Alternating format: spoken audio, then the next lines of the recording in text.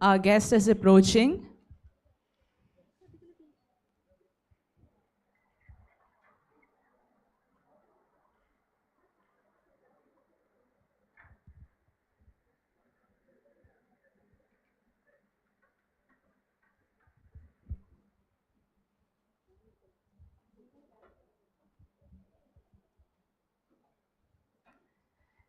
Let us receive our guest with grace and happiness.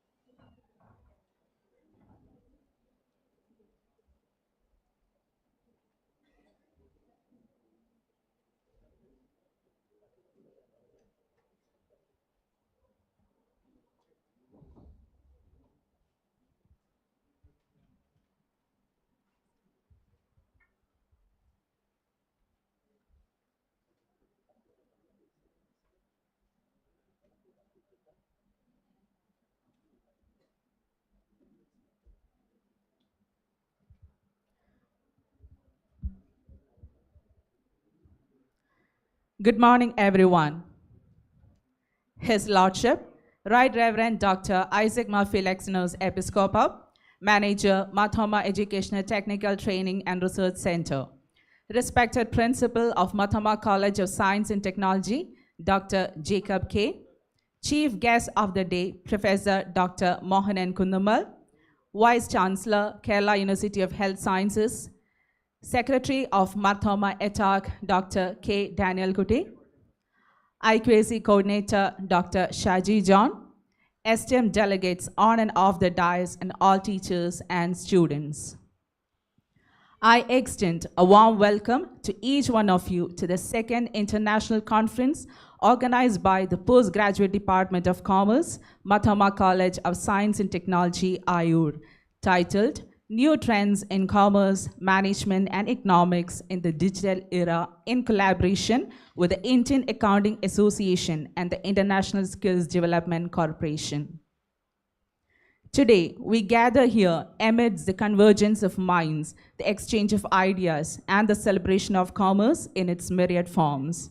This conference stands as a beacon of knowledge, a platform for innovation, and a nexus of global commerce. As we embark on this remarkable journey, we are honored to be joined by visionaries, scholars, and practitioners from across the globe, each bringing their unique perspectives and expertise to enrich our discourse and propel us towards new horizons of success. This conference is not merely a gathering of minds, it is a testament to the power of collaboration, the spirit of entrepreneurship, and the pursuit of excellence. So let us ignite our intellects, passions, and aspirations as we embark on this journey of discovery and enlightenment at the Commerce International Conference. Welcome, one and all, to the conference. Prayer should be the key of the day and the lock of the night.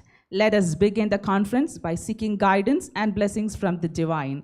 I invite the department choir to lead the prayer. Let us rise.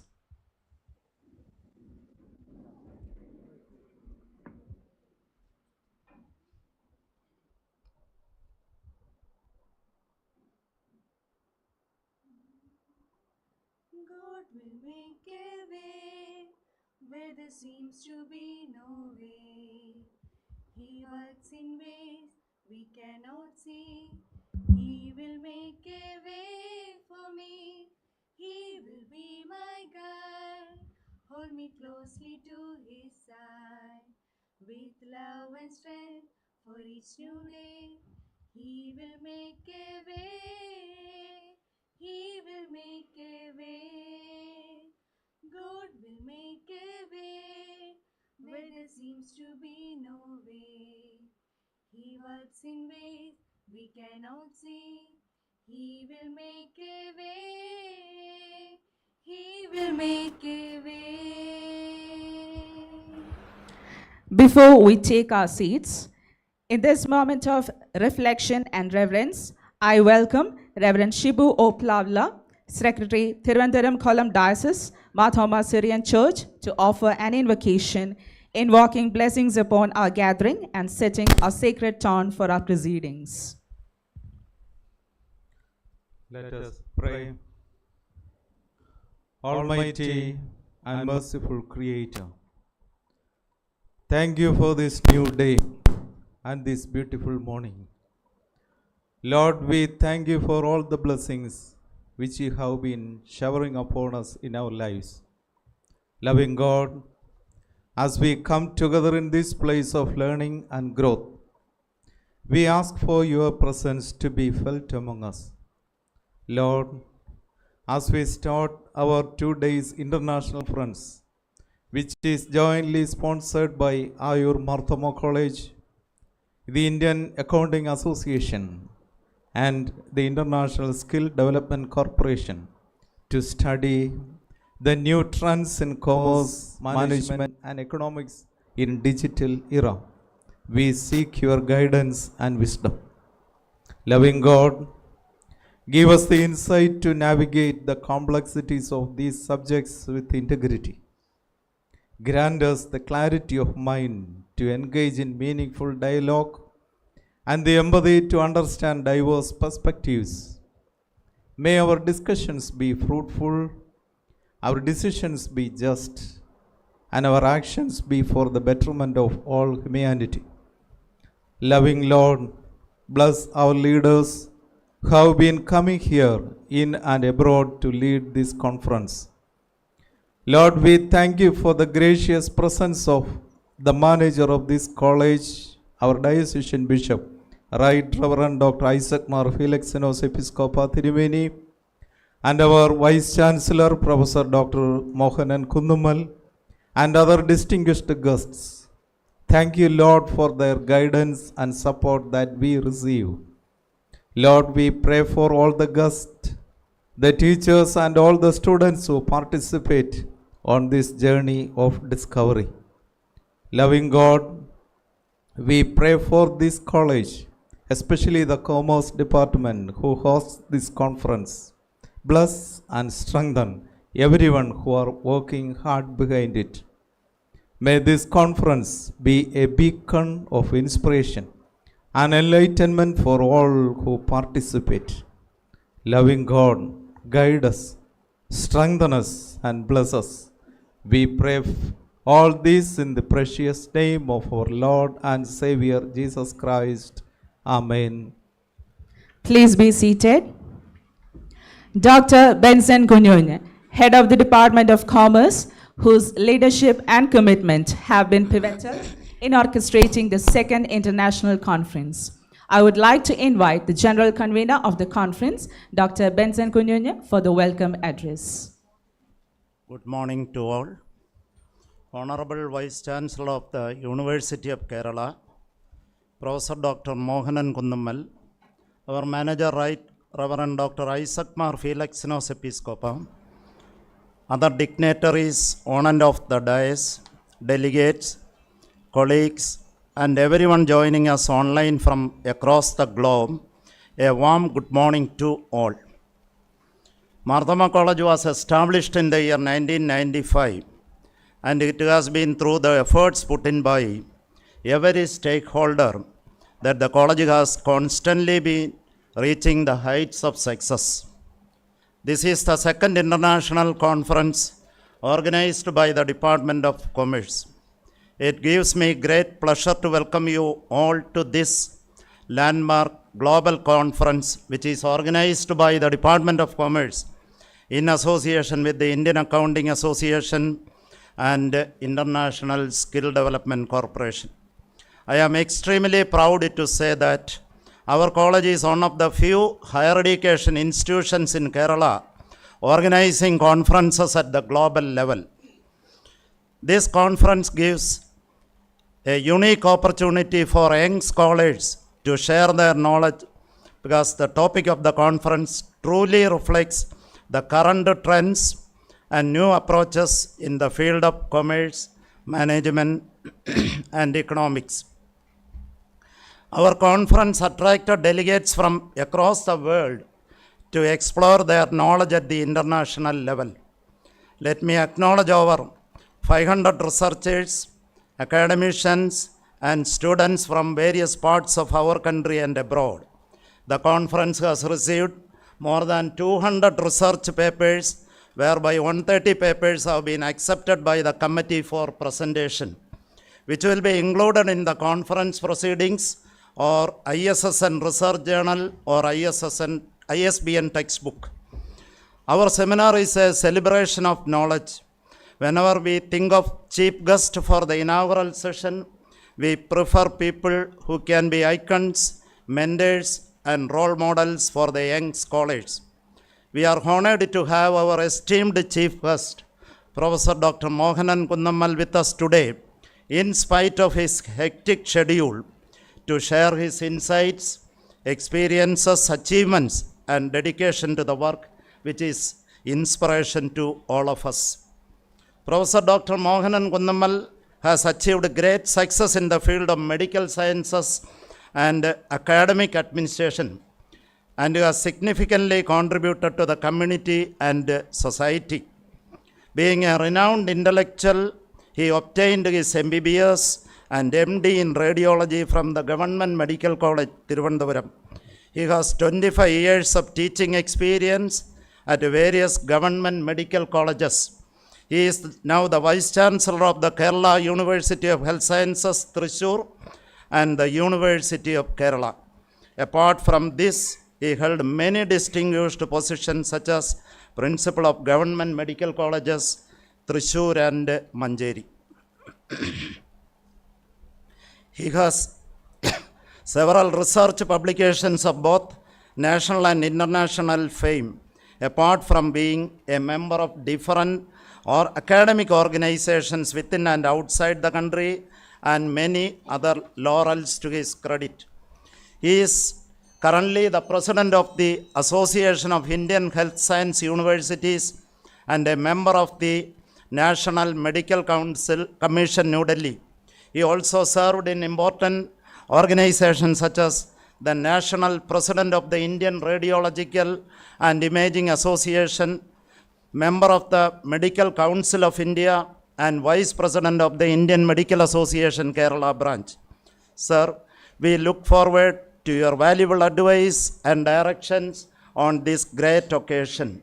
On behalf of the management and delegates, we extend a delighted welcome to our Honorable Vice Chancellor.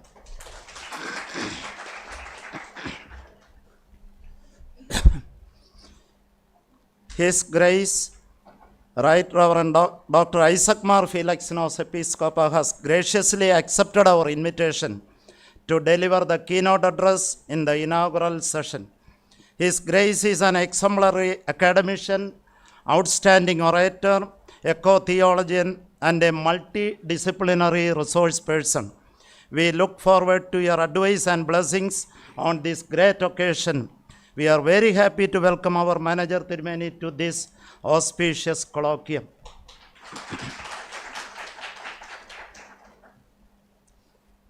I am very happy to welcome our principal, Dr. Jacob K., an eminent academician.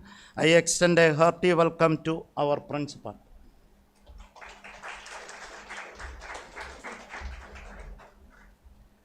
We are very happy with the presence of our Secretary, Professor Dr. K. Daniel Kutti, and we are pleased to extend a warm welcome.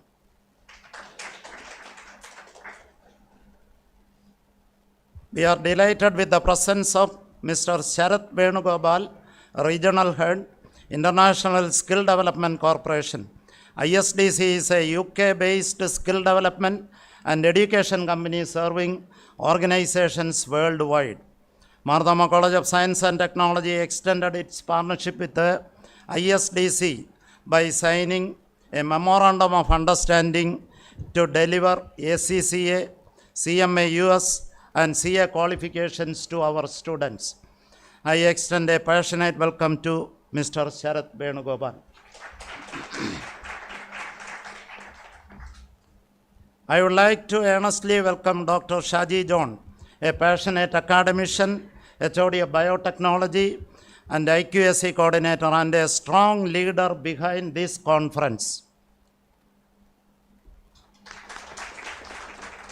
Mr. M. Abraham, Treasurer, Reverend Shibu O. Plavla, Secretary of Thiruvananthapuram Kollam Diocese of Marthoma Syrian Church of Malabar, Managing Board members, former secretaries, and members of Marthoma et al.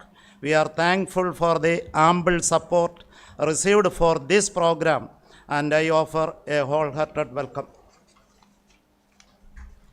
Today and tomorrow we have different sessions led by academicians from diverse places across the globe. Professor Indrajit Aponsu, Senior Faculty, Department of Economics, University of Colombo, Sri Lanka, will arrive shortly due to delay in flight. Dr. B.A. Nuresh Aranda, Senior Faculty, Department of Marketing Management, University of Pardinia, Sri Lanka. Dr. Raji D. Nair, Department of Business, Higher College of Technology, UAE. Professor Dr. Gabriel Simon Tattil, Junior Vice President of Indian Accounting Association, and Professor and Dean, Department of Commerce, University of Kerala.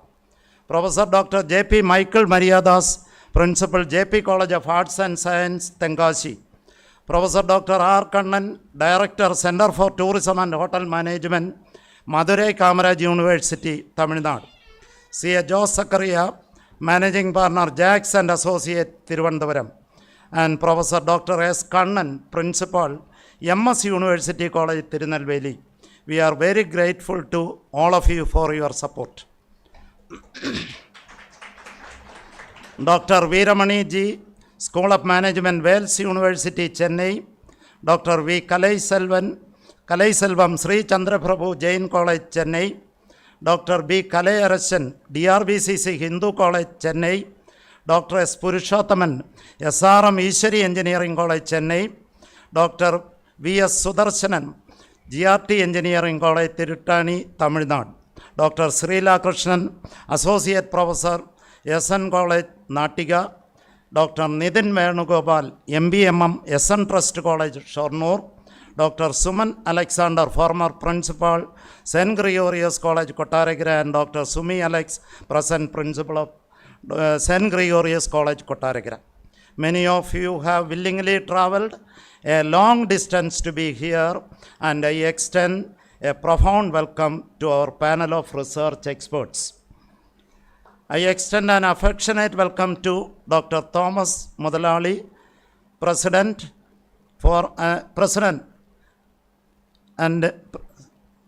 of Indian Medical Association, Ayur.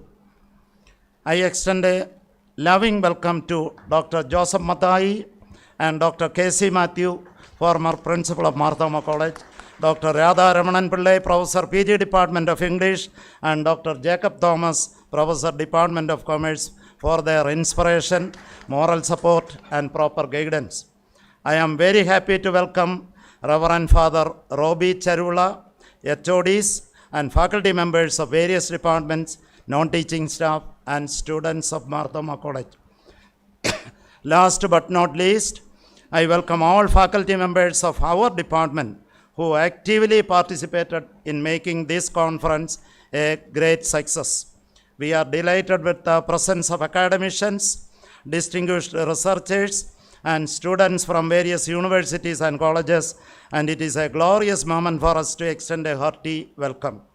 We look forward to having a successful conference, and we hope that all the attendees enjoy and benefit from this conference. Once again, I extend a wholehearted welcome to one and all present, and everyone joining us through the live streaming. Thank you. Thank you, sir, for your grand welcome. It is an honor to introduce a distinguished leader whose vision and guidance have shaped the educational journey of countless students. Please join me in welcoming Dr. Jacob K., the esteemed principal of Marthoma College of Science and Technology, for the presidential address.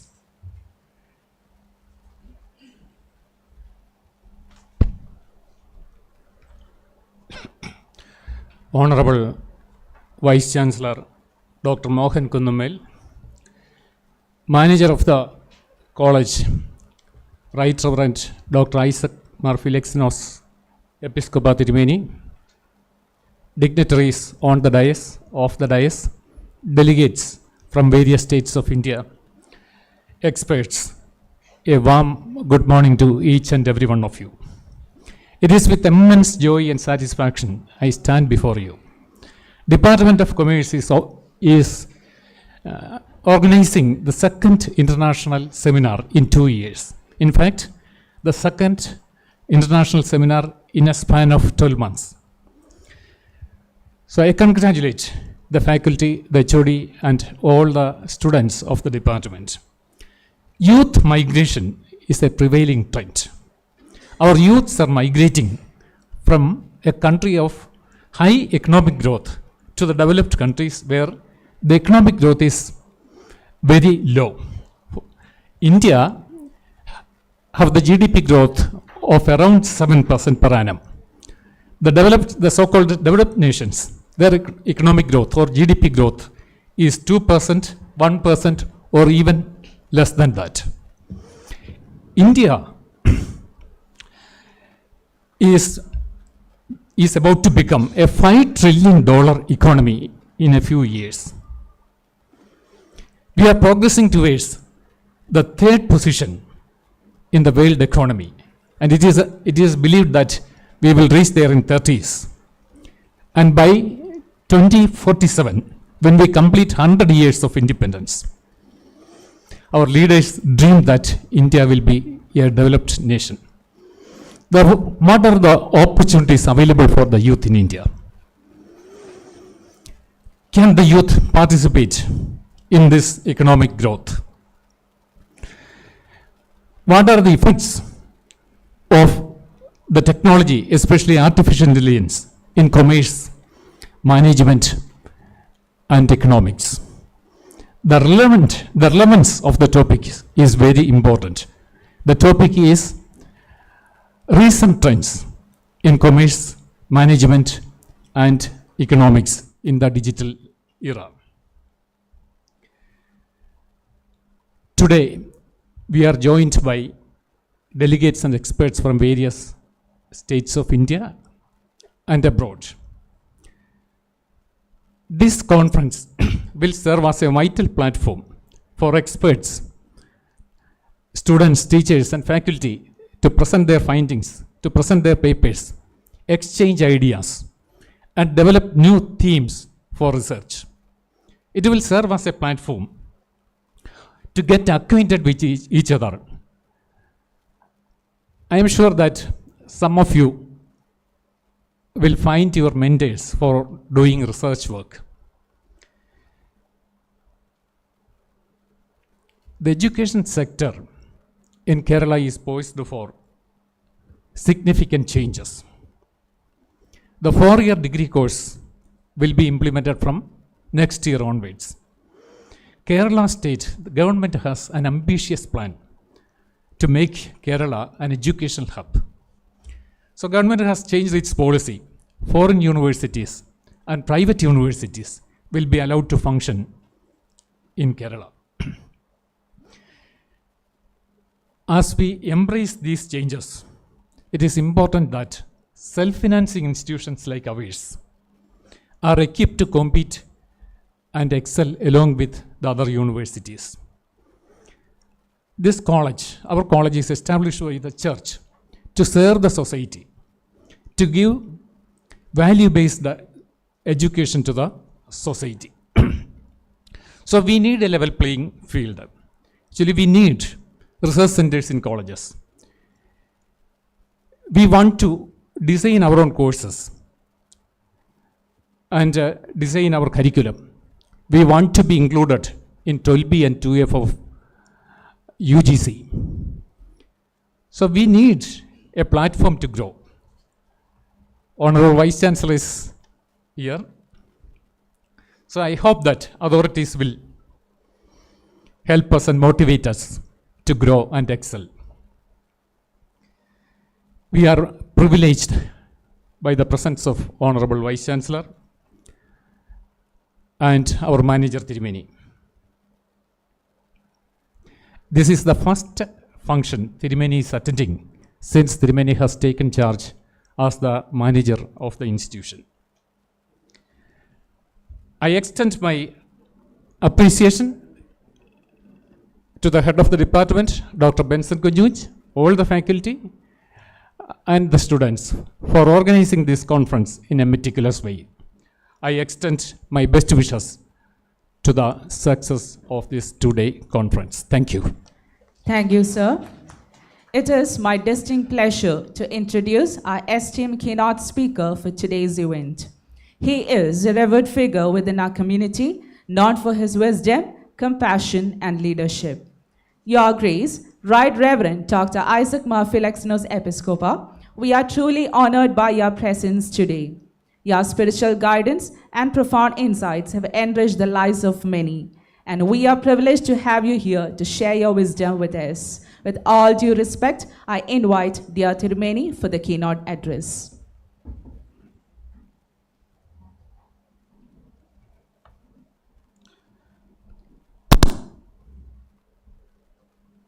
Honorable Vice Chancellor Dr. Mohanan Kundumal, the dignitaries on the dais and off the dais, and all the participants of this international conference, greetings to all of you. Indeed, I am very happy to be here. As it was mentioned, this is the first program in the college after assuming the responsibility as the diocesan bishop and as the manager of the college. And I appreciate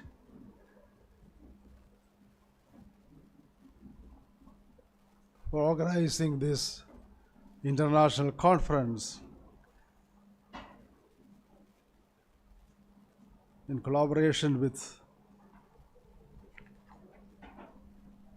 the Indian Accounting Association and International Skill Development Corporation. Special appreciation to the principal and to the head of the Department of Commerce and all the Commerce faculty members for making it possible to have this conference. As it was indicated, this is a hybrid mode where the presence of participants here at the same time, there are hundreds of participants are viewing or participating through online facility.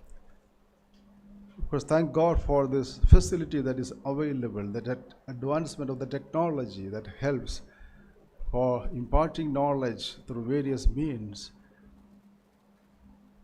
Earlier it was confined to the classrooms. Now it has been extended to everywhere and widening our scope of communication and relationship. The topic that has been selected, the new trends in commerce, management, and economics in the digital era, is very relevant, especially as we live in this advanced stage of technology and development.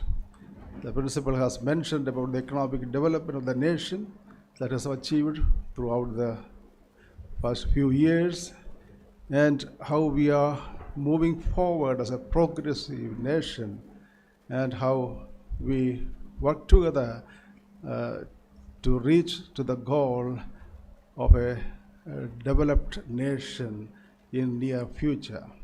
Of course, developing nation reaching to a developed nation, the process, it needs the commitment of in every sector, whether it is economics, commerce, technology, or any other fields. So when we gather together for this international conference and trying to understand the new trends, when I had gone through the brochure, it was very impressive, the topics of discussion that you have selected, how it helps in understanding the new trends in the whole developing process of commerce and economics and management. We all know that the trade, how it has started, the barter system that was prevailing in the earlier days, where the exchange of goods and services at different levels has been, you see, the mode of operation, where individuals and families or communities or even countries, they tried their best to exchange goods and services in return of the same through other means. But still, it has been continued certain countries, whether it is well accepted or not, but it is prevailing still, exchange of goods and services in return of goods and services from the countries. It is happening. And that mode of system, which always emphasize the equilibrium of demand and supply, was very much prevalent in the communities that prevailed. But now the things have changed through the technology. E-commerce has taken more prominence, where everything is available online, and as the record goes, 2.14 billion people are using online facility nowadays. Even Amazon has more than 200 million people who are depending on online facility of trade. So this is a new development that we find, and it will continue, and it will help the people. So in this situation, how to find the sustainability of all who are engaged in business, at the same time how to have equilibrium of demand and supply that need to be maintained. This is a caution that comes in different levels to understand. At the same time, today we move to the digital currency. Earlier, money transaction was very much involved in engaging in trade relations, but now digital currency has taken more prominence, and Bitcoin is a digital currency often referred to as a cryptocurrency that operates on a centralized peer-to-peer network without the need of a centralized authority like government or institution. So such development is happening in society, and the technology helps to move from barter system to e-commerce to the digital currency, and next what will be, we don't know. But things are moving in a fast mode. And as the students gather together to learn about the economic development and to learn more about the trade system that is happening and the management system that we always emphasize, it is necessary to have an in-depth knowledge of the present situation and to get acquainted and oriented as well as equipped to face the realities of life. I wish all the best for this conference, and it is my wish and prayer that all those who participate in this conference will be benefited, and it will be an enriching experience to all of you. Wish you all the best. May God bless you. Thank you very much. Thank you, Tirumeni, for your valuable words. Professor Dr. Mohanan Kundumal. Vice Chancellor of Kerala University of Health Sciences, University of Kerala. He completed MD in radio diagnosis and supervisory training course in medical administration. In 2016, he was appointed as the principal of Mancheri Medical College. He has bagged many honors, including the state government's award for the best doctor in 2016. With immense pleasure, I invite Professor Dr. Mohanan Kundamal for officially inaugurating the event by lighting the lamp and thereafter to share his valuable insights.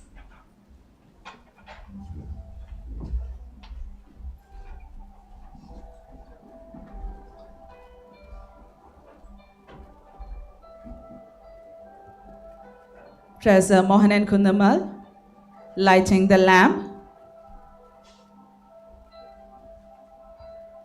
And thereafter, our manager Tirumeni will light the lamp.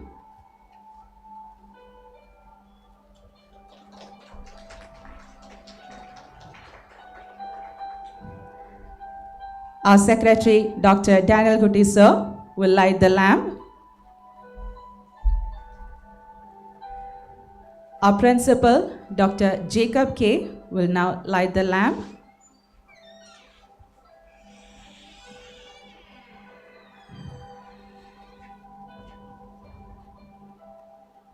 The head of the Department of Commerce, Dr. Benson Kunyonya, and the senior professor, Department of Commerce, Dr. Jacob Thomas, together will light the lamp.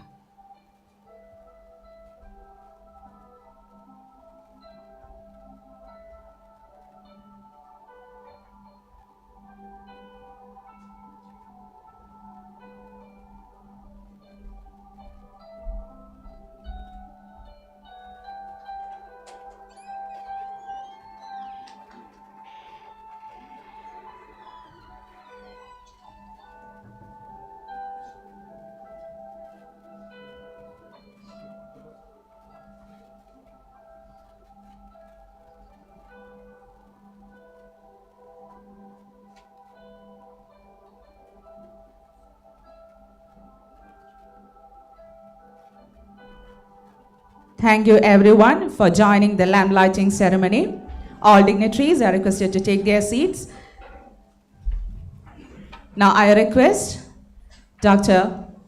Mohanan Kundamal sir to share his valuable thoughts. Sir, please.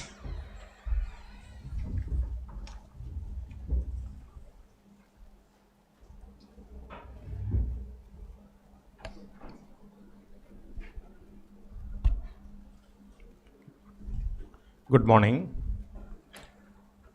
Respected Tirumeni, Right Reverend Dr. Isaac Marphilonius Episcopa, the President of the function, Principal Dr.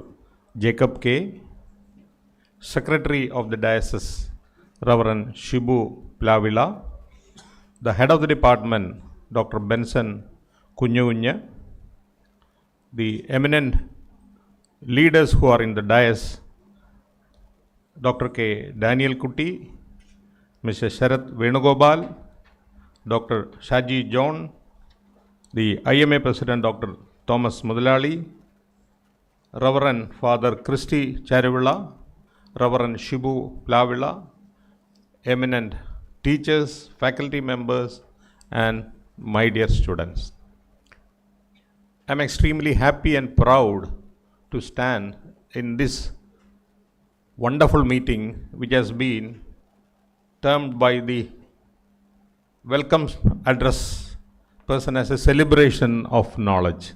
And in fact, we are celebrating so many things in this world, but knowledge is seldom celebrated. And therefore, I congratulate you in celebrating knowledge. And that's a great initiative you have done.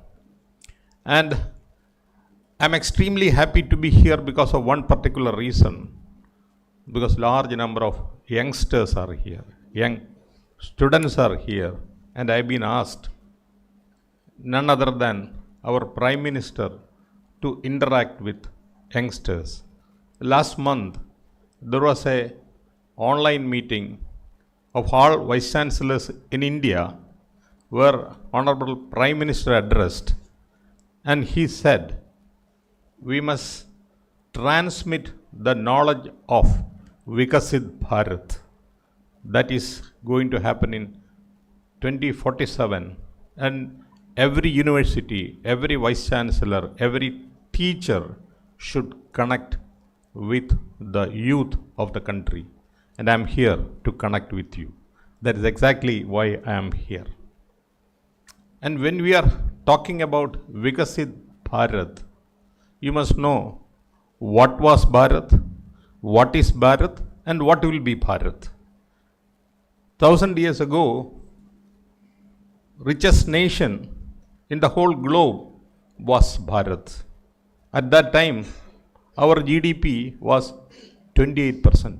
28% GDP. And today, it's much, much low. And then the invasions came. And because of these invasions, we lost. Our GDP came down drastically. Our exports disappeared. Our knowledge, Nalanda, Takshashila, and these were the centers of knowledge of the whole world. And you don't have that. And so many things disappeared. But then, in 47, we became independent. One single example I can tell you. In 1947, the life expectancy of an average Indian was just 36 years. Just imagine, just 36 years. Many of us will not be here if it is 1947. But today, the life expectancy of an Indian is 70, on par with the so-called developed nations. And if you are a lady in Kerala, your life expectancy is 77, more than years. So that is the way we are progressing. And we tell about developed nation. Are we a developed nation today? No, we know that. That's why Prime Minister said, you will become a developed nation. You will become a Vikasit Bharat when India becomes 100 at 2047. What are the basic parameters to become a Vikasit Bharat? Of course, GDP should be high, per capita income should be high, and you, commerce and economics people, you know it better than me. But I will tell about the medical aspect. In a Vikasit Bharat, in a Vikasit world, the life expectancy should be above 70. We have crossed it. And the infant mortality, the number of children dying due to various reasons, should be below 10. But in India, it is 26. We have to achieve more. But what about Kerala? The infant mortality in Kerala is 6. And you think about America, it is 7. We are 6. So, Kerala is a Vikasit state as per the human life indices. And therefore, we must be proud. And the meeting is about knowledge. And we are living currently in an exciting world of knowledge economy. You economists will know better. Knowledge economy. Who is the richest person in this world? A person who owns a lot of oil wells? Or a person who owns gold mines? Or is it Elon Musk? It is Elon Musk. And what are his assets? It is in his cerebral hemispheres. It's just his cerebral hemispheres. His knowledge, his intelligence, his ability to acquire knowledge. If you acquire more and more knowledge, you become richer and rich. So the opportunity for all of you is there. You can become the richest person in the world. You need not have a father who owns an old mine. You need not have a mother-in-law, father-in-law owning a oil well. But you should have two cerebral hemispheres which are ready to work. And the whole world know that the most intelligent people in the world comes from India. Because we are the people who discovered zero. You know that? In fact, once I was in Japan and somebody asked me, why are so good in computers and softwares? In fact, I did not have any answer. Suddenly it came as a flash to my brain. And I said, you know which is the most important figure you use in computers, in softwares? It is 0. And who discovered 0? We only discovered. And then, why Europe became a great nation? Why Great Britain became a great nation? It is because of science. And the first industrial revolution, which discovered steam engines, the second industrial revolution, which discovered mechanization and all these things, it did not touch us. It did not happen in India. Why? We were a colony. But then India became independent in 1947. And the third industrial revolution, where the computers came, where is it growing fast? Where are the largest number of computer specialists in the world? Here it is. And now we are right in the fourth industrial revolution, where 3D printing, where computer of Internet of Things, and all latest gadgets, latest technology, artificial intelligence. And who are leading it? We Indian. And that is why Prime Minister said, Vikasit Bharat will have to happen. And more importantly, as an economics and commerce people, you should know the demographic dividend. Demographic dividend simply means the number of people who are capable of working. How many people are capable of working in India? At the age of 16 to 60, you are capable of working some kind of work. And that constitutes 62% of 140 crore. What is 62% of 140? It is 80 crore. 80 crore is definitely more than 35 crore of America.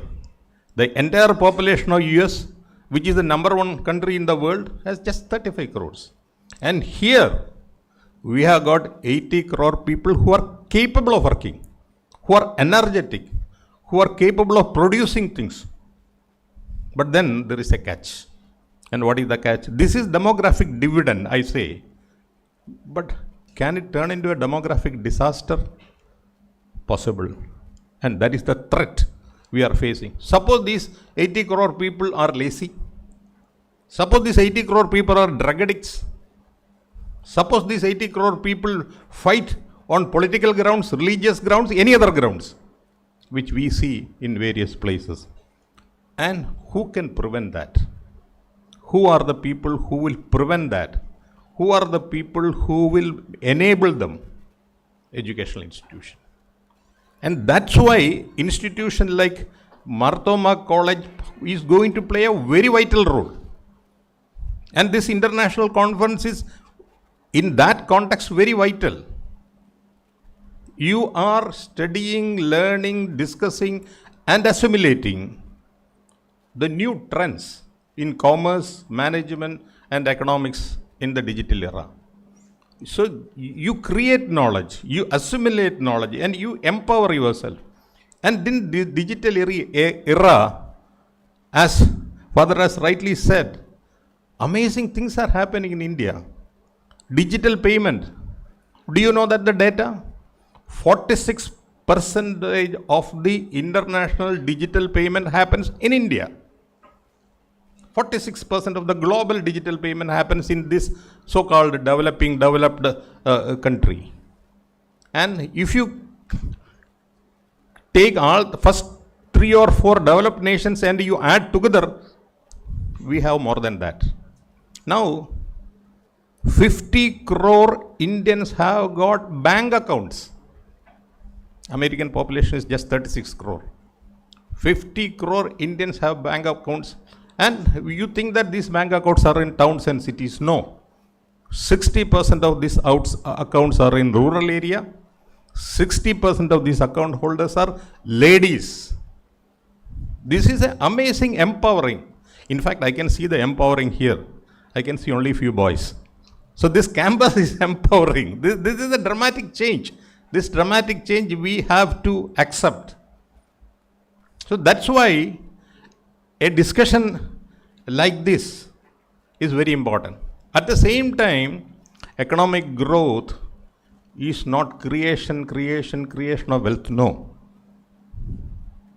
Creation of the wealth which is sufficiently needed for the people. That's why Mahatma Gandhi said, you have enough in this whole globe to take care of your need, but you don't have enough to take care of greed.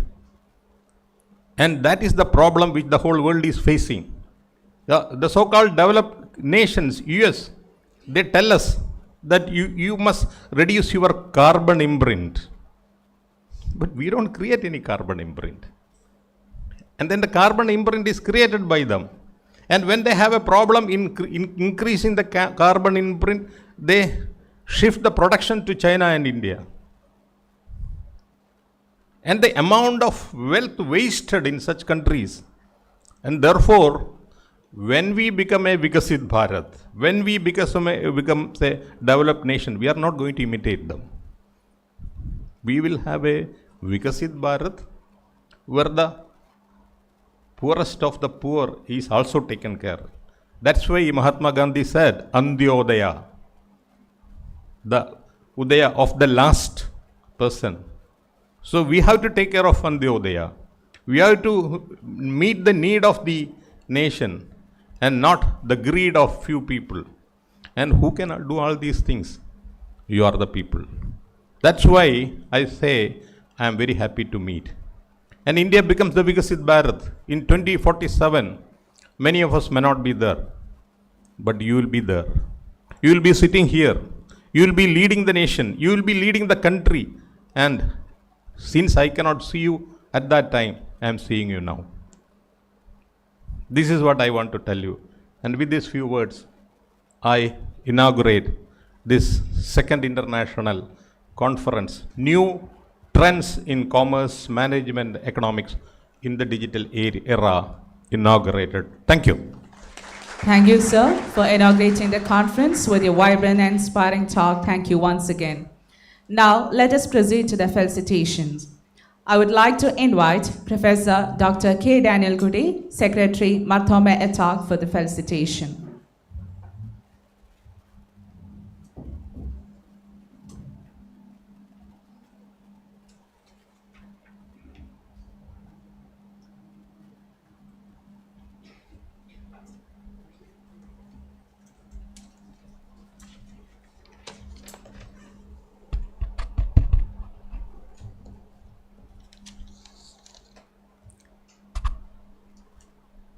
Esteemed dignitaries of the DAY1,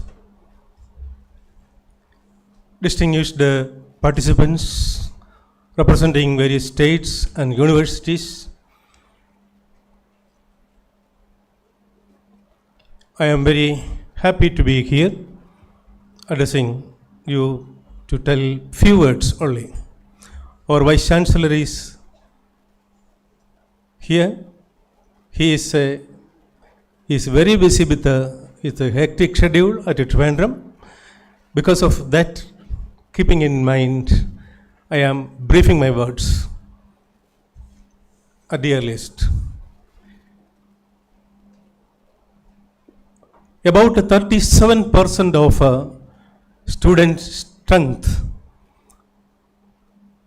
in various universities all over India, especially in Kerala, is vacant.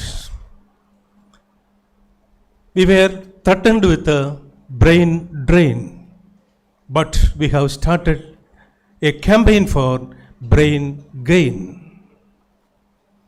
But it is too late.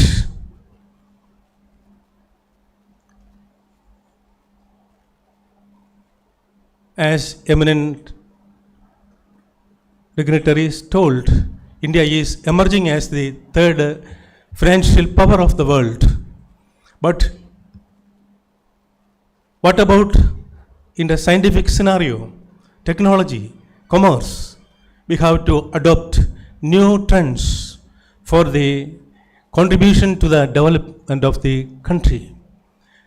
We hope from the management side, this international conference will produce good result. Just like our principal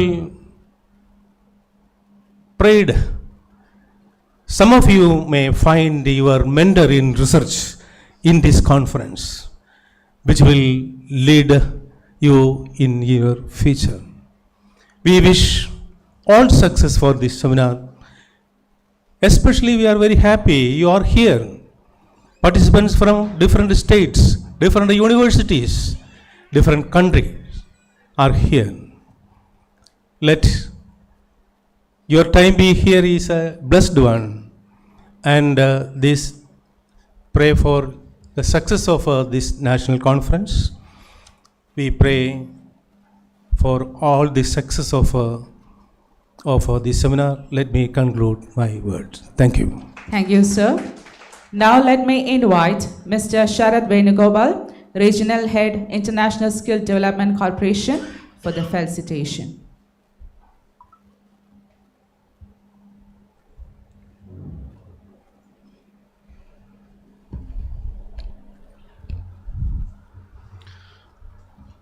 Good morning, dignitaries on and off the dais, academicians, faculties, and my dear students.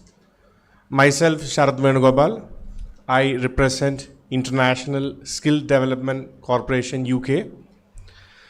First of all, I would like to thank the college and the department for inviting me and giving me an opportunity to be a part of this grand event, the second international conference on new trends in commerce, management, and economics in the digital era, organized by Department of Commerce, Marthoma College, Ayur. In the digital era, several trends are influencing commerce, management, and economics. Introduction of data analytics, machine learning like R, SAS, Python, artificial intelligence like ChatGPT, exponential growth in e-commerce, not limited to Amazon and Flipkart, but also with online grocery stores like JioMart, Instamart, and food delivery partners or applications like Swiggy and Zomato. Platform economy like India Mart, where the buyers and sellers are connected directly, creating opportunities for entrepreneurs and consumers. Fintech and digital payments like Google Pay, Amazon Pay, Phone Pay, etc. Remote work and collaboration tools, wherein using which effective remote working is possible. Customer experience focus, wherein reviews and ratings play an important role in business. Companies are prioritizing in customer experience more than ever. And finally, voice commerce through Amazon Alexa, Google Assistants, Apple Siri, wherein consumers can now make purchases and subscriptions using voice commands. These trends reflect the dynamic nature of commerce, management, and economics in the digital era. Once again, thank you. Thank the college and the management for giving me an opportunity. Thank you very much. Thank you, sir.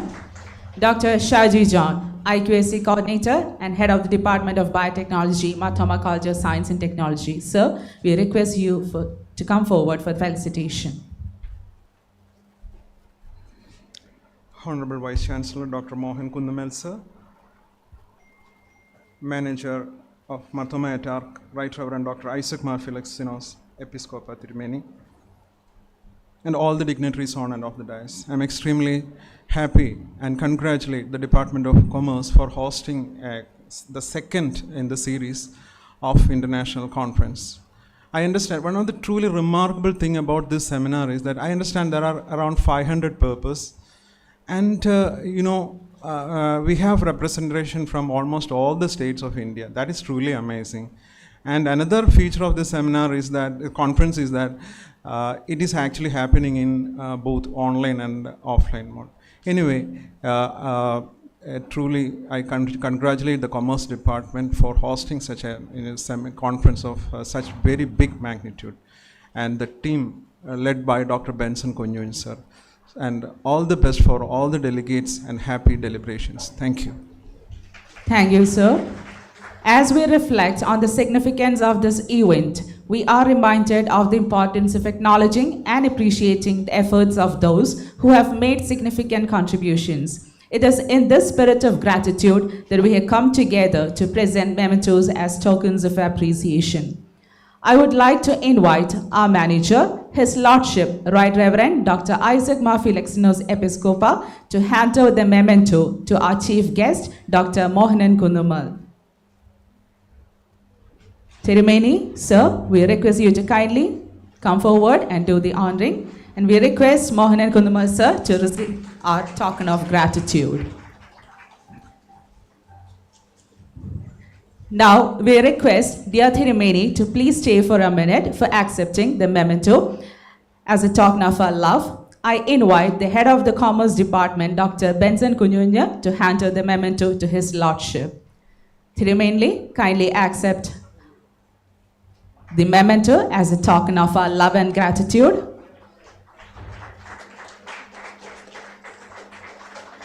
Thank you, Tirumeni. Thank you all. We are moving to the last few seconds of the inaugural session of the second international conference organized by the Department of Commerce, Marthoma Culture, Science and Technology, Ayur. I invite Reverend Father Christy Charivla to express a word of thanks for the inaugural session.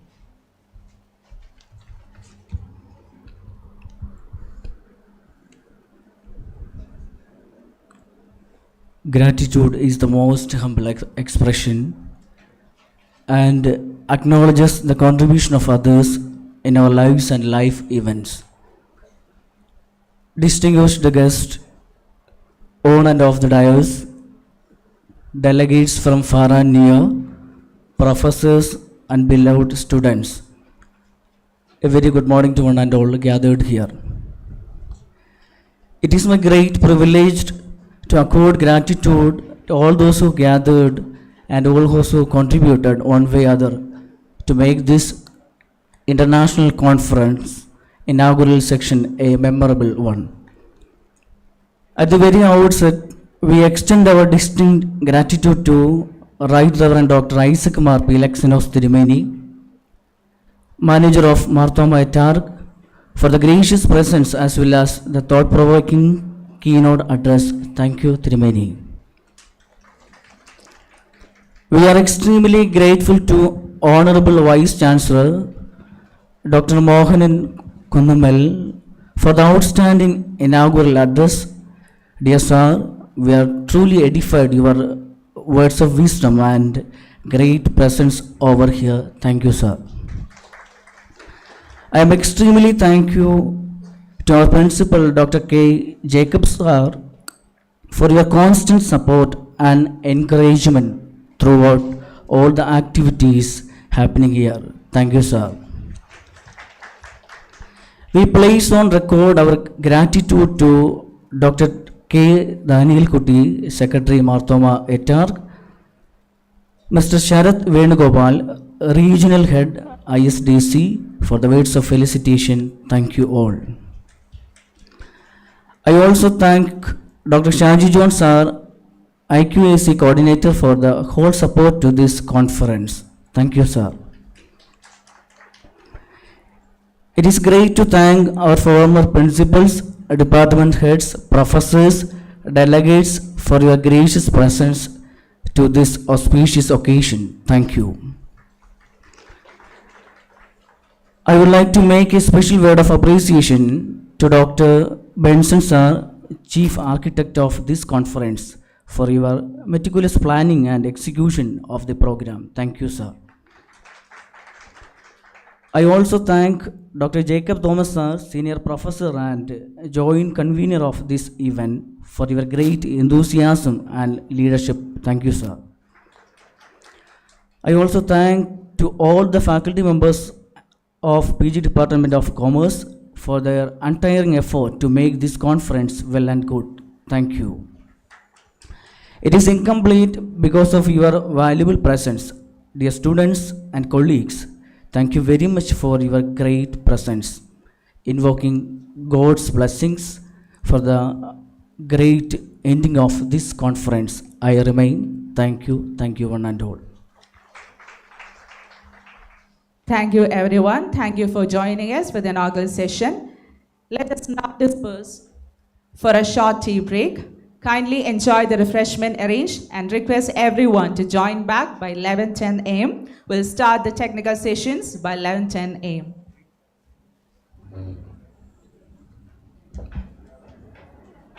Kind attention, there will be a tree planting by the respected VC in our campus. All delegates, all teachers and students are requested to kindly follow for the tree planting. Thank you.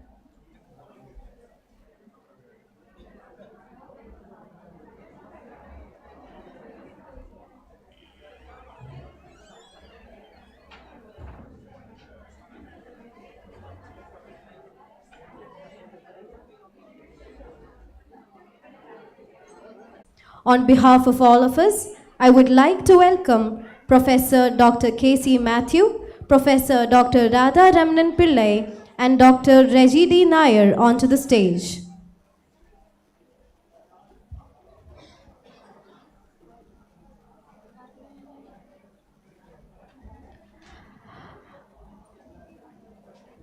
Our chairperson for the session would be Professor Dr. K.C. Matthew, former principal, Government College, Manatawadi, Marthoma College of Science and Technology, Ayur. Ladies and gentlemen, may I now request Professor Dr. Radha Ramnan Pillai, Professor, PG Department of English, Marthoma College of Science and Technology, former principal, NSS College, Nilamale, to welcome and introduce our speaker for the session.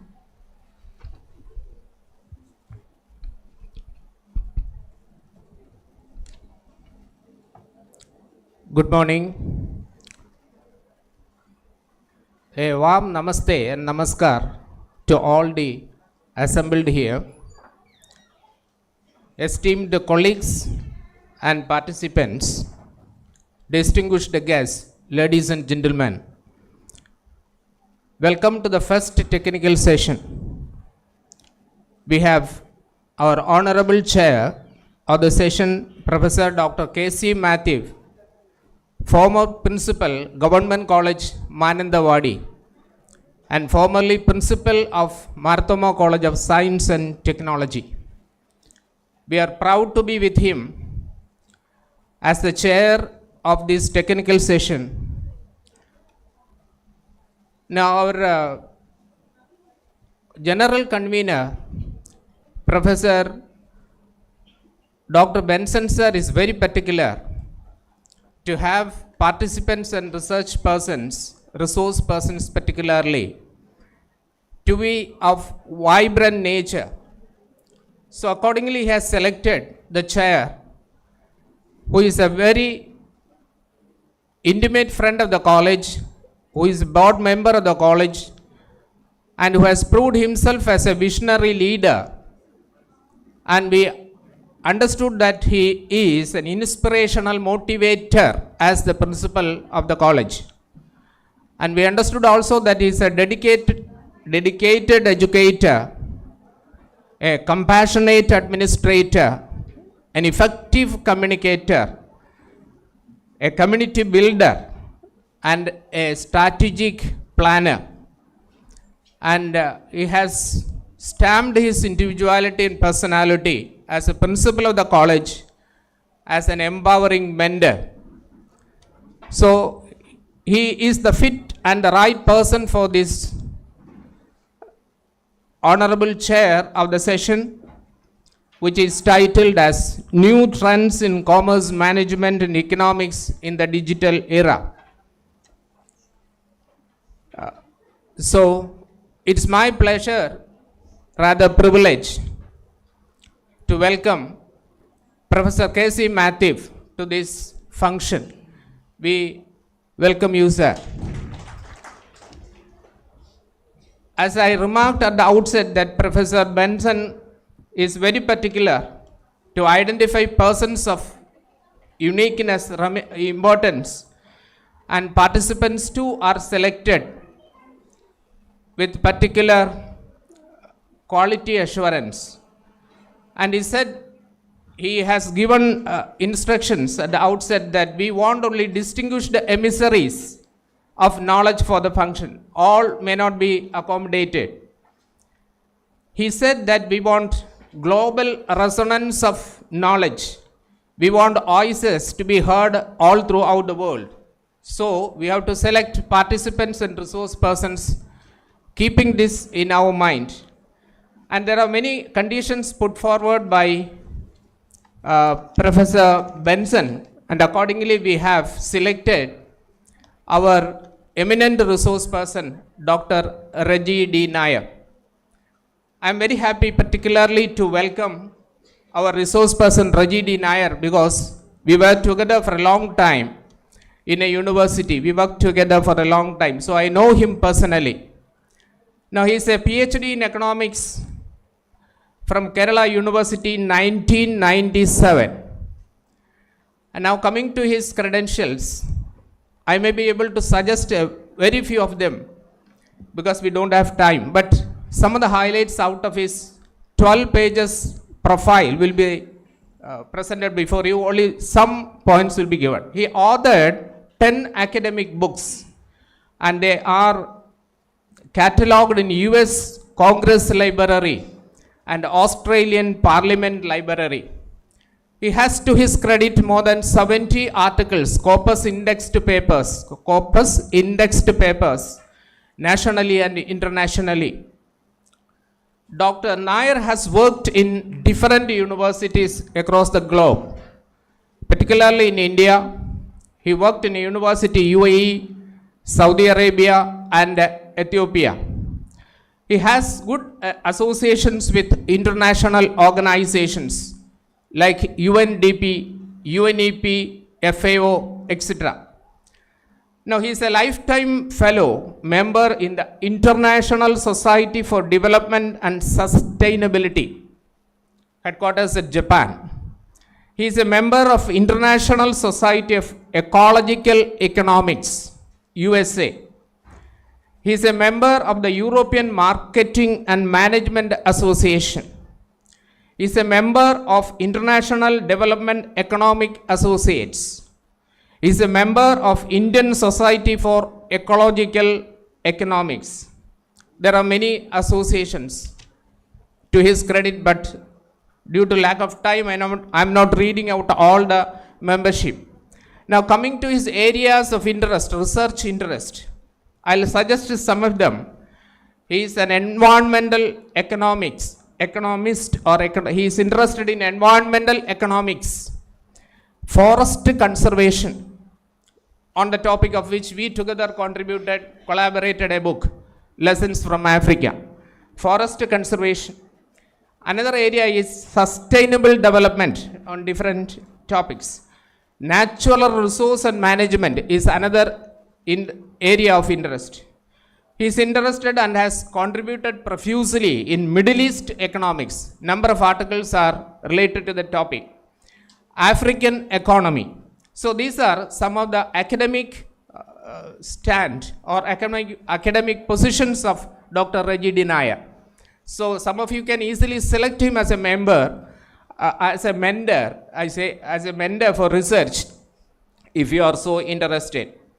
Now, he is a literary personality also. He has profusely written in Malayalam literature, and some of his books are translated in German, Spanish, Italian, and Russian. And he has got award. I don't exactly want to read all the awards that he got from Kendra Sahitya Academy in Malayalam literature. Published 10 literary books, including novels, short stories, science fiction. To your knowledge, I would like to say that some are translated in English and even in Kannada. So we are happy to welcome such a grand, vibrant academician, such a personality. So let us come together and applaud him and welcome him, Dr. Reggie D. Nair, for the function. I welcome you, sir, on behalf of the management, the faculty members, the principal, students, participants, and on myself. Thank you very much. Thank you, sir, for your warm welcome. We are fortunate to have with us today Professor Dr. Reggie D. Nair, former Program Chair, Department of Business, Higher College of Technology, UAE, Fellow Member, International Society for Development and Sustainability, Japan, Associate International Society for Ecological Economics, USA, Member, European Marketing and Management Association. We welcome you, sir, for the session.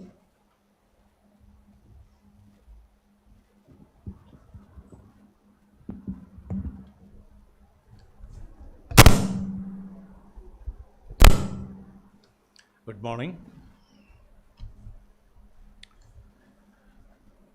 The Department of Commerce of Marthoma College of Science and Technology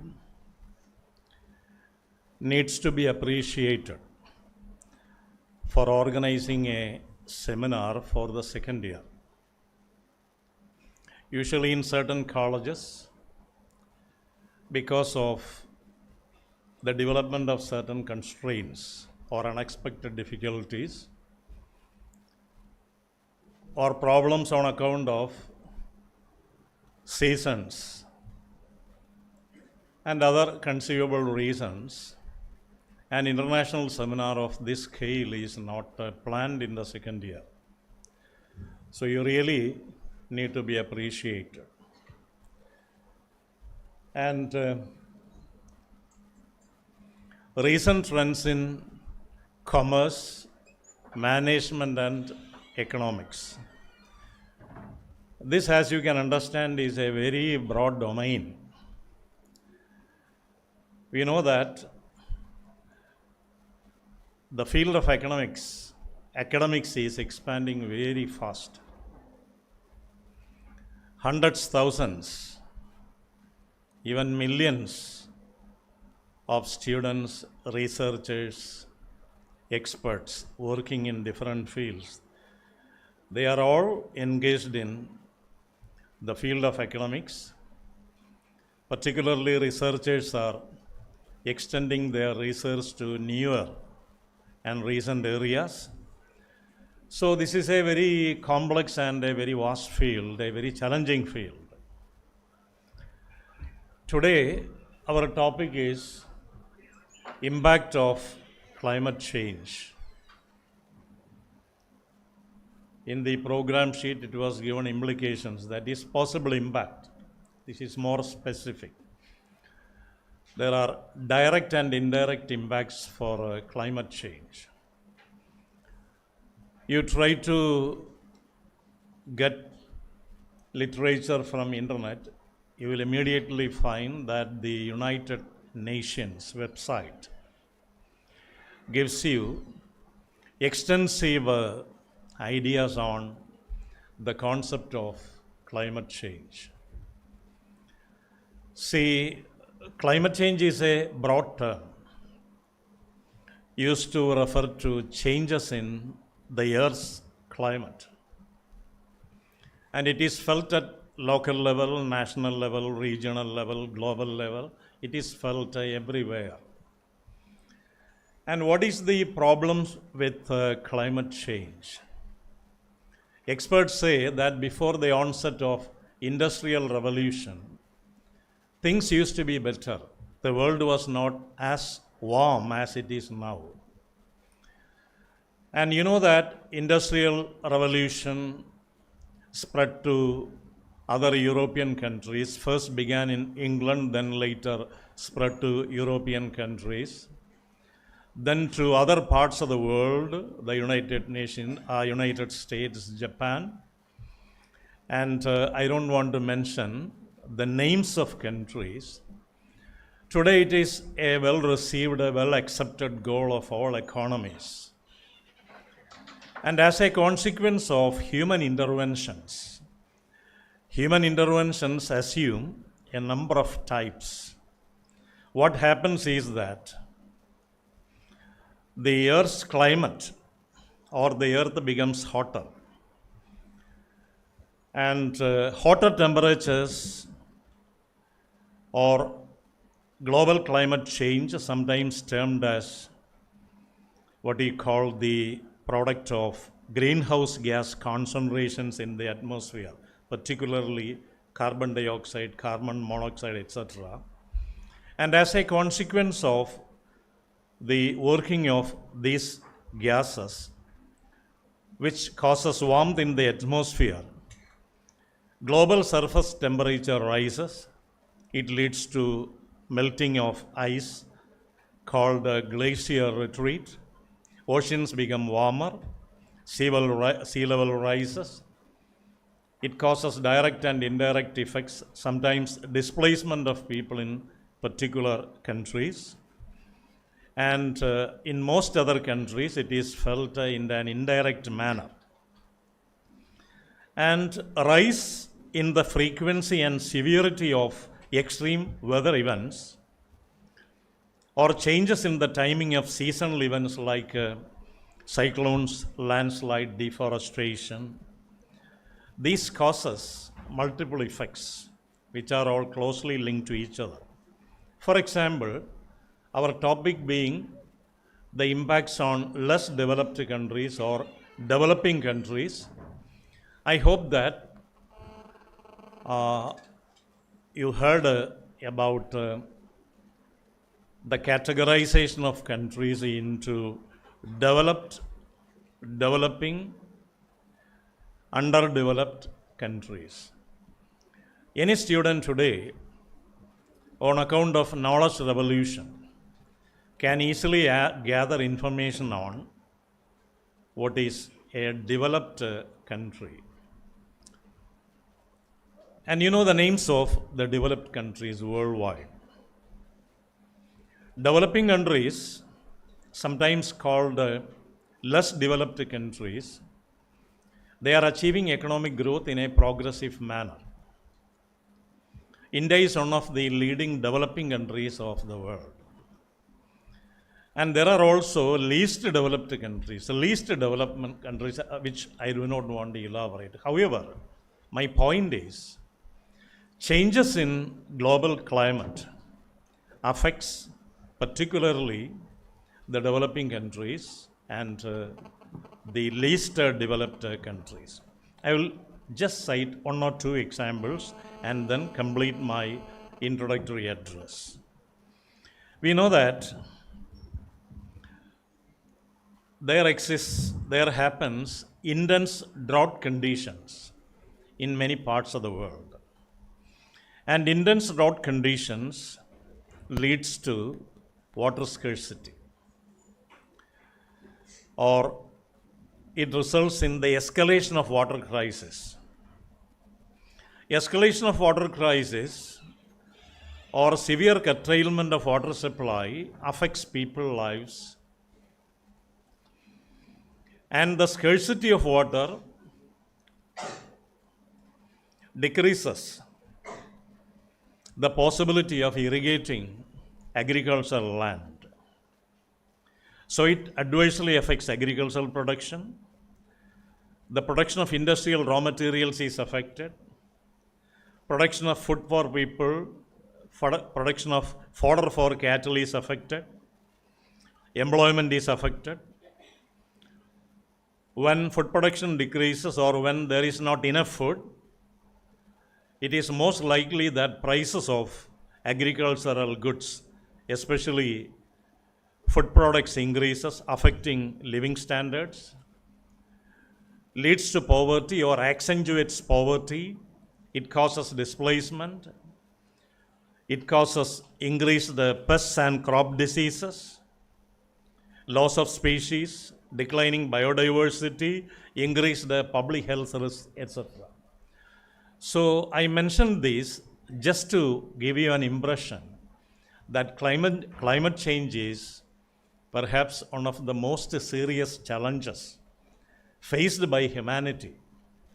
And nations are grappling with ideas, programs, and policies in order to mitigate the adverse effect of weather changes, climate changes. Just 2 days ago in the Hindu newspaper, it carried an article on budget presented by the finance minister of our nearby state of Tamil Nadu. We have wonderful participants, friends from Tamil Nadu attending this seminar. And with great regards and respect and great love, I welcome you especially to this meeting. And in the budget presentation, a huge amount was earmarked to tackle the global climate change. And if you refer, you will quickly understand that Bill Gates has focused on the issue, the challenge of climate change in recent years. He has even published a book on that, which is a highly readable and relevant book. Now today we have with us Dr. Reggie D. Nair. I should not have taken so much time, but I took the freedom to speak a few words only because it was a coincidence, it's a very pleasant coincidence, a very interesting coincidence that Reggie D. Nair used to be a friend of mine some 3 decades back, some 30 years ago. While I was a student, while I was an MPhil scholar at the university campus of Kerala University at Karivattam. And for 30 years we have never met. A few days ago I referred to a book called, titled Kerala Economy, Problems and Prospects, edited by Dr. B.A. Prakash, and it carried an article by Reggie D. Nair. It so happened I read a few pages of his article. I understand that since that time, Professor Reggie D. Nair had the opportunity to migrate to several foreign countries, starting with UAE, African countries and all, published numerous articles, published books, and I appreciate the consistency and the regularity and the commitment that he has shown to, or by which he had approached this career. And I have a great respect and I am proud of him.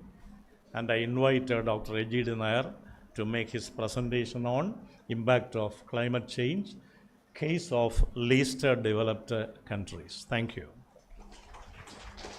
Thank you, sir, for your valuable words. Moving on to the key part of the session, I would like to invite Professor Dr. Reggie D. Nair, our resource person for the day, for the commencement of the session.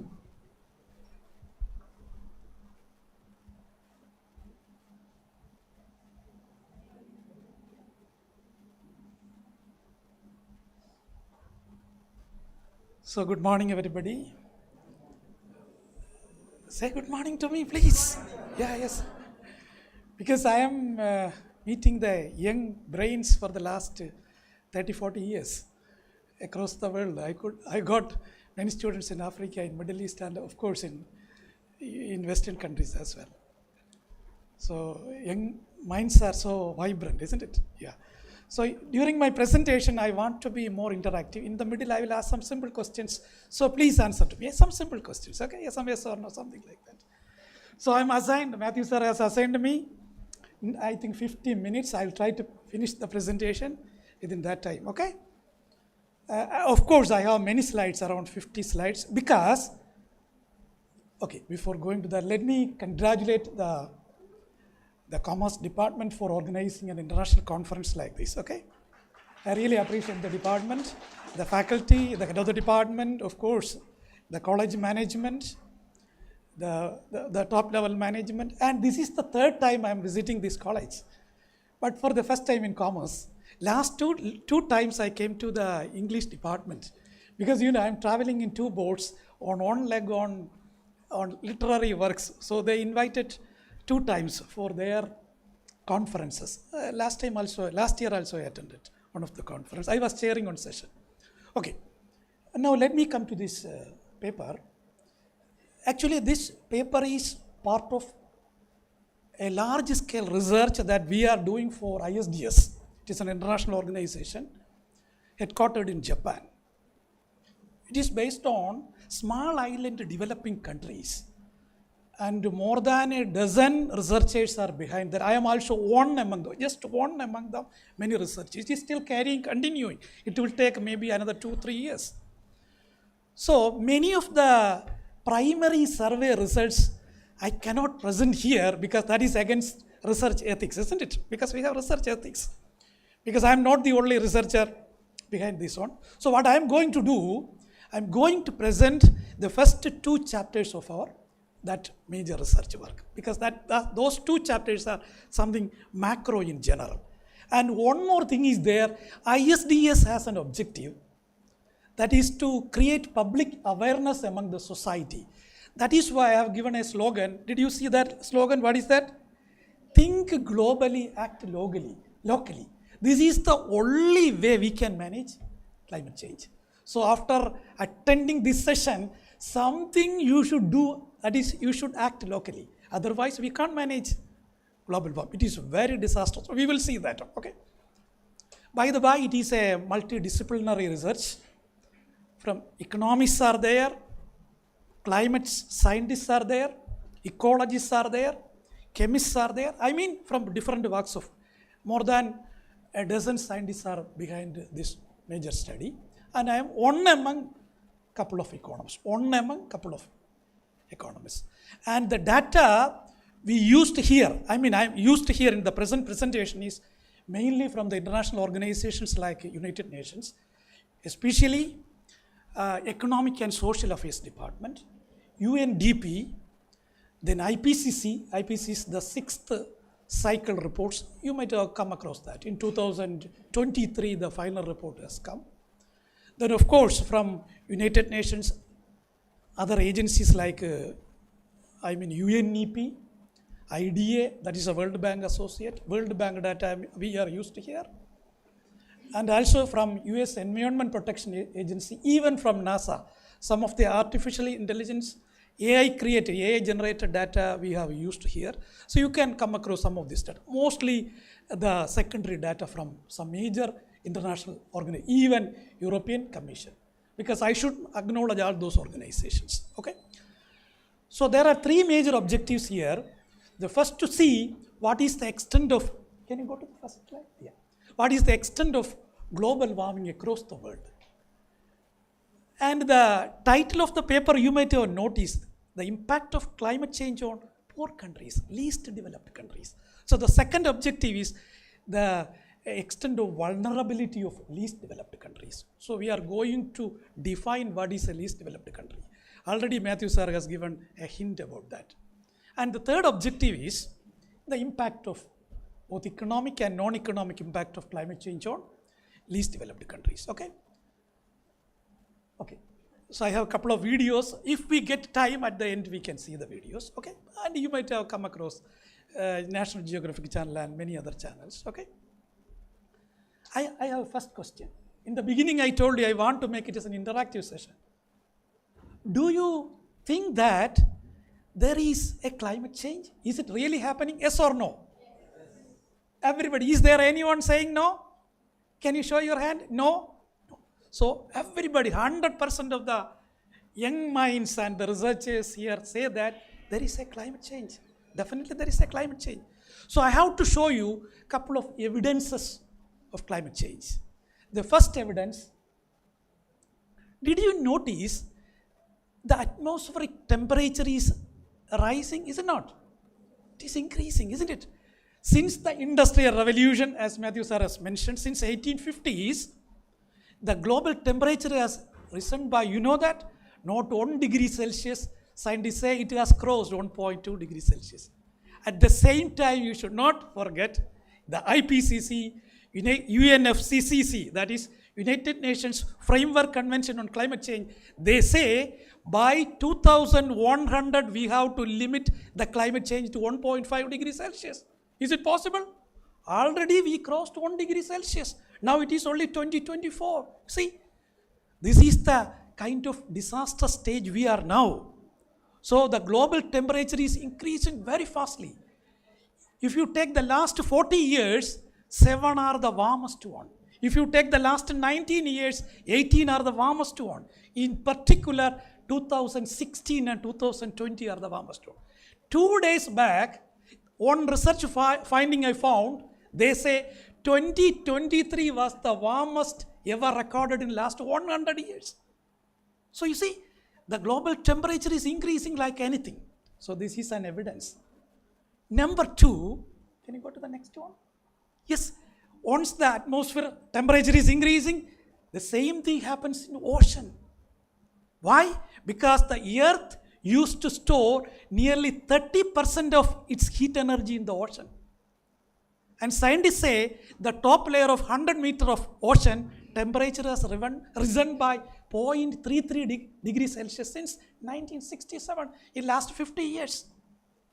So once the temperature is rising in the atmosphere and in the ocean, the third disaster happens.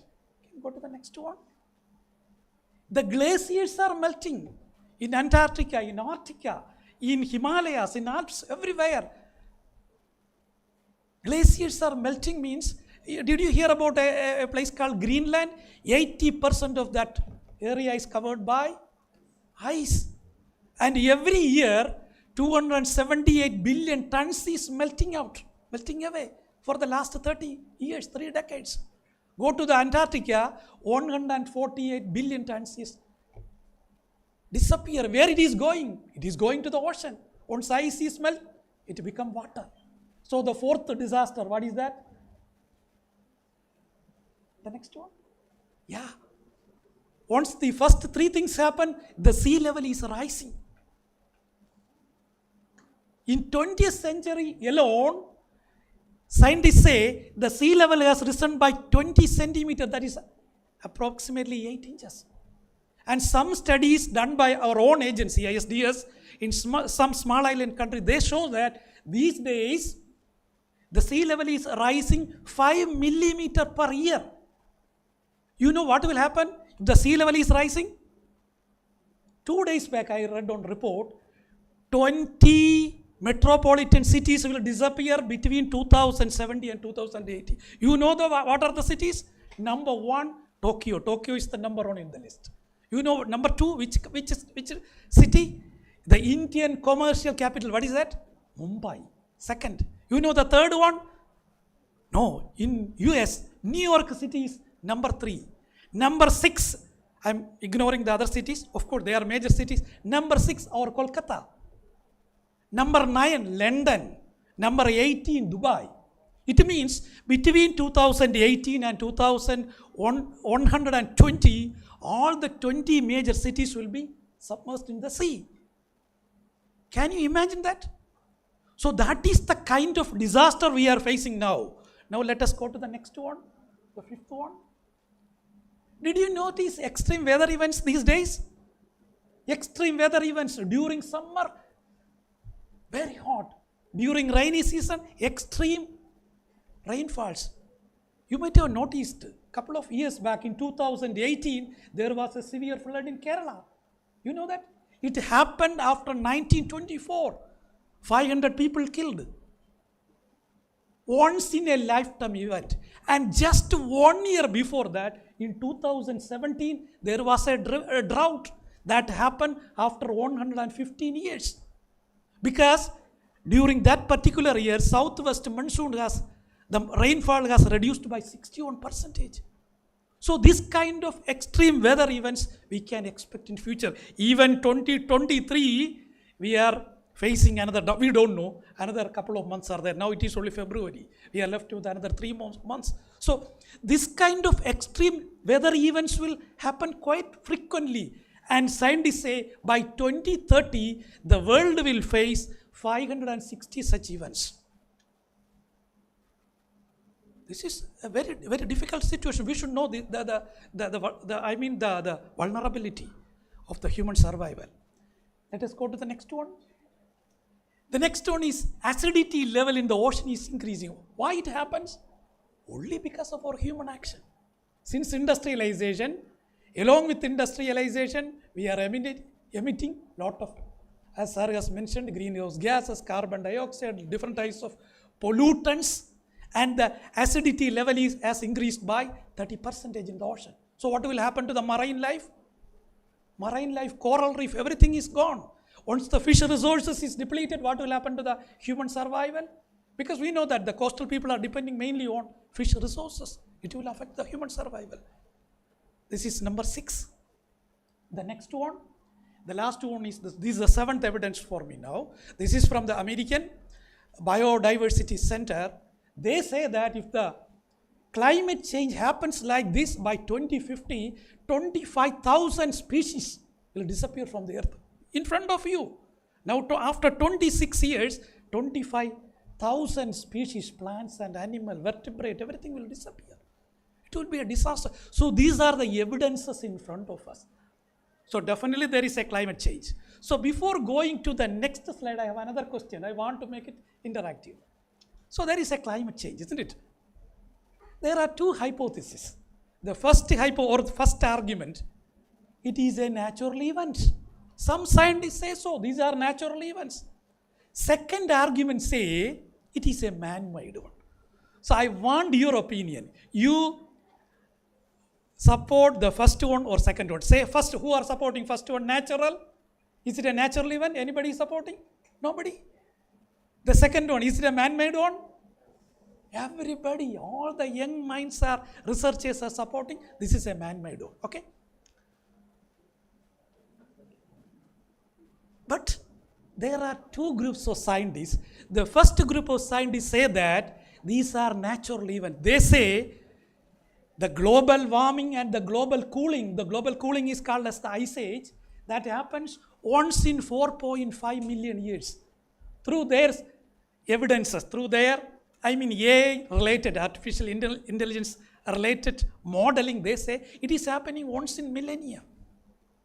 And 2 days back, you're also reading the newspaper articles. They say Earth has changed its orbit. Did you notice that? It is one of the reasons, I think it came in Science magazine, it is one of the reasons for the climate change. So there are 2 arguments. The first argument say it is a natural event. The second argument say man-made one. I have 2 tools to test this hypothesis. The first one is from US Environment Protection Agency. They also used the AI tools. Can you go to the next slide? See, this is what the US Environment Protection Agency say. Since the Industrial Revolution, from 80 they have the data. There you will find the natural response for climate change, the global warming, and the human-induced one. There you will find the natural occurrence is there. How much? 0.3 degree Fahrenheit. It is very negligible. But if you come to the human-induced one, it has more than 1. So this is the first tool, first evidence. Natural element is there, but that is negligible. But the man-made one is most important. You can see there. Now the second evidence is from NASA. This is from NASA. Again, they used artificial intelligence modeling for the last 800,000 years. You can see how the carbon dioxide emission has happened in the last 800,000 years. And since 1950, you can see it has shot up like anything. The carbon dioxide, the NASA is the most sophisticated scientific community in the world. Anybody can say. So once NASA says, definitely we have to believe that. So there is a human element. Human element is there. It means that we can conclude that natural factors are there, but the human factor is more important, more dangerous as far as climate change is concerned. Okay? Now let us analyze in detail how human factor is responsible for climate change. Sir has mentioned about the greenhouse gases and all. How human factor? Can you go to the next slide? Yes, this is from an agency, an international agency called PACE. So they say that from which one? 65% fossil fuel. How fossil fuel is responsible for greenhouse gas emission? Petroleum, diesel, natural gas, coal. The human beings are using these as their energy sources. So 65% of greenhouse gas emission is because of fossil fuel. The second one is biomass. How many percentage? 27%. So they together contribute 92%. How biomass is responsible for greenhouse gas emission? Because we are cutting the forest and converting into agricultural practice, animal husbandry practices. So these practices are also responsible for greenhouse gas emissions. So in effect, we can say human beings are responsible for this greenhouse gas emission. Now, what is meant by greenhouse gas emission? Again, Sir has mentioned here. What are the major components? Can you go to the next slide? There are four major gases. The first one is carbon dioxide. That contributes almost 72% of the greenhouse gases. The second in the list is methane. How much percentage? 20? But that much negligible. But what about the next one? Nitrous oxide, 6%. Then F gases. F gases means fluorinated gases, only 3%. So percentage wise, we can say that carbon dioxide is the most day, but no. If any chemists are here, I am not a chemist, but in our group there are chemistry experts. They say that carbon dioxide is not dangerous. You know, once the carbon dioxide is released into the atmosphere, it can stay in the atmosphere for 20 years to 200 years. It means in 2024, if we are releasing carbon dioxide, it will be there for another 200 years. So in 200 years, it will create all sorts of greenhouse effects. I mean, the global warming will continue. What is the next one? Methane, isn't it? Methane is less dangerous. It can stay in the atmosphere for only 12 years. After 12 years, it is gone. The next one, what is the next one? Nitrous oxide. Nitrous oxide can also stay in the atmosphere for 109 to 110 years.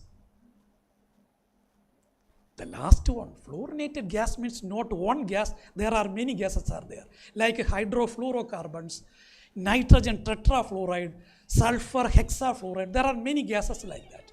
Some of these gases will stay in the atmosphere for few weeks, but we have to see the extreme. You know that? These fluorinated gases will stay in the atmosphere for 2000 years. Even though they are contributing only 3%, but their vulnerability is very high. So this is the chemistry behind greenhouse gas emissions. Now let us see how the greenhouse gas emissions has increased in the last couple of years. This is from the IPCC report, Intergovernmental Panel on Climate Change report. So there they mention, you can see a carbon dioxide. This one is from fossil fuel. I used to say that carbon dioxide from two different sources. This is reduced means land use and land use change of forest. So there you can see the fluorinated F gases has increased how many percentage? 300 plus percentage, isn't it? The next one.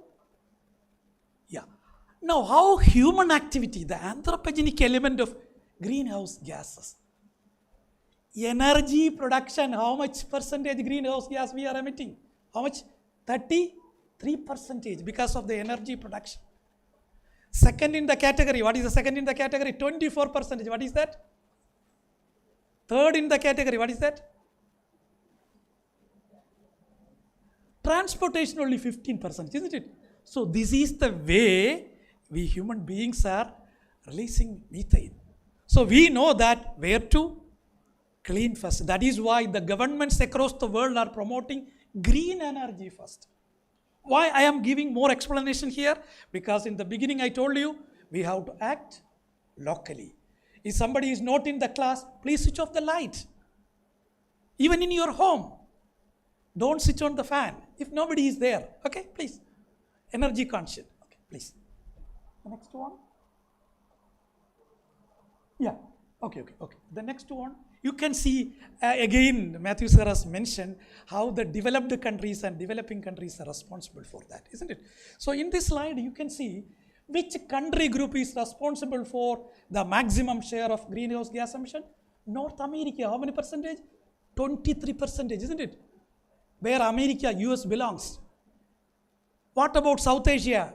Did you notice there South Asia where India belongs? How many percentage? 4%. What about Africa? The least developed country in the world, 7%. So we can say that the developed countries contribute just 16% of the population, but they are responsible for 40% of the greenhouse gas emission.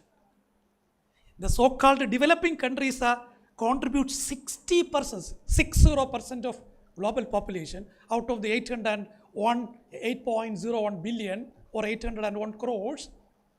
But they are responsible for just 15% of greenhouse gas emission. So poor countries are not responsible for that, but they are suffering most. The next one. Yeah, this slide tell the per capita emission of greenhouse gas emission in different country groups. Again, you can see in South Asia, where India belongs, how much? 2.6 tons worth of carbon dioxide. Can you go to the North America? 19 tons carbon dioxide every year. So in different country groups you can see. Okay. This is another artificial intelligence generated data. So in the last 30 years, which are the countries that is generating more greenhouse gases? Unfortunately, some of the developing countries you can see, especially from Africa. Many African countries. It means, as Sir has mentioned, these countries are growing very fast. Because we need development also, isn't it? So with this segment, I completed my first objective. Now I am coming to the second one. That is, we have to define the developing country, developed country. Usually, as Sir has said, we will say developed country, developing country. Two categories are there. Developed countries average per capita, the present average per capita income is around $45,000 per year. Developing countries, it is only $5,700 plus. So you can see, only 42 countries are there in the developed country category, but 125 countries are there in the developing country. So these are the major classification. But here, in my presentation, I want more detailed analysis of countries. So that is why I followed United Nations Economic and Social Affairs classification. They classified countries into 5 groups. Low-income countries, lower middle-income countries, upper middle-income countries, high-income countries, and least developed countries. Can you tell me India belongs to which group? Lower middle-income countries. Afghanistan is coming under low-income countries. And where is China? In which category? Upper middle-income countries. Okay. Now let us focus on least developed countries. So again, the United Nations, this definition is approved by UN General Assembly. It should be applied, accepted. Why? Because based on this definition, based on the identification of least developed countries, UN funding will target to only those countries. That is why they themselves are framing. In the next slide, you can see that how what are the different, there are 15 criteria you can see. I'm not going to the details because if I'm going to the details, it will take time. But if you want me to explain later on during the discussion hours, I can explain. Okay. So there are mainly three categories. One is per capita income. The second one is human asset index based on two indicators: education indicator, health indicator. Then the economic criteria, there are economic and environmental vulnerabilities. Total 15 indicators are there. Can you go to the next one? And these are the per capita, the present per capita income of different country groups. You can see in the developed countries how much it is, in developing countries. What about the South Asia? Can you tell me what is the per capita income in South Asia? Okay, next slide, please, next slide. I don't want to stop there. I want to identify, not me, my organization want to identify the poor among the poor. So, we followed the multi-dimensional poverty index of UNDP, United Nations Development Program, with the support of Oxford University. Every year they are publishing this report, multi-dimensional poverty index. There are three criteria: education, more or less same, education, health, and standard of living.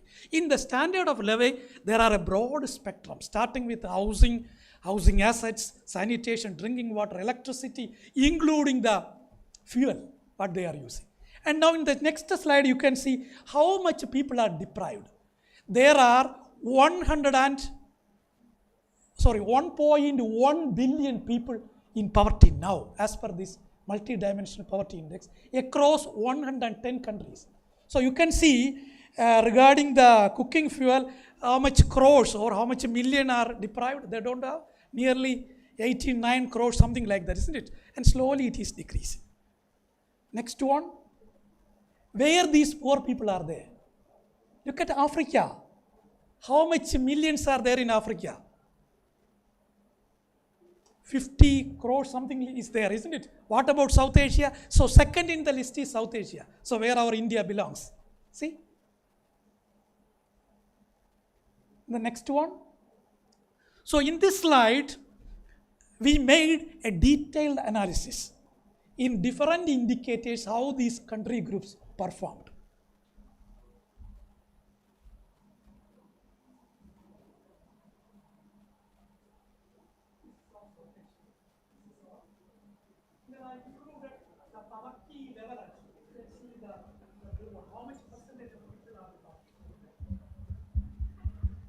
How much percentage of people are in poverty? You can see, almost 50% in Africa. And here you don't forget the poverty line as per the latest UNDP figures is $2.15 per day. In South Asia, how much percentage? Almost 20%. Next one. So here, in this slide, we made a detailed analysis, especially focusing on South Asia. Whenever we are talking about South Asia, we cannot ignore China also, isn't it? Because China is our India's competitor. Now you see how they are performing.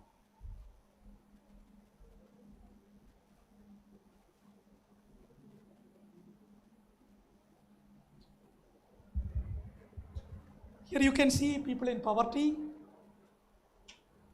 People in poverty, you see.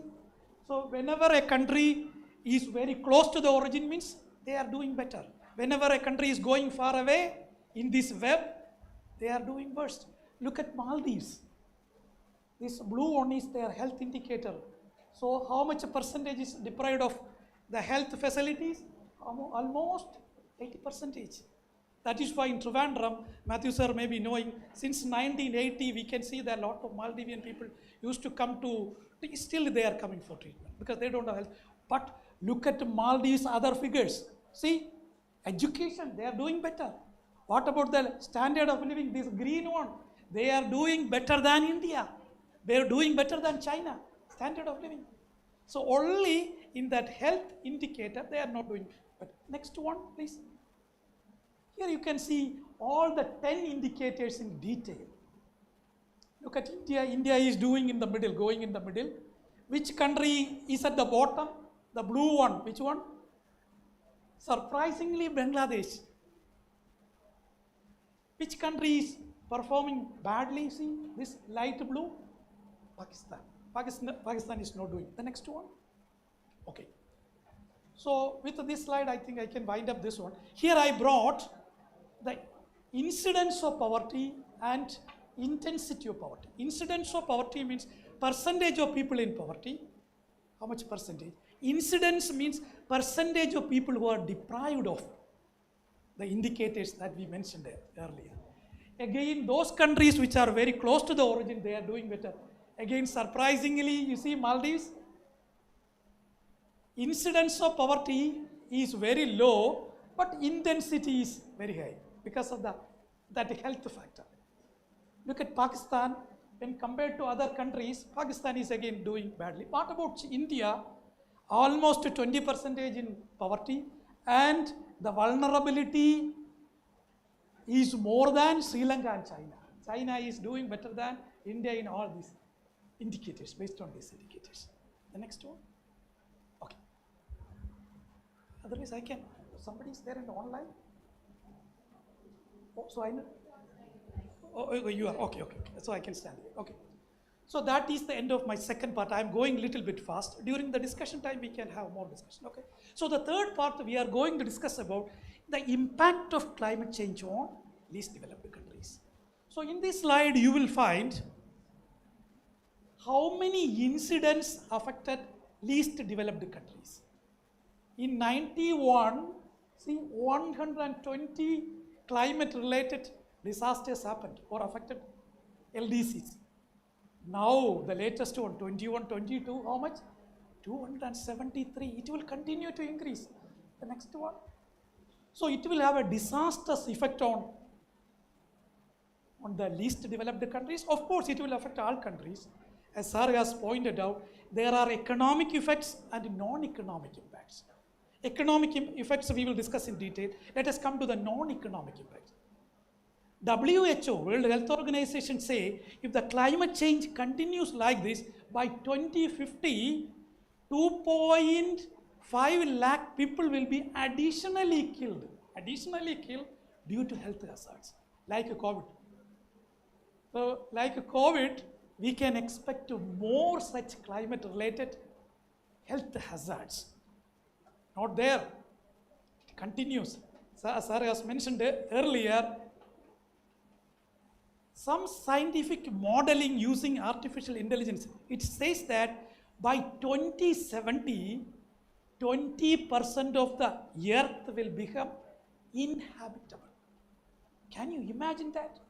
It becomes inhabitable because of global warming. People have to displace, that is called as environmental refugees. Already we have 80 million environmental refugees now. So after 20 years, it will go to 143 million. So more, even we can expect here.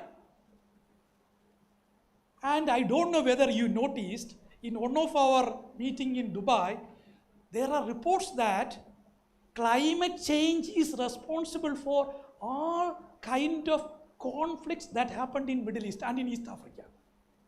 And one researcher, I don't want to tell his name, he made a presentation. He says that in Somalia and Sudan, when the temperature changed by 2 standard deviation, communal conflict increased by 30%.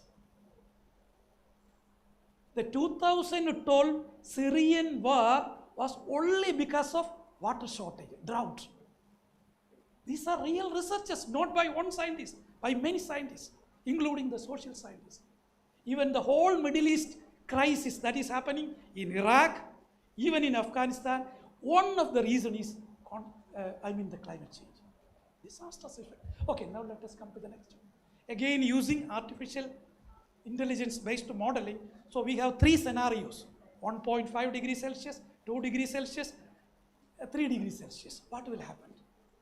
So if already we are approaching 1.5, again scientists say, if we are going as business as usual way, the global warming will be 2.8 degrees Celsius. It means it will be almost here after 50, 70 years. So you can see what will happen to the earth, what will happen to the human survival. The next one. It is a continuation of this slide, but the source is different. This is the data I have taken from UNCTAD. United Nations Conference on Trade and Development. These are the data. Again, at a different, here we have more scenarios, even up to 3.5 degrees Celsius. What will happen? The next one. Next couple of slides I will skip because we have scientific community in different continents. In Africa we have, so in all the least developed countries. The next one Africa, next one South Asia. Okay, let us stick here. Small island states. Why I want to stick here? Because my organization is mostly focusing on this small island developing states. There are 57 such countries. Out of them, welcome sir. Out of these 57, 37 countries are UN members, 20 are non-UN members. Even our Maldives is coming under this SIDs category. The next one. Now I am bringing the Millennium Development Goals. In the year 2000, the United Nations has framed the Millennium Development Goals to be achieved by 2015. There are 8 goals. The first one, eradication of poverty, universal education, healthcare improvement. Did you notice all these 7 indicators we found somewhere? Where? Yes, earlier we defined the least developed countries based on the United Nations Economic and Social Affairs Department's criteria as well as UNDP's multi-dimensional poverty index, isn't it? So in both the definitions, we found all these 7 indicators. It means climate change has a direct impact on Millennium Development Goals, even the Sustainable Development Goals, all the Sustainable Development Goals, all the 18 goals have direct effect on climate change. The next one, yes. So now we are going to analyze the economic impact of climate change. So if the climate change continues like this by 2050, throughout the world, $250 trillion worth of loss we can expect. $250 trillion is a very huge amount. And which are the country groups that are affected? Africa the most, 4.7% of their GDP will be reduced. Latin America, 3.8%. Then Asia Pacific is given in general. Did you notice North America, where US and Canada belongs? Just 1.1% of there. Of course, it will affect them. Then the next slide, can you go to the next slide? We made a detailed analysis at 4 different scenarios. At 1.5 degrees Celsius, 2 degrees Celsius, 2.6 degrees, and 3.2 degrees Celsius. How it will affect, how climate change will affect the GDP of different country groups. Again, I need your attention to the Asia, South Asia is not analyzed in detail. This is the global impact. So at the global impact, you can see if the global warming increased by 1.5 degrees Celsius, the GDP will be reduced by 4%. Global GDP. And if it is increased by 2 degrees Celsius, the GDP will be reduced by 12%. If it is 2.6 degrees Celsius, the GDP will be reduced by 15%. When it is going up 3 degree plus, it will be wiped out by 1/5, that is 20%. Again, look at North America and Europe. Of course, climate change will affect them, but the impact is negligible.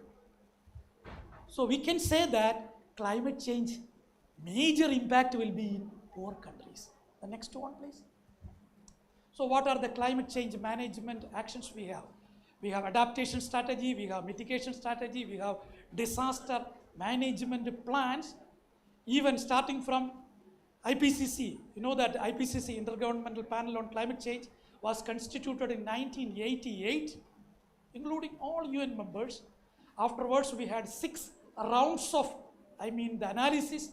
The first set of report was published in 1990, the second set in 95, the third one in 2001, the fourth one in 2007, the fifth one between 2014 and 18. The last set, the latest one, was released between 2022 and 23. So the IPCC reports continuously warning all countries, communities around the world, please control, please contain the greenhouse gas emissions. So these are the different mitigations, trend mitigation strategies we can use. I am skipping because due to time shortage. Okay. So the UN Framework Convention on Climate Change, UNFCCC, says all countries to target net zero emission. They never say zero emission. Why? Because whenever human activity is there, there will be emission. But of course, we have to sequestrate it using forest, green cover, trees and all. Okay? So we are focusing on net zero. So again, this is an artificially intelligent, AI-generated one. Up to 2070, different strategies we are following. And based on the UNFCCC, all countries are asked to have their own NDC. NDC means nationally determined contributions. So each country should say that when you want to reach net zero emission, especially for all the developed countries, they have to reach by 2050. So in the next slide, I have given the different targets. Being a least developed country, India got time until 2070. But you know that Kerala is targeting for 2050. Earlier, sir has mentioned it. Even the Vice Chancellor has mentioned. Kerala's standard of living is even equal to the Americans or the advanced countries. So we set target for 2050. I don't know anybody heard about the environment budget. Kerala is the second state in India to have an environment budget for the first time. This budget, the Kerala government, the finance minister has come up with an environment budget. How can I say very clearly? Because I was one of the person behind that environment budget. We have taken 9 different categories, 9 different sectors, and 750 crores is assigned exclusively for environment budget. Around 46 schemes we have exclusively for climate budget, environment budget. Okay. So when we are talking about net zero emission, am I okay, sir? Matthew, sir? I'm okay? Because I'm given 50 minutes. I think I reached 45 minutes. So, okay, sir? Yes. So when we are talking about net zero emission, there are 3 different policy measures. Countries to target in law. So far, only 26 countries have this net zero as a policy. And you can see in the color which are the countries. The second one, as a policy document, 54 parties. You can see India, Sri Lanka, majority of countries are there. In India, we have a National Action Plan for Climate Change. And based on National Action Plan for Climate Change, every state has to frame their own state action plan. Even Kerala had their first state action plan in 2014. In 2022, we revised our state action plan. So we have plans, policies. Then at least at the political level, political parties are saying that, okay, we are going to implement this net zero. Only 17 countries, you see, 101 countries still don't have any policy initiatives. But of course, most of these countries are the so-called least developed countries. They have a lot of time until 2070. Okay. So how the countries are performing at the policy level? So we classified into 5 different categories. So I want your attention to the point number 3, implementability. Here it says all the UNFCCC members, 197 parties. The second one, the least developed countries. Of course, I belong to this group, SIDs, Small Island Developing Countries, because our organization, so we give special importance to that. Here you see, number 3, central administrative body is in place. In general, 69% countries or parties have. Least developed countries, 54%. Now come to this one, investment funding. If we want to move to net zero emission level, poor countries need a lot of funding. We have to transform from the fossil fuel based energy to green energy. We need more funding. So we need more support from developed countries. That is why you find 68%, 59%, 66%. Next slide. So these are the fund requirements for different country groups. Globally, we set 1% of the GDP to be set aside for the cleaning, or we can say that itself will come to $387 billion. And for African countries and South Asian countries, we set a target of 2.4%. So South Asia, you can see $97 billion is required. By 2030, this is targeting 2030. And Sub-Saharan Africa, 46. It means the least developed countries need more funding support from the developed countries, because we are not responsible for the global warming or greenhouse gas emissions. So in the conclusion, we can say that whenever we are talking about economic development, we should club poverty eradication strategy along with climate change management. Okay, I think in the 50 slides, I have skipped some of the slides. During the discussion time, if you have more questions, we will answer. Thank you, thank you. Sorry, sir, I took, I think, 10 more minutes extra.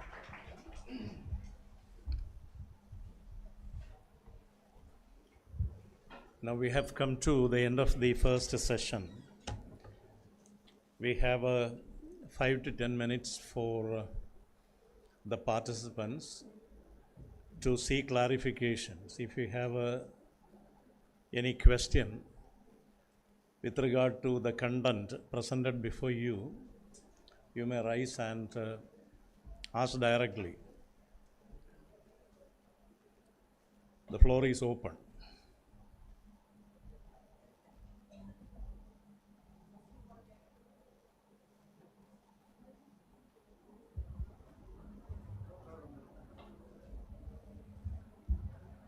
First of all, we are congratulating to be a part of this environmental budget.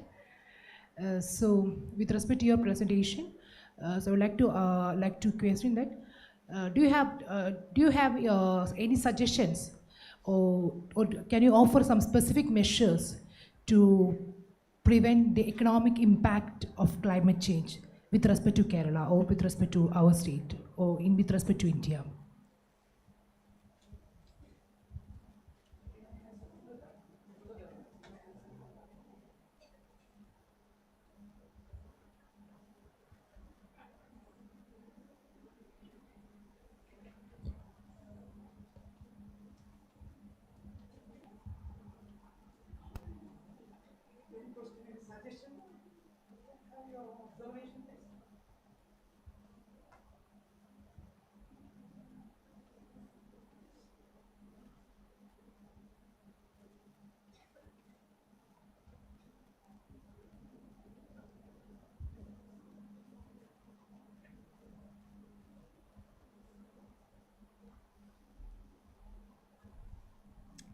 First of all, let me say sorry because I took 10 or 15 minutes extra. I had 50 slides. So some slides I had to move fast. I want to present my feeling. Feeling means I myself is an environmentalist. And I belongs to an organization that is working 24 hours, 365 days voluntarily for the nature, the ISDS.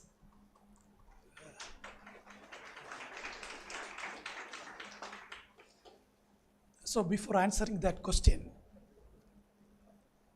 if you take the ranking of universities across there are different agencies.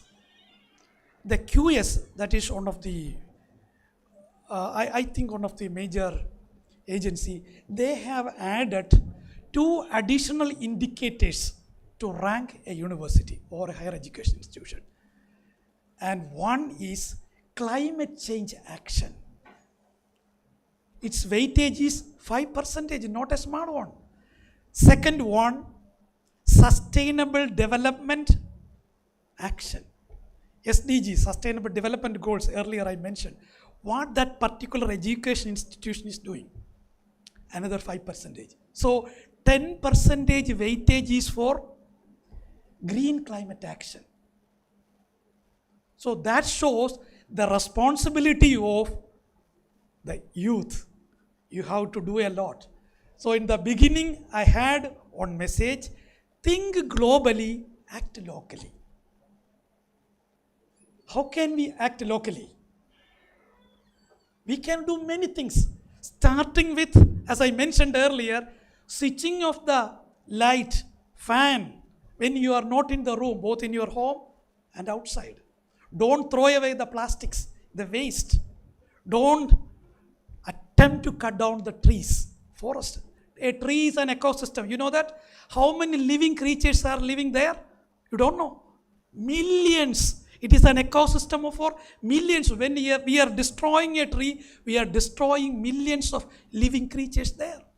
Some we can see, some we cannot see. So being an young brain, you have to do a lot. Now let me come to that question. How can we act to reduce the economic impact? In the conclusion, in the concluding slide, I mentioned that, especially the least developed countries, in their development plans, so far, climate change management was not part of development plan. Now onwards, all countries, in particular the least developed countries, should have a separate budget exclusively for that. There I want to show our Kerala has shown the way. Only the second state in India, the first is Orissa. Even last year we tried to publish a climate budget, but at the end the finance minister objected, no, we need a broader one, not a climate budget. That is why environment is much bigger than the climate budget. So this time we have 750 crores for that. Next year, definitely, I can promise, it will cross 1,000 crores. It will cross 1,000 crores or more than that. It will double. So in all our all in our planning activities, all in our development activities, we should always bring three things: adaptation, mitigation, and disaster reduction. Why adaptation is more important? Adapting to the changing climate. For example, the globe is warming. We can't do anything now. Locally, we have to adapt. From long-term plan, we need a lot of adaptation stuff. Otherwise, we will be killed. Already the projections are 20% of the earth will become inhabitable.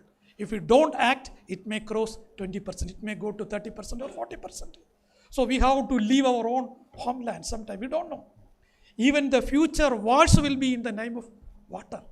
Because I didn't discuss what will happen in Africa due to global, that slide I skipped. Actually, in 20 to 30 years, many rivers will be disappeared in Africa as per the AI simulation. It is going to happen. Not only in Africa, it will happen in even in our India. We can expect many of our rivers, how many months no water is flowing? Do you know that in Faradapura, how many months water is flowing?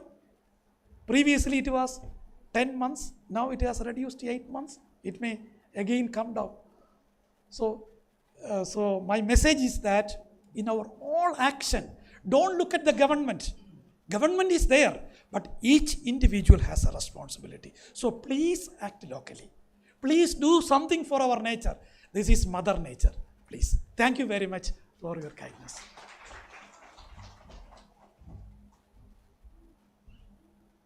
We have come to the end of our session. Prakriti na sarvam saha. The nature cannot bear everything. Nature has its limitations. So we need to be proactive along with governments, agencies, organizations, local communities, political parties, religious organizations. Individuals also have a part to play in mitigating the adverse effects of climate change. While we think globally, we should also be prepared, willing to act globally. With this, we come to the end of our session. Thank you all very much. Thank you, sir, for chairing the session. I would also like to thank Professor Dr. Reggie D. Nair for sharing your immense knowledge and expertise with us. It has indeed helped us in deepening our knowledge on the impact of climate change.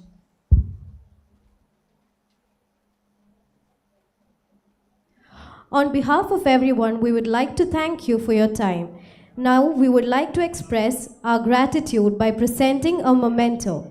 I would like to request Professor Dr. Benson Kunyunye, Head of the PG Department of Commerce, to do the honors of presenting the memento to our resource person, Professor Dr. Reggie D. Nair.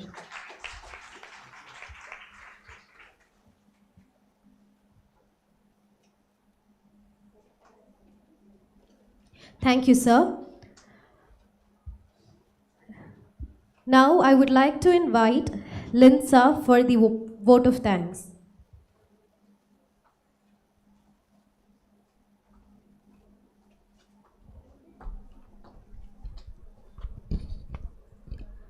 Good morning, respected dignitaries on and off the dais. I, Linsa S. George of Marthoma College of Science and Technology, feel very privileged to be present here on the auspicious occasion to deliver a vote of thanks on behalf of the PG Department of Commerce at today's international conference, New Trends in Commerce, Management and Economics in the Digital Era.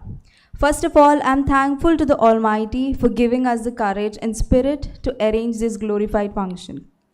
As we all know that saying thank you is a respectful way to show appreciation towards a person, but these words would be less for our speaker, resource person, Dr. Reggie D. Nair, former program chair, Department of Business, Higher College of Technology, UAE, fellow member, International Society for Development and Sustainability, Japan, Associate International Society for Ecological Economics, USA member, European Marketing and Management Association, who delivered the talk about implication of climate change on developing countries.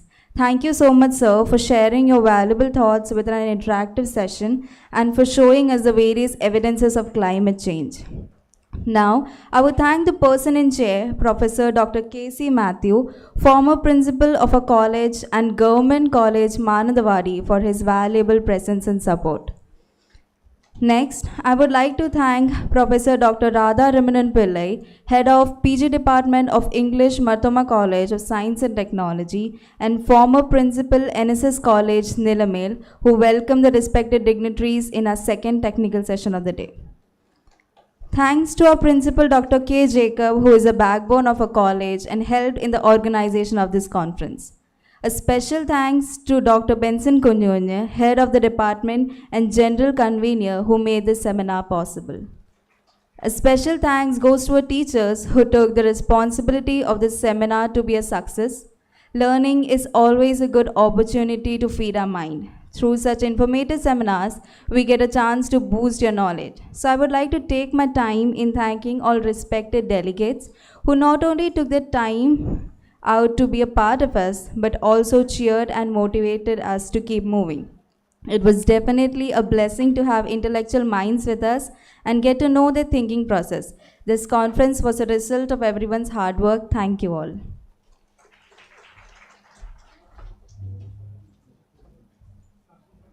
Thank you, Linsa, for the vote of thanks. Now the time for lunch has approached. So the lunch has been arranged downstairs. And let us all assemble back sharp at 1:15 p.m. since the next session will be beginning around 1:30 p.m. Thank you.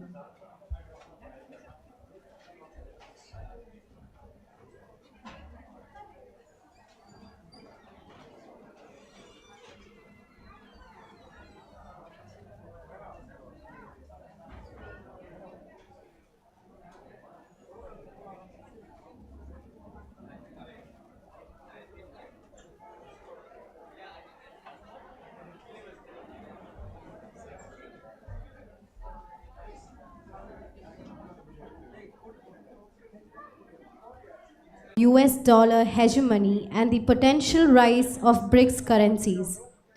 For this session, Professor Dr. K.C. Matthew will be chairing. And now I would like to invite Professor Dr. Radha Ramanan Pillai to welcome and introduce our speaker.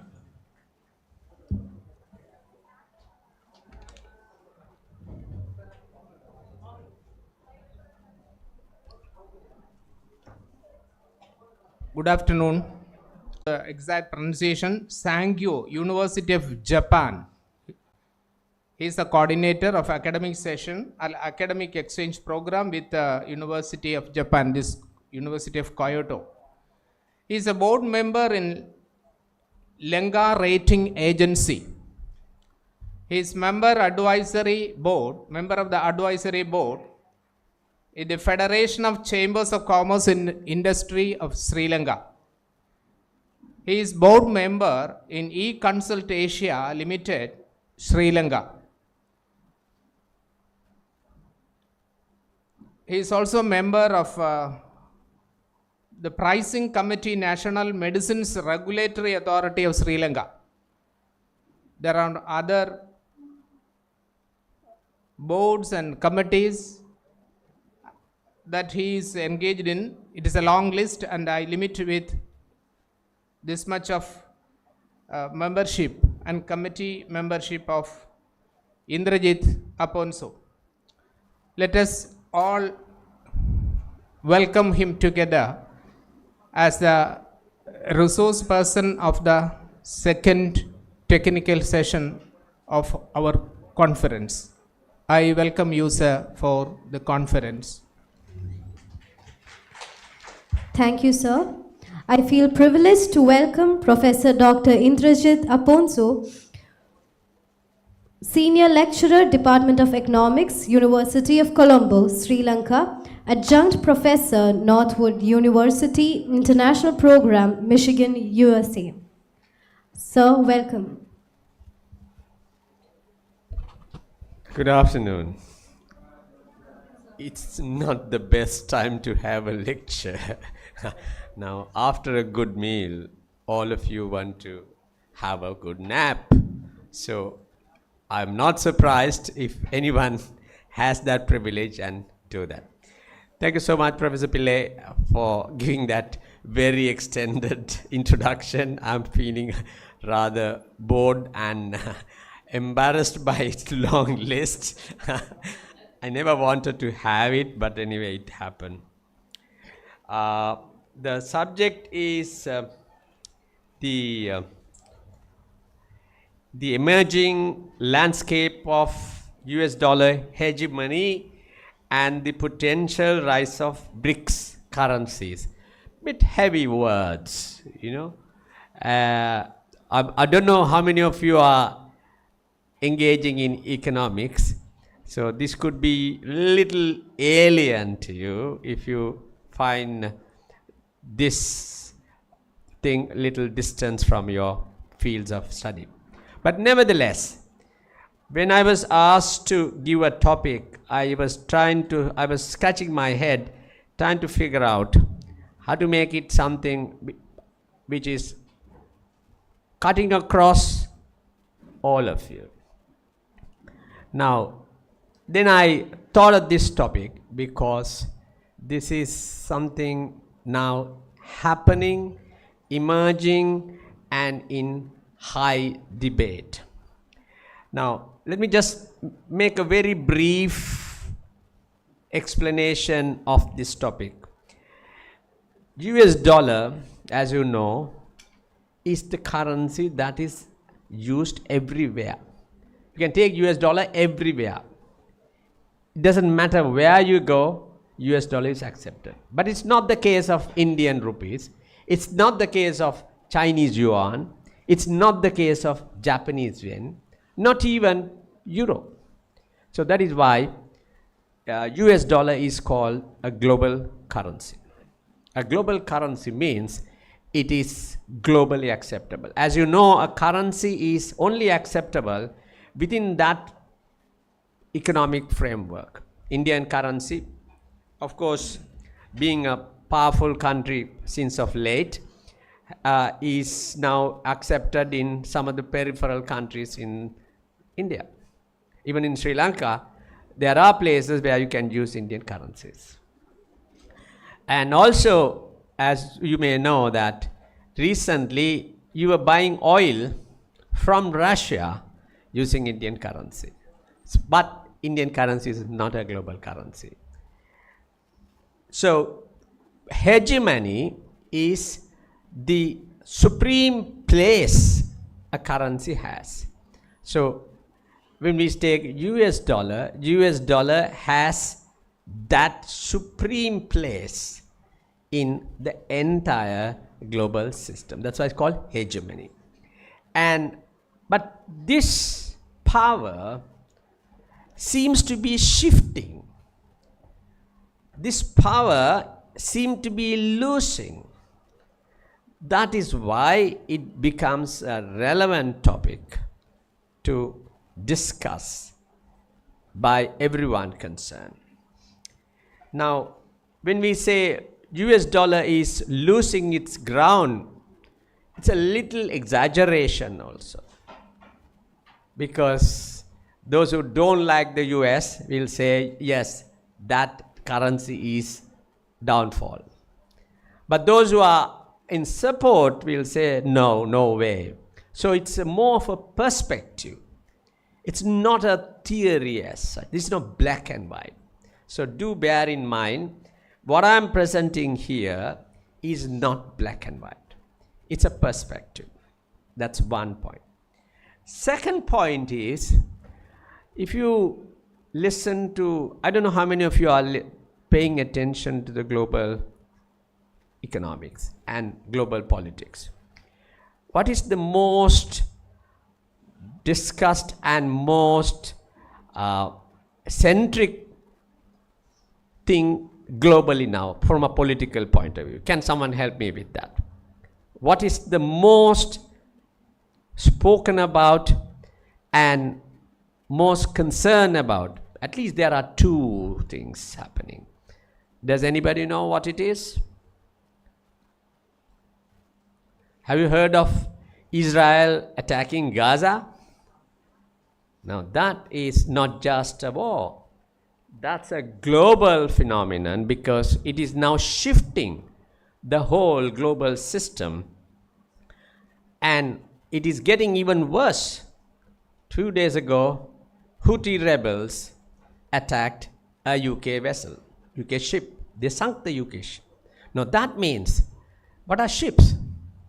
Ships are the transportations of goods and services.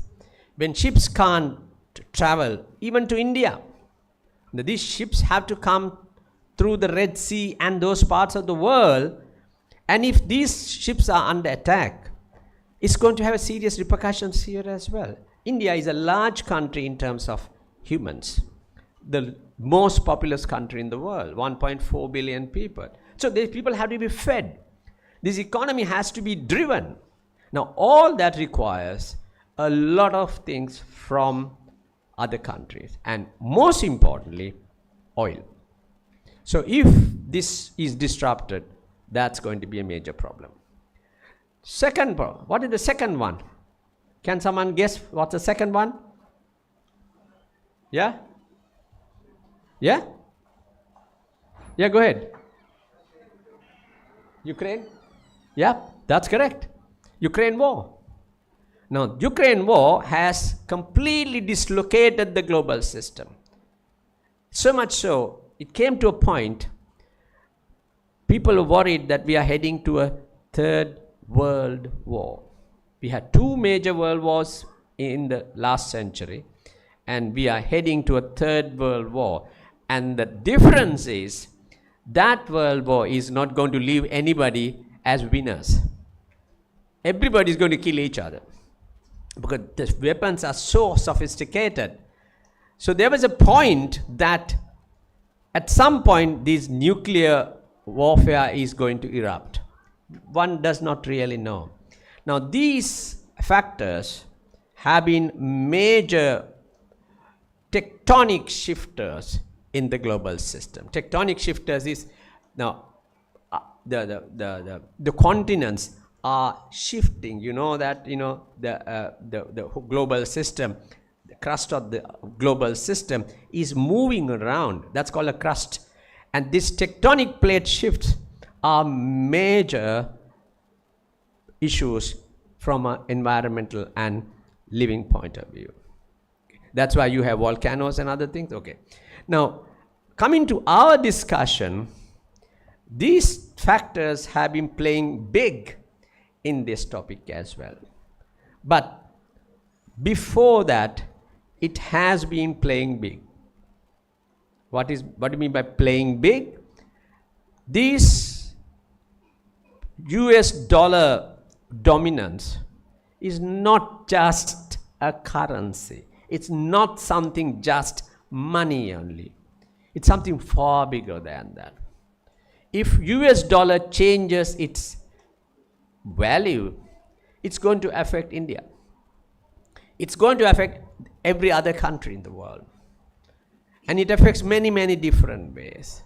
So, as a result, the US dollar shift is a matter for everyone's concern. Okay. Now, I just structured my presentation to simplify into few areas. One is US dollar. How did it come about? How did it become the biggest guy? The historically. Then, what happens? What has been happening to it over the last several decades? Is it getting stronger or is it getting weaker?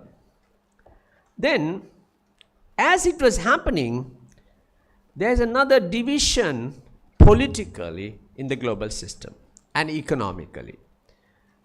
We call South, North. We are South. Developing countries are South. Poor countries are South. Then who are North? The rich countries are the North. It's not just the North in that sense, but North in terms of their economic power. So, entire West is North. Entire North America is North, including America. And entire Asia is, much of the Asia is South. So, in that respect, we find there's something else happening here as well. Now, this North, India, for example. India was a colony of the British. You must have heard of some of your scholars are talking about how much India has been robbed of its wealth during the colonization. So this happened over hundreds of years. It happened to us as well. So therefore, there is always this division between the North and the South from a very political point of view. But from an economic point of view, there's something else. We need those guys. If India manufactures things, make things, if they want to sell it to the rest of the world, they're always looking at the North. So there is a, on the one side, we dislike them. On the other, we can't be without them. In life also, we have similar situations. We don't want, but we have to be with them. Okay? Right. So, in that context, there was this country grouping gets together and says, look, Americans, West are dictating, telling what to do. But we got to have our own voice. There was a time we had our own voice that was called non-aligned movement. I don't know how many of you know about it. India was leading, Sri Lanka was leading, Egypt was leading. There are some of these real leading figures, Nehru, and in Sri Lanka we had Mrs. Bandaranaike and Nazar in Egypt. So, and then Tito in Yugoslavia. They were the big guys. And they had what we call NAM, non-aligned movement. But that didn't go very far. It was not an economic or political organization that had the clout. So as a result, things didn't change much. But then what happened was, there was a need to look at, okay, can we all get together and fight back? That's the kind of principle that came as BRICS. Have you heard of BRICS? B-R-I-C-S. BRICS is representing Brazil, yep, India, South Africa. That's right. So there are, it was, okay. So that's, they were trying to say, look here, I mean, we've got to go a little further down. We've got to go and be very active. So this is the whole scenario I'm going to talk about. Let me just take the timing as well, because till what time I can talk? 45 minutes. What time did I start? 1:45. So I got another 35 minutes. Okay, cool. Okay, so I'll keep a timer there. Right. Okay. So first thing is, US dollar became global currency in 1944. But before that, there was a First World War in the 1912, and at that time, US dollar became the super currency, debasing another super currency. Does anybody know what that currency is? Sterling pound. Sterling pound was the colonial boss for most of the countries like us, and they extracted a lot of wealth from us, and they were very powerful. So they were having a global currency.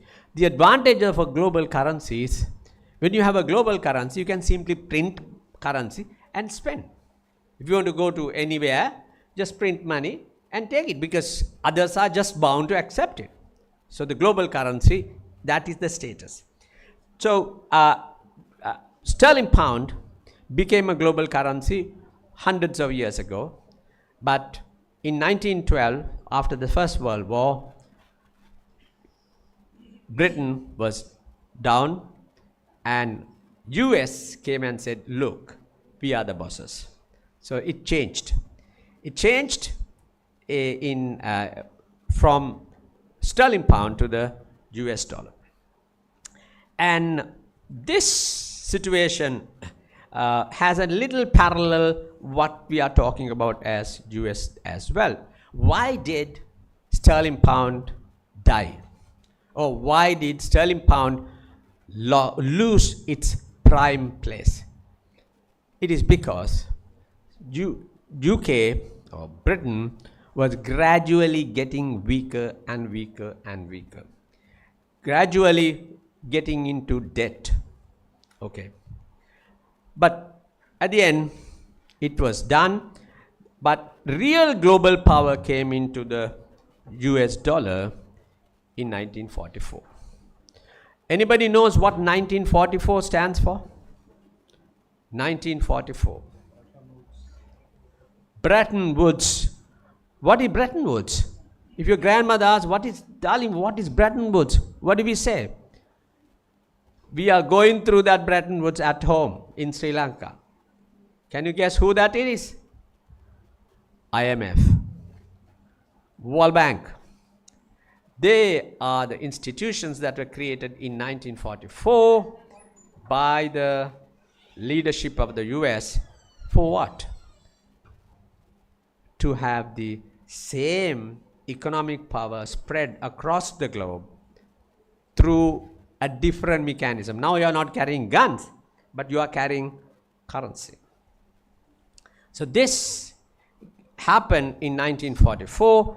In 1944, US dollar was given a special place because in a currency, it goes up and down value. Now, to have some assurance to people to hold on to a currency, it must be stable. So one way of keeping that stability was fixing the dollar to gold. So it said, for 1 ounce of gold, anybody having 1 ounce of gold, Central Bank of the US, which we call Federal Reserve, promise you $32. So that was a major thing. So everybody found, okay, so this is a good deal. We have the assurance. And then on top of that, US became a major economic power. Multinationals came in. They used the World Bank, IMF, and other what we call multilateral organizations to create this status quo, the state of affairs. And so US dollar was doing very well. And so was the US. It was spending money on anything and everything because you can just print money. Just to give you a sense of what do you mean by print money, now in Sri Lanka, we have a serious problem. We also printed money.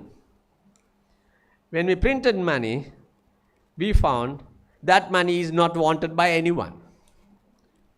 So the more you print money, it made the value of the rupee to go down. Now it doesn't happen to the US because US just gives that money to everybody else. So everybody else accepts it, okay? So that's the initial situation of the US dollar. Okay, so the US dollar became very, very dominant. Shall you go to the next slide, please? Okay. So that, can you go back a little bit? This is not the first slide, no? All right, okay, all right, go to that one. Yeah, now that particular slide on the left, from my side, on the left shows, the green color shows the entire bar chart is dominated by the US. Now this was after 1950s. So this reflects how the US dollar has expanded into the entire global system. Let's go to the next slide, please. Next slide. Okay, so that, so what I said next was US dollar came up just like the way the sterling pound came up, but with much more strength and much more sustainability. Let's go to the next slide, please. Yeah, so then I mentioned this as well. I think I'm done with it. Let's go to the next one. By the way, one important thing there is, when currencies are used, people use currencies for buying goods, that we call trading.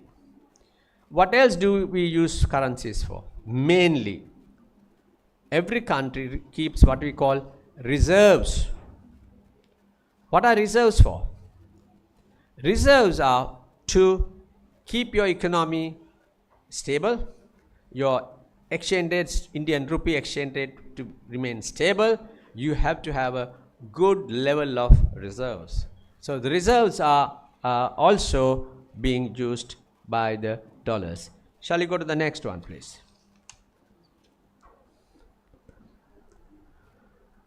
Right, okay. So what happened was, now this was going on very well, then US got extra adventurous. They went into number of wars in 1950s, 1960s. Does anybody know what were those wars in 1950s and 60s? There was one in South Korea, Korean War. The other one was Vietnam War. Now those two wars made US a heavy spender. Now, although US is a global currency, now what happened was, US dollar and the gold suddenly created a disparity.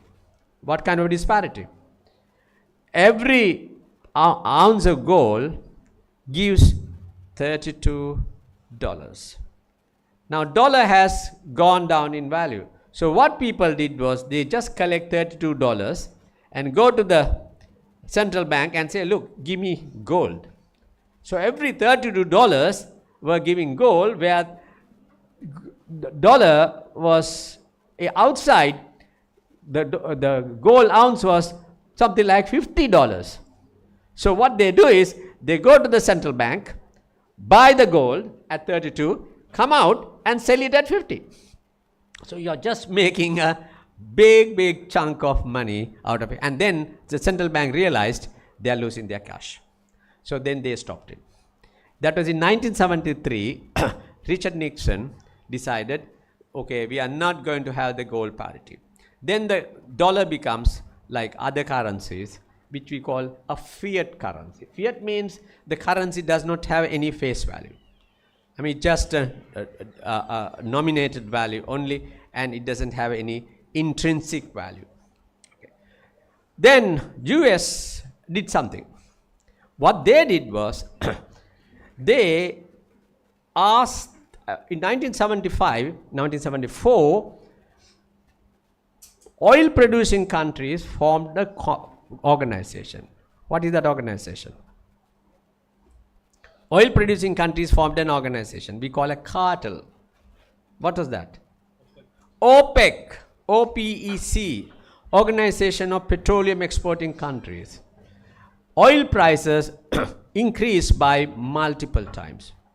Now, US saw the opportunity.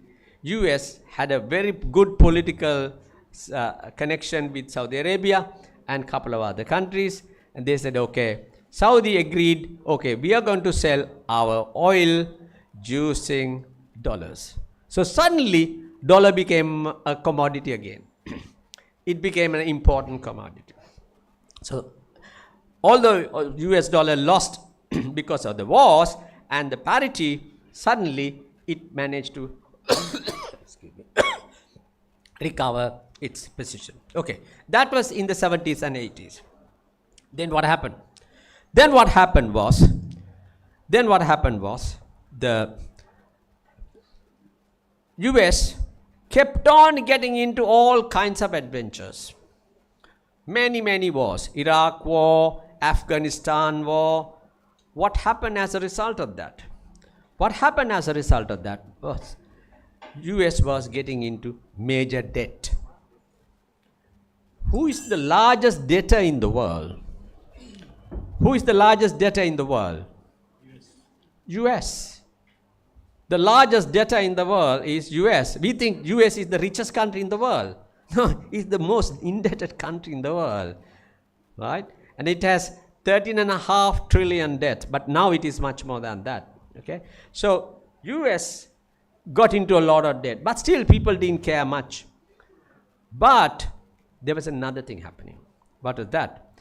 Now, how do you earn dollars in India? How do we earn dollars in India? By doing what? Yeah? By doing? No, but gold is, I mean, you are just exchanging gold for dollars, but it's not earning. How do you earn money? No? Migrate money is all summa money. I mean, money that's coming for no reason. Exports. Now, this is why India is looking good, because it has gone itself into a export drive. When you export, you create what we call trade surplus. Trade surplus. When you create a trade surplus, you are every year you are collecting a sizable portion of dollar billions into your coffers. Now, this is exactly what Sri Lanka did not do. Sri Lanka did not export enough. Not only that, Sri Lanka imported way above their exports. So what we did was, every year we were having $5 billion deficit, $6, $7, $8. So you were just going on and on. Now, US is in that situation. US, shall we have the next slide, please? Further down. I'm skipping this. Go a little further down. Yeah. No, further. No. Further. I mean, go down. Some more.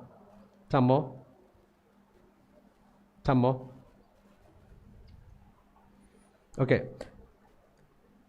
Go a little further down. Further down. I think I have jumped the gun, but nevertheless, just go a little further, please. No. Some more.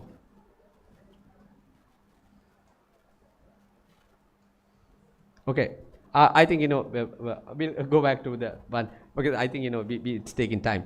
What we will see here there's a chart.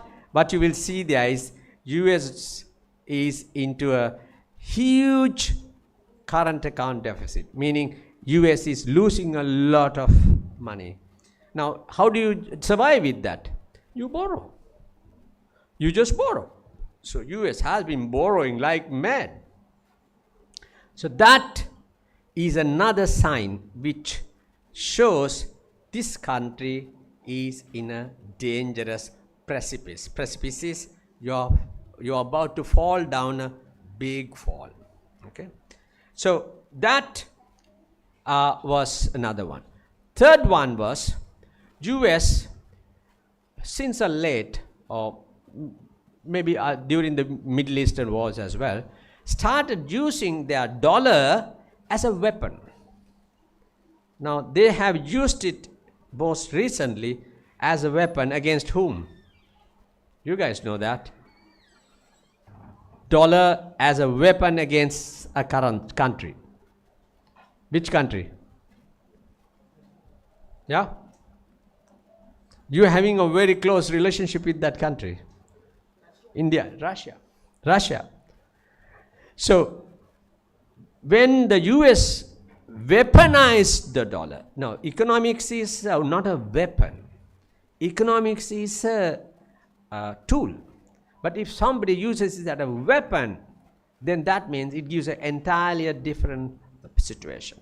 So when it is weaponized, now suddenly US find, Saudi Arabia says, okay, we are not going to use dollars to sell oil anymore. So Saudis are selling oil with other currencies. India and Russia are buying oil. Russia is selling oil to India, not through dollars. Russia and China are trading with their currencies. Now what happened now? Suddenly the dollar space is being encroached by some other currencies. And also the fact that after the Ukraine war, the Western countries confiscated, took away the monies these countries had in their banks. Bank of England had a lot of money from Russia. They said, look, we are not going to give you. Now, the minute this happened, they realized, look, this situation is not going to work for us. We've got to have our own way. So these factors came into play and came as a new group called BRICS. Now, BRICS first started as BRIC. There was no S. S was South Africa. S came somewhat later in 2006, I think. 2006, they first formed the BRICS. Now, having formed the BRICS, they wanted to go further. They wanted to do things that the US dollar is doing with their power. So they started talking, okay, we are going to have like IMF institution so that developing countries can be given money without any conditions. Now in Sri Lanka, when the IMF conditions are imposed, a lot of people are completely devastated. Completely devastated. Our oil prices have gone by 4 times. Our electricity prices have gone by 3 times. And as a result, food prices have gone double. So this is the irony of these institutional conditions. So therefore, they said, okay, we are going to have our own system. So the BRICS were trying to talk about as a counterbalance to the US dollar and the US system. Now that had, shall we have some slides please? Yeah. Further down. No. So emerging BRICS, which I just mentioned to you, and go to the next one please. Yeah. Now this I discussed now. What prompted BRICS to get into that situation and how it is getting strengthened. Shall we go to the next one, please? So this is how the BRICS, if you look at BRICS from as a holistically, you find there's something interesting. In the BRICS, India. What is India? India is the South Asia's largest economy. What is South Africa? South Africa is the largest economy in Africa. What is Brazil? Brazil is the largest economy in South America. What is Russia? Russia is the largest country in the world and in Europe. And also it's very resourceful as well. So this kind of situation gave them the strength and the confidence. Look, we can fight back. Now that is the kind of emergence that we see happening now. Now the question is, will it go far enough to push the dollar from the table? Will the dollar be pushed out completely? Shall we have some slides, please? Okay, now that's the BRICS. What we see here, there are some very interesting charts here. You can see the BRICS. They are 42%, I think, population. From the global GDP, entire output, 1/4 of the entire output. I can't read the.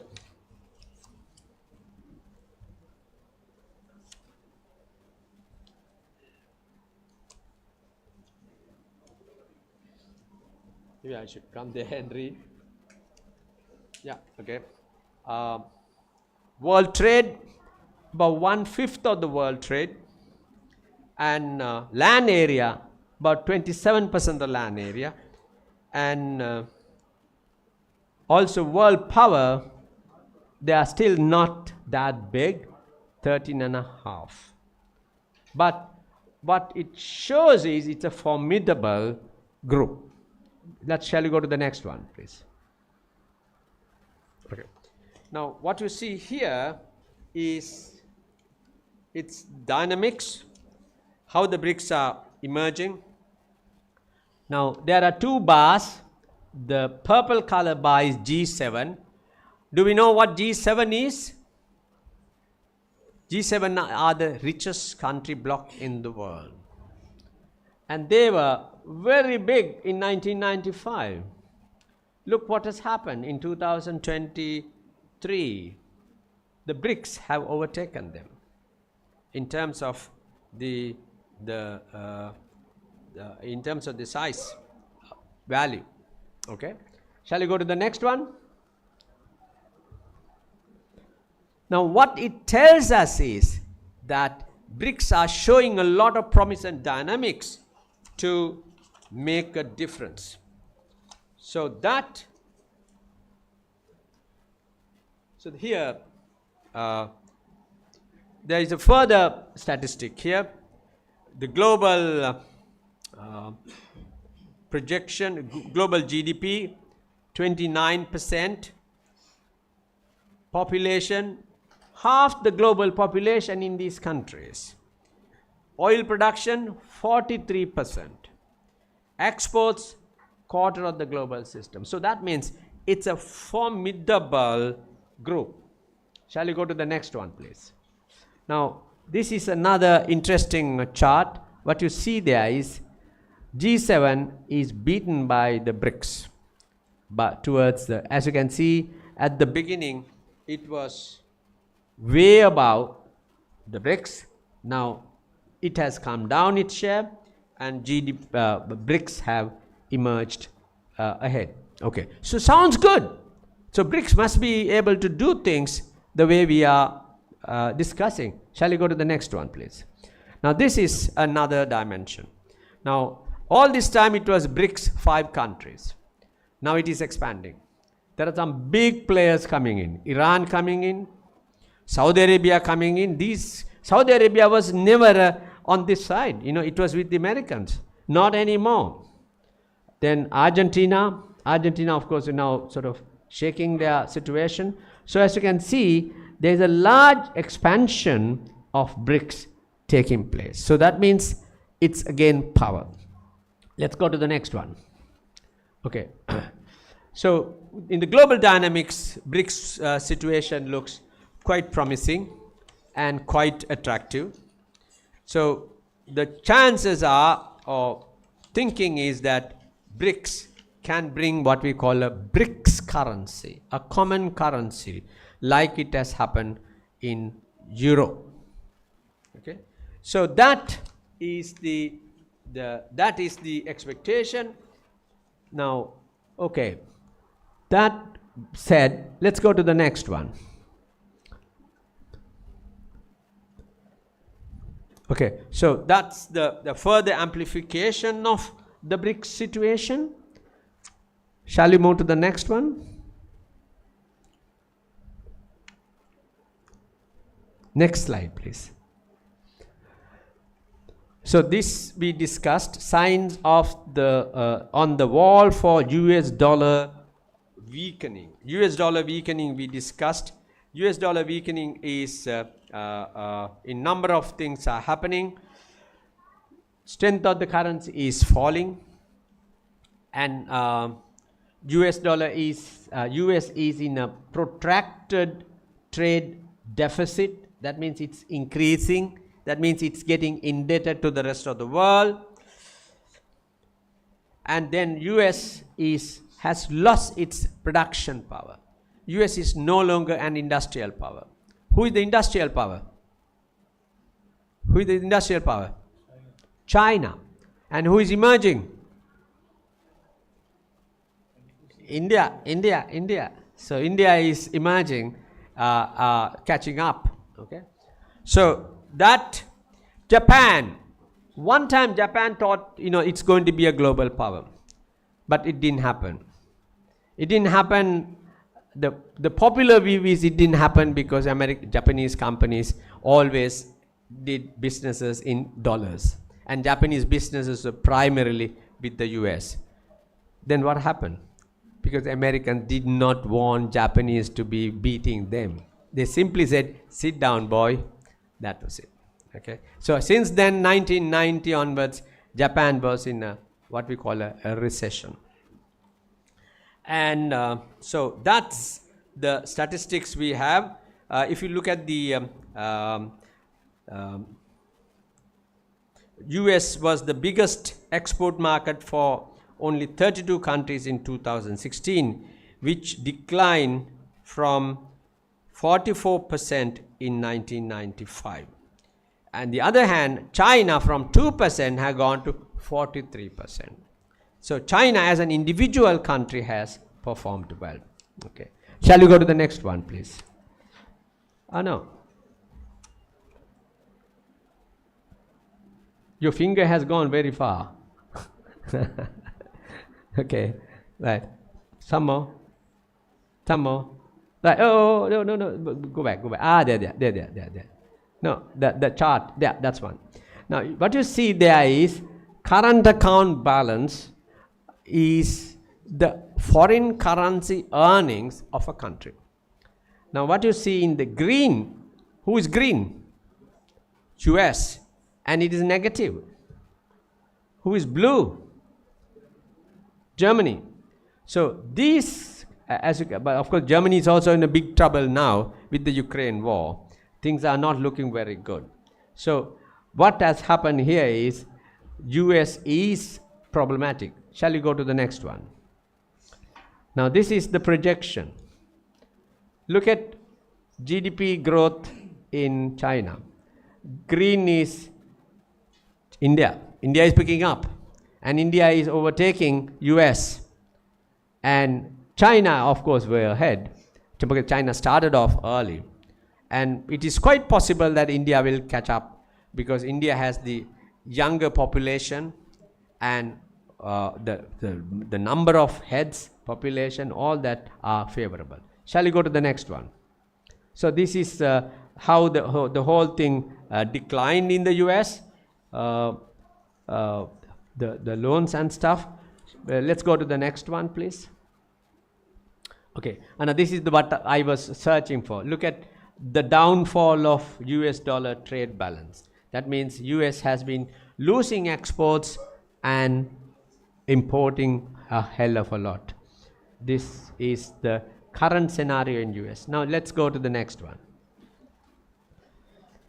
Now the question is, okay, US looks very weak. US looks a sick person. Is it the end of the guy? Now that debate has not been very clear cut. It is true US has lost its prime place. It is true that US has been able to has not been able to make recoveries. Is it going to be the case that US will be buried just like the sterling pound was buried in 1912? Shall we go to the next one, please? So, but what is happening here is this. US is still the largest currency in use. Everybody has invested in US, including China. If US loses its prime place, China has lent to the US $3.5 trillion. Out of their $13.5 trillion debt, China owns $3.5 trillion. If something happened to the US dollar and it crashes, it's going to affect everyone. So there is a counterbalance with regard to why the US will hold on. So let's go to the next one. Now this is the comparison, as you can see here, how the financial markets are being dominated by the US. In spite of all that, trade US is losing, but the financial markets, debt markets, are dominated by the US. Shall we go to the next one, please? Okay. Now this is some of the indicators of strength. Reserves. Reserves, it's holding about 59% in the global system. So US dollar is still the preferred reserve currency. Then what's the next one? Trade. Trade is about 54%. Down but not out. Foreign exchange transaction, that's a massive 88%. So US dollar still remains a powerful entity. Shall we go to the next one, please? Okay, so this is the reserves kept by different countries. You can see US dollar is at the very top. Let's go to the next one. So this is the trading currency pairs, how each country trade with one another, and you can see that how much countries are engaging in trading with US dominated trading practices. So that gives a sense that pushing US off the cliff is not that easy. On the other side of it, shall we go to the next one? On the other side of it is that US is one country, whereas BRICS is a collection of countries, and their interests are not homogeneous. Russia and India might see eye to eye in certain things, but India has interest with the US as well. China and India are not getting on very well, but I saw a recent video where foreign minister of China having a very cordial chat with Indian foreign minister. So that's a good sign, but then that may not be good enough to push a currency to debase the US dollar dominance. And the other matters are, in the case of even things like Ukraine war. Ukraine war has divided countries. Brazil, for example, although is a friend of Russia, is not endorsing the Ukrainian war. China is skeptical too. India is keeping quiet. So the major players are in a kind of a situation where there are many differences are emerging as well.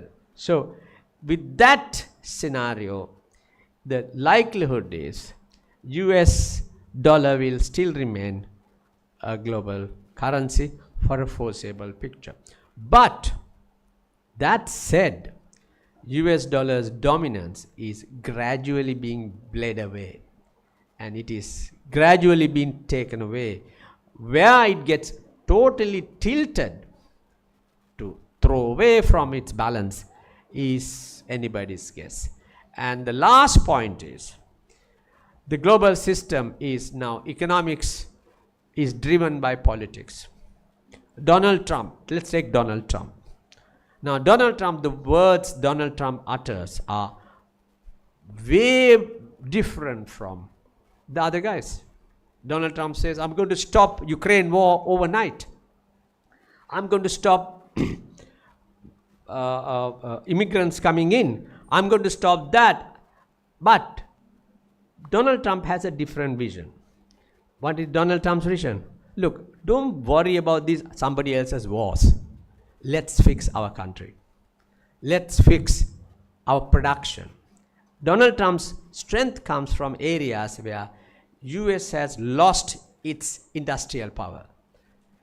When US went ahead to say that, okay, free trade, free market and all that stuff, they lost their industrial power, and it has gone to Asia. It has gone to Vietnam. It has gone to South Korea. It has gone to China. So US is talking about a complete shift of economic policy. That's one possibility. Second possibility is, if the Ukraine war finishes, it's going to bring in another dimension into the conversation. On the other side of it is that the Israeli war has brought a yet another dimension, and nobody knows where it is heading. So the global system is becoming has been a flux, but it is getting even more and more unpredictable. When things are unpredictable, economics do not survive.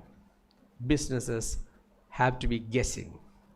Economics is basically giving businesses the perspective, direction, and the risk elements.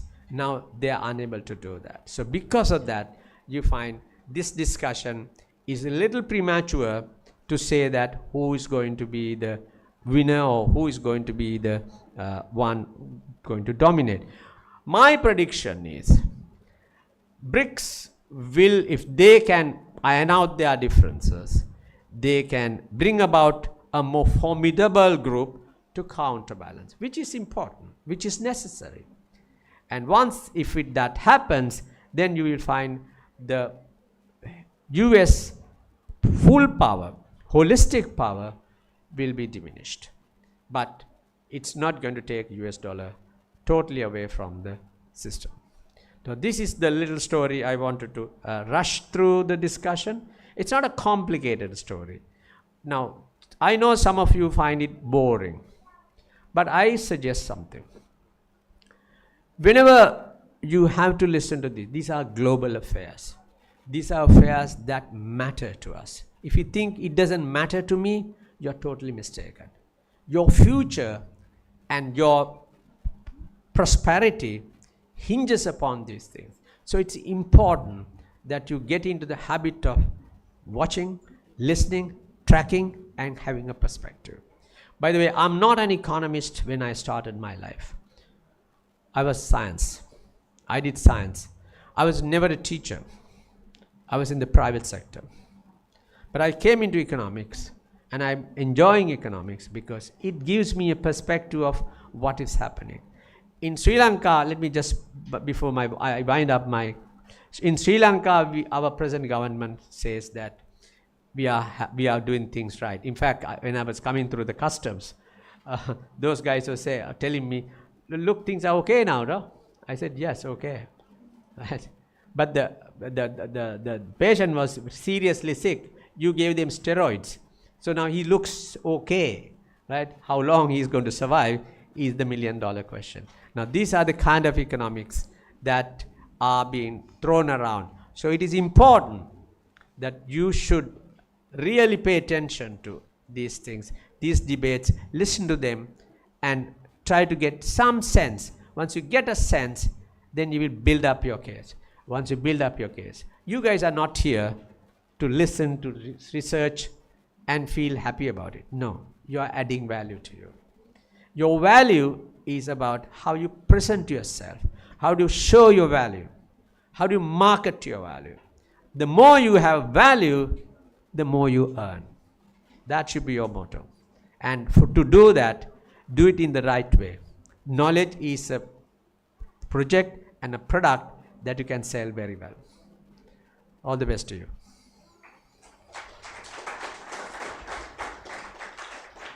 If you want any questions, I can take up. I think this is another thing I say in my classes. Questions, very often we think, oh, I don't want to ask a question. My question be looking very stupid. It's the attitude that is stupid. Questions are not stupid. And I find every stupid question has a lot of value. So have the confidence to ask questions, and have the practice and have the habit of wanting to ask questions if you don't ask questions. Yeah? We are? Okay.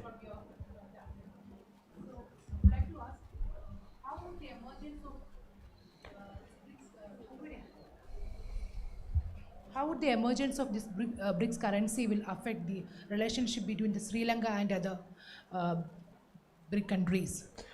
BRICS will, if the BRICS currency come into being and become a formidable, or at least a partially formidable currency, it will provide a window for countries like Sri Lanka to go and get assistance from. Why Sri Lanka is in Sri Lanka now? I'll tell you why. Sri Lanka, I told you, in 2000, if you look at from 2000 to 2021, our gap in exports and imports works out to 144 billion. Now, imagine at home, you have a 144, not billion, 1,000 that has to be found through a loan. So we have been getting loans. And when you are a poor country, there are ways of getting loans cheap. And we had that advantage. So we got into the habit of having loans. In 2007, we became a middle income country. When you become a middle income country, those loans are not available. You're not anymore qualified for that. So then you have to go to the market. And we went to the market. We were very proud. We went to the market and borrowed money, and they gave us, earlier we were getting money at 0.5% with a 25-year grace period. Now we are getting money at 7.5% per year, no grace, don't pay, disgrace. That's exactly what happened to us. We started borrowing in 2007, and we borrowed about 5.5 billion in the first round. And in 2014 to 2019, we borrowed 12.5 billion.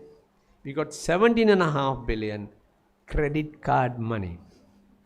That was the killer. You know what it means if you borrow money on credit card and have your parties, buy your scooters, buy your cars, you're going to pay through your nose. That's exactly what happened. Now, if the BRIC currencies were there, that would not have happened to us, because then you are a part of a network where the help will be available. On the other hand, since we have been exposed to the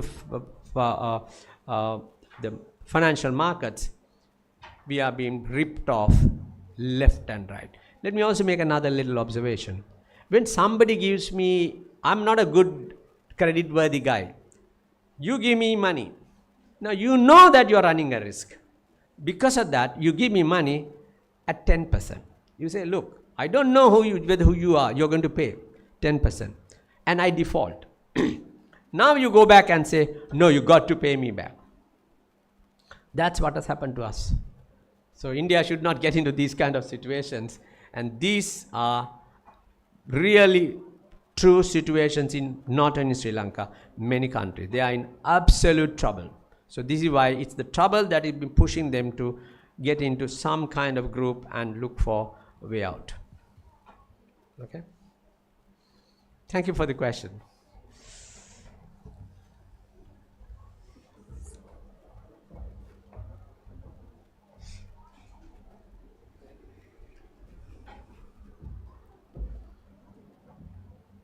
So we had a highly informative, simple, lucidly clear, highly articulate presentation on the grand theme, emerging landscape of US dollar hegemony and the potential rise of BRICS currencies. And we have been listening to the importance of an international payments mechanism, starting with the gold standard where the principal currency was pound sterling. Then changes happened and culminated in Bretton Woods system, dollar-based system, and later transformations are very intricate. But Dr. Indrajit Aponsu presented it very well. Although I have been sharing the session, I was thoroughly appreciating the talk without missing even a single point.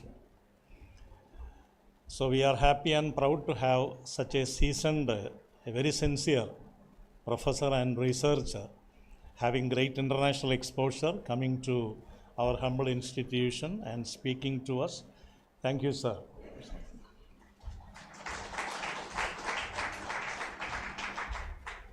Thank you, sir, for sharing your valuable insights and stimulating new ideas. We would like to express our gratitude by presenting a memento. I would like to request Professor Dr. Radharamnan Pillai, Professor and HOD, PG Department of English of Marthoma College of Science and Technology, to do the honors of presenting the memento to Professor Dr. Indrajit Aponsu.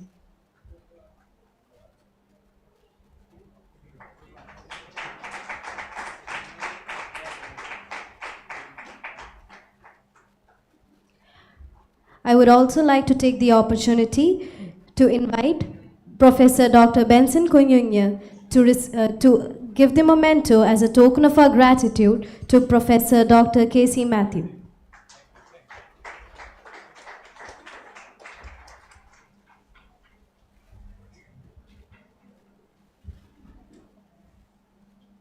Thank you, sir.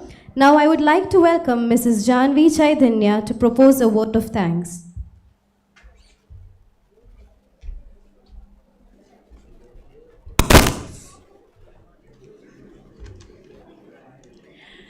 Respected dignitaries, delegates on and off the dais, a warm good afternoon to all.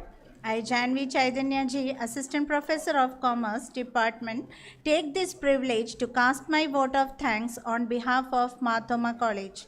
Firstly, a special thanks to our resource person, Professor Indrajit Aponsu, Senior Lecturer, Department of Economics, University of Colombo, Sri Lanka, for rendering such an enlightening session. Your informative thoughts truly inspired us on the topic Emerging Landscape of US Dollar Hegemony and the Potential Rise of BRICS Currency. Thank you, sir. Now I extend my thanks to Dr. K.C. Matthew, sir, former principal of Government College, Manantwadi, and Marthoma College of Science and Technology, for chairing this session. Thank you, sir.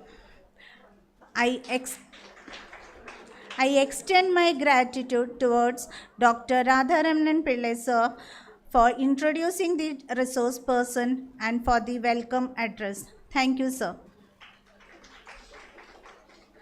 I also express my thanks to Dr. K. Jacob, Principal of Marthoma College, Dr. Benson Kunyunya, sir, Head of the Department of Commerce, and all the faculty members and the organizing committee.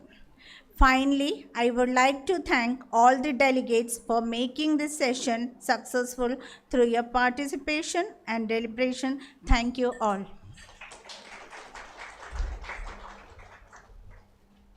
Thank you, ma'am, for proposing the vote of thanks.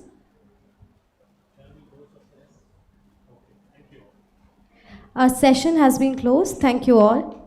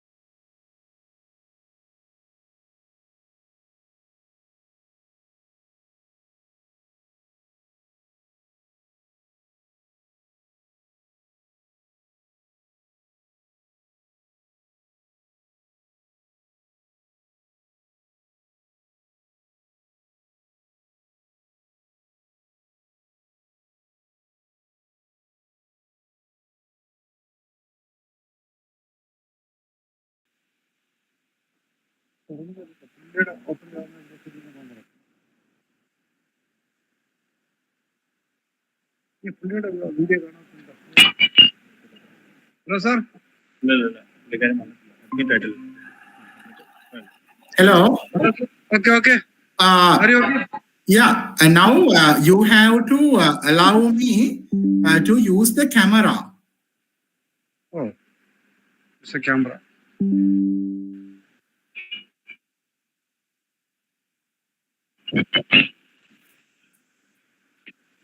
Camera. Hello.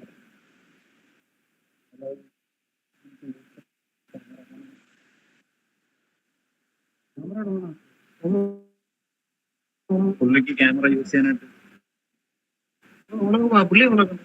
Sir, you have to on the camera, sir. You don't Yes. You're okay. Okay, I can open the camera, but you have to give me the permission.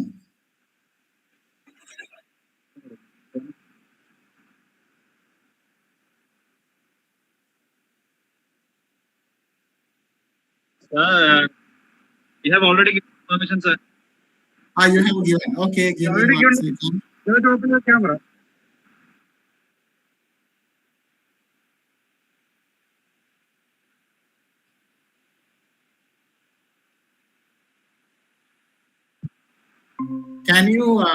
Can you see my computer now?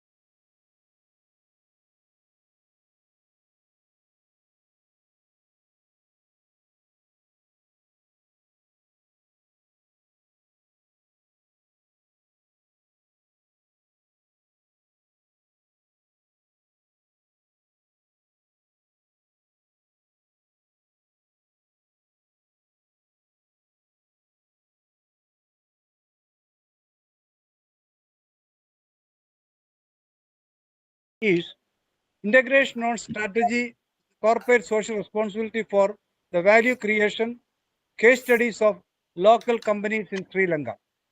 He was chairperson of Faculty of Quality Assurance Cell, Board of Study in Management Studies, International Management Research Session, University of Paradenia. Also, faculty representative to the University Senate Research Committee. Formerly, he was acting dean Faculty of Management. The University of Paradenia has immensely benefited through his various contributions. He is an associate member of the Chartered Institute of Marketing, UK.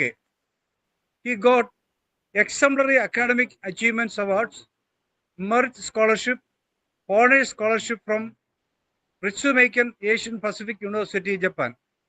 He has participated and presented papers in 12 international and national conferences. He made numerous publications in peer-reviewed journals. It's a blessing that Dr. B.N. Viresha Iranda with us today in this online session to share his valuable views in sustainability in marketing for value creation. I warmly welcome you, sir, to this online session. This session is chaired by Dr. Nitin Gopal, Assistant Professor, Department of Commerce and Management Studies, MBMM SN Trust College, Shornur, Palakkad. He took his MCom and PhD in Commerce from Mahatma Gandhi University, Kottayam. He participated and presented papers in various international and national conferences. Also published research papers in peer-reviewed journals. He is proud to inform that his PhD is supervised by Dr. Benson Kunyun, the head of the Department of Commerce, Marthoma College, and the general convener of this conference. A warm welcome to you, dear sir, to this technical session. Ms. Rajakuti Vijay, Assistant Professor in Commerce, Marthoma College, propose water thanks of this session. Heartily welcome to dear teacher. Never let me also welcome Dr. K, Principal of Marthoma College, Dr. Benson Kunyun, Head of the Department of Commerce and the General Convener, faculty members and delegates. A warm welcome to all to this session. Thank you very much. Now, I invite our resource person, Dr. B.N. Naresh Iranda, for the introduction and the presentation of the topic, Sustainability in Marketing for Value Creation. Please, sir. Okay, thank you very much. I hope you can hear me. Am I audible to you? Yes. Yes. Yeah, sorry, because I don't know how to switch on the camera here. So that is the only problem I have. Is that okay with you? I think if you can enable me to open the camera, I can open it. Still, I need the permission from your side. Is it possible? If not, we can do. Sir, one second. Okay.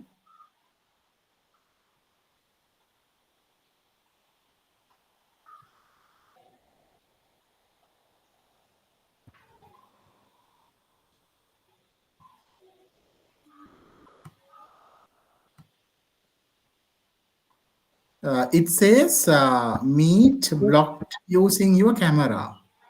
Okay. I think if you can enable the camera option from your side, I can use it. You can use a camera, no problem. No problem. Oh.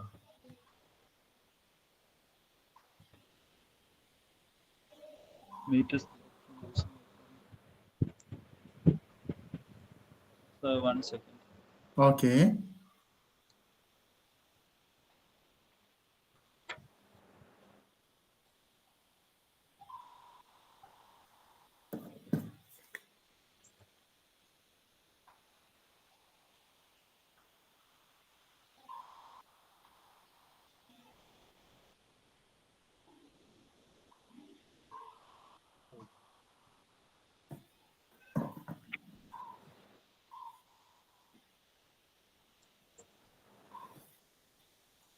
Sir, is it possible? Can you on the video now? Okay, give me a second. It says meeting is blocked from using your camera. That means I think. Sir, could you try it again now? Okay, give me 1 second. No, it's still not working. No. 1 second.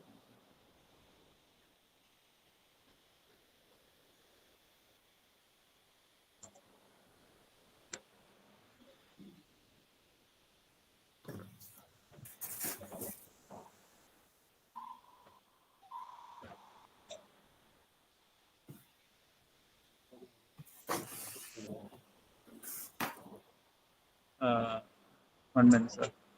Okay. Wait a second.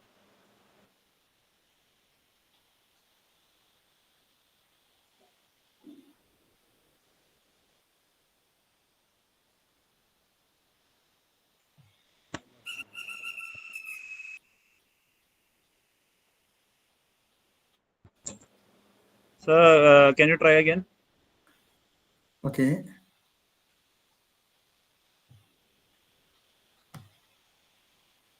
No.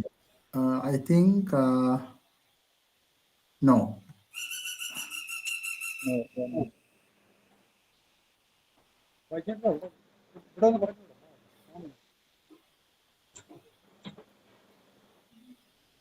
എടാ video പൊള്ളിക്ക് ഇതിനകത്തെ upper next കോർണറിലുള്ള ഒരു ഇതിനകത്ത് okay കൊടുത്താൽ മതി. എവിടെ പുള്ളിക്ക് permission കൊടുത്തിട്ടില്ലാത്തതുകൊണ്ട് അത് പുള്ളിയുടെ സെറ്റിംഗ്സ് അത് അലോ ആവണം. ഇതുണ്ടോ ഇത് പറയാന്ന് ഇത് ഓപ്പൺ ആക്കാനാ പറയുന്നത്. I think, yeah, I think it is available in the settings. Sir, do you see the on the left hand? Yes, okay. Side of Okay, your tell screen, me. left hand, top, left hand side. You see that yeah, that one. This call is open. This call is open to anyone. That one.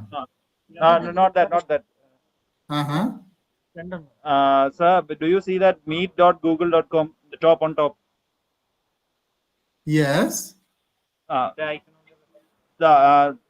Before that meet, you see that two symbol icons there. Yeah. Okay, it's there. Right. Okay. Now I think it's working. Okay. Give me a second. Okay. Wait. Okay, sir. Proceed, sir. Right. Okay. Okay. Now you can see me. Yes, sir. Okay. I think there's a background also coming in. Let me remove the background. Now you can hear the words of Dr. Nireshwaran, our resource person. Yeah. Sustainability marketing for value creation. Okay, sir. Okay. We can proceed. Okay. Right. Okay. So we'll continue in this way. Right. Good. Okay. I hope you can see my screen also now. Okay. Okay. Okay. Good evening, everyone. So nice to meet you once again, all of you. So Dr. Jacob, thank you very much for introducing me to the panel and also to the audience. And also I must thank my good friend, Dr. Benson Kunju for doing all these arrangements. So congratulations once again on your conference day. And thank you very much for inviting me, and also all the dignitaries and all the resource persons, students. I think a lot of postgraduate students are with you, I know. I still, my memories they are in my heart, right? So when you are communicating with me. So thank you very much once again for inviting me as a resource person. So this is the today's topic. I hope you can see my screen. Today I selected the topic of sustainability in marketing for value creation. So, sustainability is a broader concept that we are discussing in most of the management, marketing, and even in so many other disciplines. So how we can actually create value by undertaking a sustainability approach in marketing. So that is the topic that I would like to share some experience with you. So this is the area, the outline of my whole presentation that I'm going to, talk to you today. So let's look at the business and society and how these two things can be connected, even though their priorities are very different, how we can connect those two. And then conventional wisdom in economics. I think economics is mainly talking about how we have to manage our resources very efficiently and effectively to achieve our objectives. But there is a conventional aspect is there. So let's talk about that and see how this business and society, that connection can be changed in the today's world. And also solving social problems through business and the marketing, because businesses were actually blamed by most of the people in the society that businesses have to be responsible for creating a lot of social issues. Is that true, right? Or are we in a position to provide a solution for these social problems which are available around us? And also, what is the new thinking of business in the modern society? How the businesses have to rethink about themselves. And also, there's a very nice tool that we can use today to tell our message across the society, because we are living in a digital environment. So let's talk about digital storytelling, how we can use digital storytelling to tell our message or to disseminate what we want to tell to the society very effectively through particularly about sustainable marketing practices.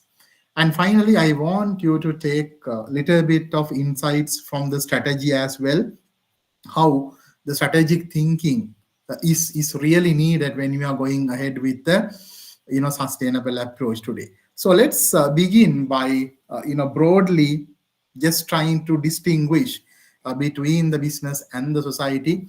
So you can see that now when you take a business organization, for our MBA students, for our bachelor students, what we are teaching them, okay, when we talk about the businesses, let's talk about the money, right? So from the available resources, what we are available, we earn the money, and thereafter we try to distribute that money among our stakeholders which are available with us. So businesses are mainly oriented towards money making, right? Even though that's a proprietorship organization or a partnership organization, even a big corporate, money matter is the most important thing, and people consider this is the bottom line in organization. But when you look at the opposite side, that all of us are belong to, even the businesses are belonging to this broader society, what is it? So broader society, it's basically the common traditions that we have, the value system that we have, and a lot of big institutions which are available around us. And also, what are the collective activities that we do as a society? So basically, the society consists of the general public, including the businesses. So what they need now, businesses need profit orientation, but what the society need is a social progress, or what we call it as a social value creation, right? So that's basically the difference between these two. So businesses are expecting a profit orientation, but societies are expecting a social progress within the society. Now what is happening to the society that we are living in? It's becoming very much pluralistic. What is pluralistic? Now, if you take the Indian society, Sri Lankan society, or Bangladesh, or even African society, today the idea of decentralization and the idea of diversity is going around in our society, right? Now, if you take the power, even in the politics, even in the business world, now it has been concentrated on few people, but you can see now it is becoming very much decentralized for many people in the society, particularly thanks to the globalization, and also to thanks to the digitalization which is happening, right? So what we can see today now, the society is becoming more plural, and a lot of ideas are getting together. You can see this particular picture which I have pointed out. People are coming with different backgrounds. People are coming with different religions. People coming with different racial groups. And you can see that today's religions, we have so many religions, including Christianity, Buddhism, Islam. So a lot of religions are getting together, and we can see a big diverse or the decentralized kind of a society. So when the businesses are doing their practices, so they have to understand that new trend. We have to go for serving a diversified or a decentralized society, right? So when businesses are doing their contribution, what is happening over the years? Now, I just have taken from 1960s to 2020. You can see now these two lines. Now, this is actually the time axis, and this is what? The social performance of the businesses. How successfully you are contributing to the society as a business, right? Now, you can see in these two lines which are drawn here, the lower line is all about businesses' actual social performance. How far actually the businesses are performing to create value for the society. But whereas you see, society's expectations of the businesses, as a society, as a person living in the society, I expect a lot of things from the business organizations. I expect the businesses to create, employment opportunities for my graduates. Right? I expect the businesses to engage in social development work. I expect the businesses to develop talent management for the youth population in a society. So what we can see today over the years, now this gap between the actual performance and the expected performance has been increased. So the social problem which is available in the today's context compared to the 1960s has expanded. Even the business is trying to do good things, but generally what we can see, the social problem is still existent. Society has a lot of issues: malnutrition, poverty, lack of education, lack of access to the healthcare, and these are the bigger problems. And particularly when you take the today's society, due to artificial intelligence and all these new developments, the job opportunities which are available for the younger population is decreasing. So a lot of social problems are being created in the history and even today, right? So that is one side. So that is what happening. Social problems are emerging. When we look at the conventional wisdom in economics, the father in this area of literature, we consider Milton Friedman in 1970s. His groundbreaking work and research on this area, he was mainly highlighting businesses are good at in profit making and they are not good at in contributing to the social progress. Who has to do the social service? It has to be taken care by the government. So businesses are there mainly to earn the money within the rules and regulations that you have. And the interesting finding that he had is actually there is a significant trade-off between the business and social benefits. What is a trade-off? A kind of a mismatching between the business and society, right? So businesses are expecting to earn more money, but when you do that, a lot of social progress is not being achieved. So businesses are achieving their success at the expense of social progress. That is what he was mainly trying to find out, and you can see that now. You look at these pictures. Even now these are like local apparel factories that we have in any country, right? The small scale apparel companies, garment factories that we call. Look at the working conditions in most of these places, right? So they are undergoing unsafe working conditions. We call it sweatshop practices, and a lot of environmental pollution is happening.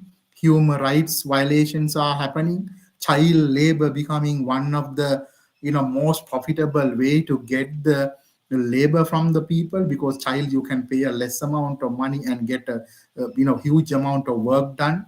And lack of skills development is happening. So we can see the practice of conventional wisdom in the business world is leading to higher profits.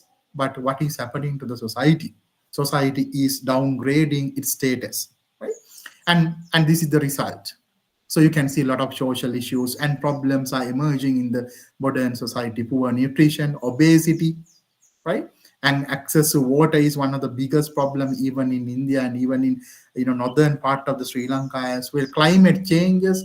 Now climate changes are making our lot of GDP a kind of a waste at the end of the day. So we have to spend a lot of money on flooding control and drought control, providing water for the people. So a lot of issues are happening around us, and these are becoming bigger social problems at the moment. Unfair distribution of income, lack of skill development is one of the biggest problem in most of the developing nations. Lack of employment opportunities for the people. Access to education still is a problem in the rural places in most of the developing countries, and inadequate health care, right? So these are bigger social problems which are available around us. So the businesses cannot actually get away from these. Now when you look into World Fair Trade Organization, the organization which is working on this area, so they are right now working on 10 principles of fair trade. So if I just list it out, you can see these areas. They are working on creating opportunities for disadvantaged producers. In the village level, even in column in your area where the college is located, so you can see disadvantaged producers are there, so they are not in a position to connect with the global value chains where they can they are not in a position to engage with the higher value creation activities, and because of that their revenue is going down. So like that, you can see currently the World Fair Trade Organization is working on many areas to upgrade the business system in line with the requirements in the society. Right now, even the child labor problem and the forced labor. So these are bigger problems, capacity building, respect for the environment. So like that, they are working on 10 principles, and there are a lot of examples are there for the areas that they are working on. Now, traditionally, if we look into the practice around us, when we see the social problems, who comes to our mind? Is the businesses coming to our mind? Most probably the answer is no.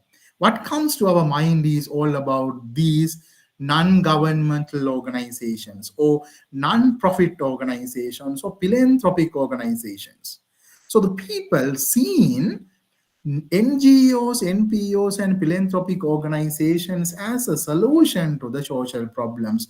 But the issue is, can they solve this? Can they solve all these social problems? Now, we can see in the society so many social problems are there. And these organizations are also working hard. We have to accept, for example, Oxfam or CARE or Wikimedia. So they are working very hard. But are they in a position to remove these social problems? For the time being, no, it has not been happening. Why it has not been happening? Right? Now, the issue in solving social problems is all about these NGOs, NPOs, they are working on a small issue, but they are unable to scale down to a bigger, area.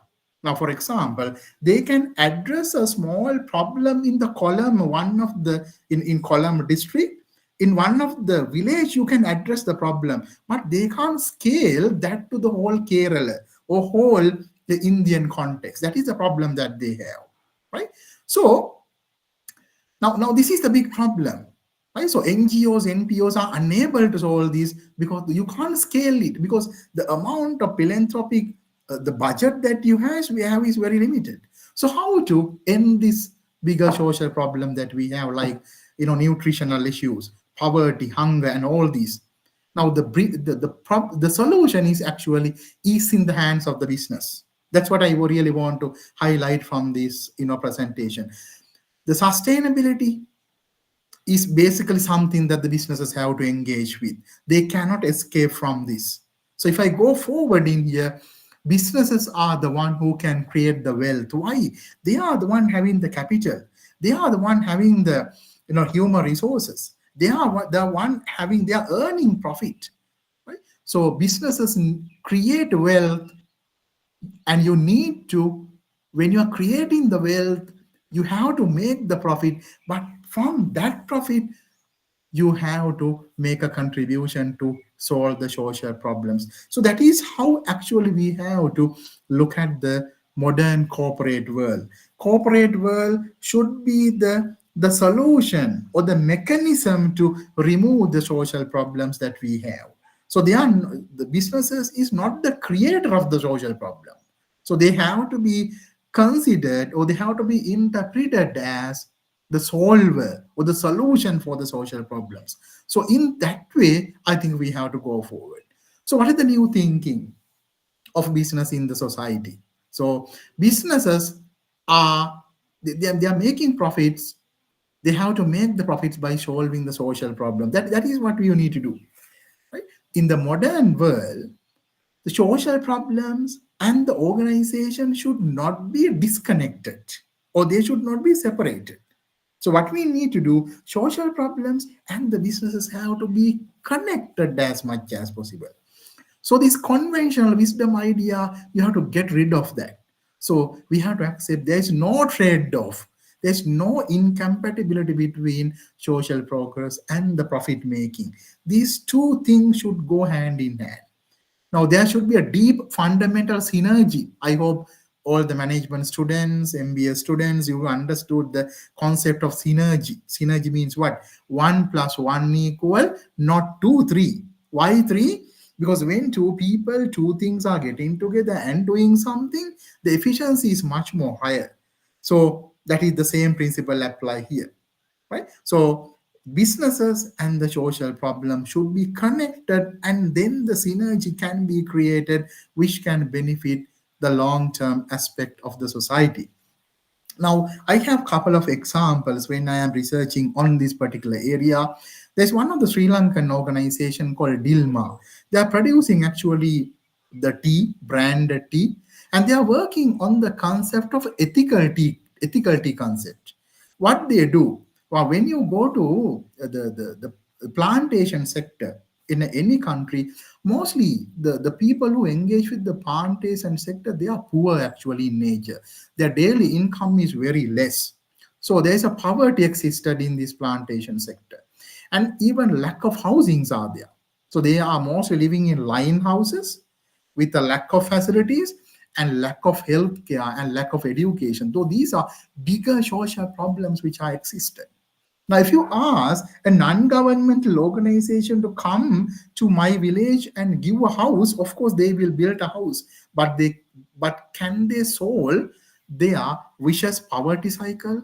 I don't think, right? Because to solve the vicious poverty cycle, as the prominent Indian scholar Amartya Sen very nicely correctly pointed it out, what he told, when you want to reduce the poverty, what you need to do is you have to give them a kind of a way to empower them, right? Give them a solution to solve it rather than giving a food for them to eat today, right? So that is what NGOs were trying to do. They were trying to feed the people, but there is no concrete permanent solution, and that's where the businesses can come into play. Ethical tea concept started by Dilma, it has been really successful in solving most of the problems that the plantation community is experiencing in Sri Lanka. And their income increased, the schooling which was ignored by most of the families were restarted, and they were having good health care, because now the communities is really engaged with the tea because of the ethical tea concept. Now you involve in growing the tea by yourself, and then your income is going upward, and the organization called Dilma is buying directly the tea from the tea growers, not from the intermediary people. So we have to change the business model, right? So what is this new thinking now? You can see the interface between business and society should be seen as opportunity, right? So businesses should not see society as a threat and the vice versa, right? So meeting social needs through your products. When you're manufacturing a product, you have to give the opportunity for suppliers, all the other employees, other stakeholders to earn the money. So you have to improve the local businesses to benefit from the business activity. So what is needed in here? You have to move away from the conventional wisdom, no trade-off between the business and society. It's a synergy. And we have to search for effective partnerships as much as possible. So what is essential in this new thinking today? Right? So businesses have to tie the business strategy into the global challenges. A lot of global challenges are there. So businesses have to connect very nicely with these social challenges. That is very much essential. We have to change the role of the business in the society, right? I actually have taken this nice statement once again from one of the very good Indian, CEO. I think Miss Indra Nooyi, right? I think all the Indians are really proud about her, and she became the Pepsi Cola CEO. Going from India to I think she was living in Madras somewhere in her schooling, and then she went to USA, studied in US universities, and finally she became CEO at Pepsi Cola, and she upside down the whole PepsiCo, right? So she had this idea. She's the one actually told this. What we have to shift from what we do with money to how we make the money. We have to really rethink of how we are making the money. When we are making the money, let's try to help the suppliers. Let's try to help the society and community and everyone. So we have to go for the concept called collective impact. Businesses, government, academia, plural sector means the NGOs, NPOs, media, everyone should get together and talk about the future agenda. That is we call collective impact. You see, the future of the business is actually about collective activities. Now, this is another wonderful case study I would like to share with you, right? So now this young lady called Lonali, she started an organization called House of Lonali. So what she did actually, the apparel industry that we are manufacturing products and exporting those products to the Western world. So what happened? There is a big waste of apparel production.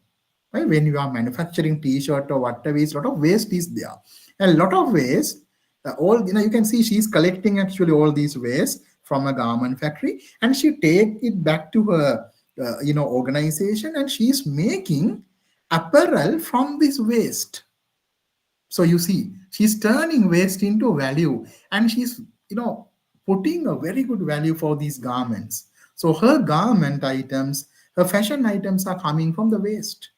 And these are the rural ladies who are working with her, right? So they are designing and creating sustainable products, and they are working with passionate artisans, and they are uplifting these communities. You see, this is what I was telling. You have to grow with the society, and you have to grow to solve these social, natural, environmental problems, right?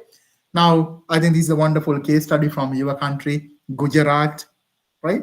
So always we really love this gentleman, Dr. Verghese Kurian. So he's the milkman in India. You are respecting this gentleman because he created the wonderful organization called Amul.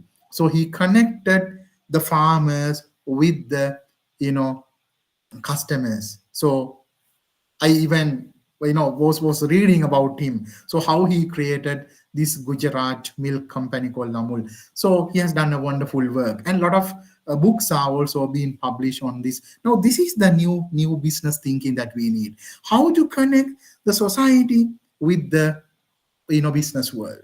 So there are a lot of examples on this. Now we can see today there's a big transition actually happening for the goodness.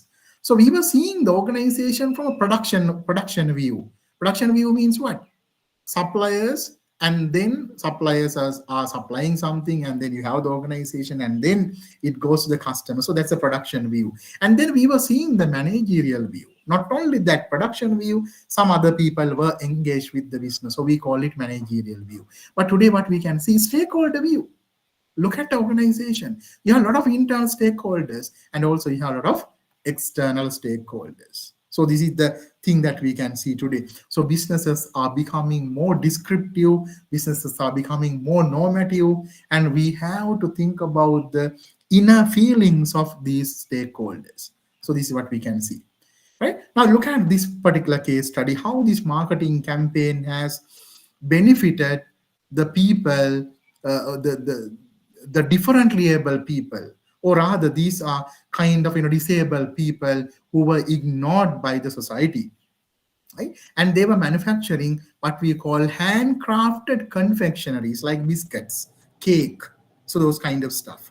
And they were struggling to sell this biscuit, and thanks to the company called CBL in Sri Lanka, so they put there, you can see here, so they put a name called Hope, that is the biscuit name or the brand name, and the CBL company has given the marketing to this particular people, and then they were started growing. You see, when the company sector coming, when the corporate sector coming in and intermediate with the social issues, the people will get it accepted, because as a group these disabled people were helpless. They were manufacturing good products, but no one is buying. Why? You can't market it nicely, because corporate world is the one who can market. They know the nitty-gritty of marketing, but this disabled community, they don't know. So they help them. You see the modern marketing, how it should happen to benefit the society. Now, this is a very wonderful marketing tool that we can use today, digital storytelling for sustainable marketing. What is storytelling? Right? I hope as Indians and even as Sri Lankans, we really like to hear stories, mainly from our grandparents. Right? I hope everyone would send your memory to your childhood, right? And we were allowed to hear the stories from our grandparents or parents. So people by their nature, we don't like numbers, right? I actually hate numbers, but I love the story. So what we can do as marketers, we can use that storytelling thing to tell our product, right? So then the people will believe it, right? People will love our product. So in that story, what we need to tell, in that story, we have to highlight how we are helping the society, how we are helping and solving the social problems. And this is becoming one of the most effective marketing tool for sustainability promotion today. You see how this earlier lady which I was talking called House Lonali, and this is Lonali, you can see in the right hand side, which I am showing her, and this is Lonali, and she worked with rural artisans like a dancer, like now here the artist, and this is also a dancer, and they came up with a concept called, you can see this especially very small letters, an art with no name, right? So she was manufacturing very good products, right? And then these products were manufactured and supported by the rural community. And then you want to get it to the marketplace. How she get it? She came up with this concept called an art with no name, right? And when you look at these dancers, they were very sustainable. If you look at this particular dancer here, so this cloth that she is using, so these clothes came from the ancestors, right? These clothes can be more than 50, 60 years old, so they were maintaining those clothes for years. So she's also trying to promote the same concept. When you think of the waste, you have to give a value on that, right? So when you think of cloth, you have to rethink of reusing the cloth. So she came up with this concept of an art with no name, because these artists, they don't know the name for this idea. You have been using your ancestors' cloth, but you don't know a name for that. And she came up with a nice campaign, and this is now she's promoting globally, and she's earning a very good amount of money while contributing to the natural environment and also while contributing to the rural ladies to earn the money. You see how the digital storytelling can do wonders in marketing here, right? So what is your need here? Can you go with traditional thinking for this? No, you can't go. You have to go for design thinking. Right? You have to go for a design thinking. So what is design thinking? Stanford School, one of the greatest universities at the moment in the whole world. So they are the one introduced this, design thinking idea. Right? You have to first of all empathize. You have to understand the feelings, and then you have to define it very nicely. And then you have to come up with different ideas, and then come up with prototypes and test it and quickly introduce to the marketplace, rather than planning for years and years. Right? You need to come up with a design thinking idea, and then only you can see this new ideas, new mindset will be working. So what you need to be good at their empathy, understand other people, experiment on these social problems, mindfulness, think about others all the time when you do something, action orientation, try to take the actions rather than assuming the things for a long time, and collaborate with others. We call it collective, collective thinking or collective mechanism is very much needed. I have another only couple of slides, right? So then, now what we need, we want to go for a mindset shift. Traditional mindset cannot solve this. So we have to go for a reinvention, right? We have to recognize that our current system of capitalism is producing outcomes that are unsustainable. So we have to go for very much, sustainable products, and for that we have to reinvent what we are doing right now, and we have to be resilient. What is resilient? Go forward very quickly and find out the solutions for the problems, and we have to come up with disruptions. Disruptions are the one becoming successful in the society. And regeneration, moving beyond no harm mindset to one in which we build the capacity of our social and environmental systems to heal and thrive our society. So we have to regenerate the new ways of doing the things rather than going with our traditional paradigm or traditional mindset. That is not going to work here. Now you can see the people who have gone on unethical way, they have paid the price for whatever the unethical things that they have done. Look at this organization, We Work, right? Now this gentleman called Adam Newman, who was working for a navy in Israel, and then he went into US and started the business called WeWork. What happened here, especially 2010, somewhere like that, so he was telling you don't need to go for a buying own office for your organization. I will create a big office. You come and do your you reside your staff inside that particular place, right? We work, and he earned a lot of money at the end of the day. But what happened with the money? Adam Newman has taken the money that was invested by the investors like SoftBank in Japan. A lot of investors came and invest on his business because the business is very lucrative. It looks very agile. It looks very profitable. So it's very easy to get some investments when you have that kind of idea. Adam Newman also like that. Right? But the problem is he is a very young guy. Right? He was not that much matured enough. Investors invested. This guy has taken the money for his own benefit. He bought on jets. He created, inland sea where even he can do water rafting and all these fun activities. And finally the business has went on bankrupted very recently, and some people have even written books on that. You can see the book title, it came as We, the cult of We, right? So he inculcated the cult concept of We, and ultimately he benefited, but the investors and all the people who came into the organization were in trouble. So we should not fall into that trap. Right? So businesses have to rethink about what they are doing, and their long-term sustainability is what matters a lot. Mahatma Gandhi, right? I think in the end, Sri Lankans, we can't get away from his great idea. So what are 7 things that he told will destroy us, even a business? Wealth without work, pleasure without conscience, knowledge without character, religion without sacrifice, politics without principle. I think this is one of the greatest, praise that he told. Politics without principles, which happened a lot in Sri Lankan context. I'm really, sad to tell that, but that is the truth. Science without humanity. You can see a lot of science products are coming up. Artificial intelligence is coming up. But if the artificial intelligence is destroying the jobs available for the youngsters without making them talented, so the science is no more useful, right? So the science has to contribute to the humanity. Business without ethics, that is the last point. Businesses have to always abide by the ethics. Ethics means what? You have to identify the difference between right and wrong behavior and engage with the right behavior. Going behind the effectiveness is need of our, not the efficiency, right?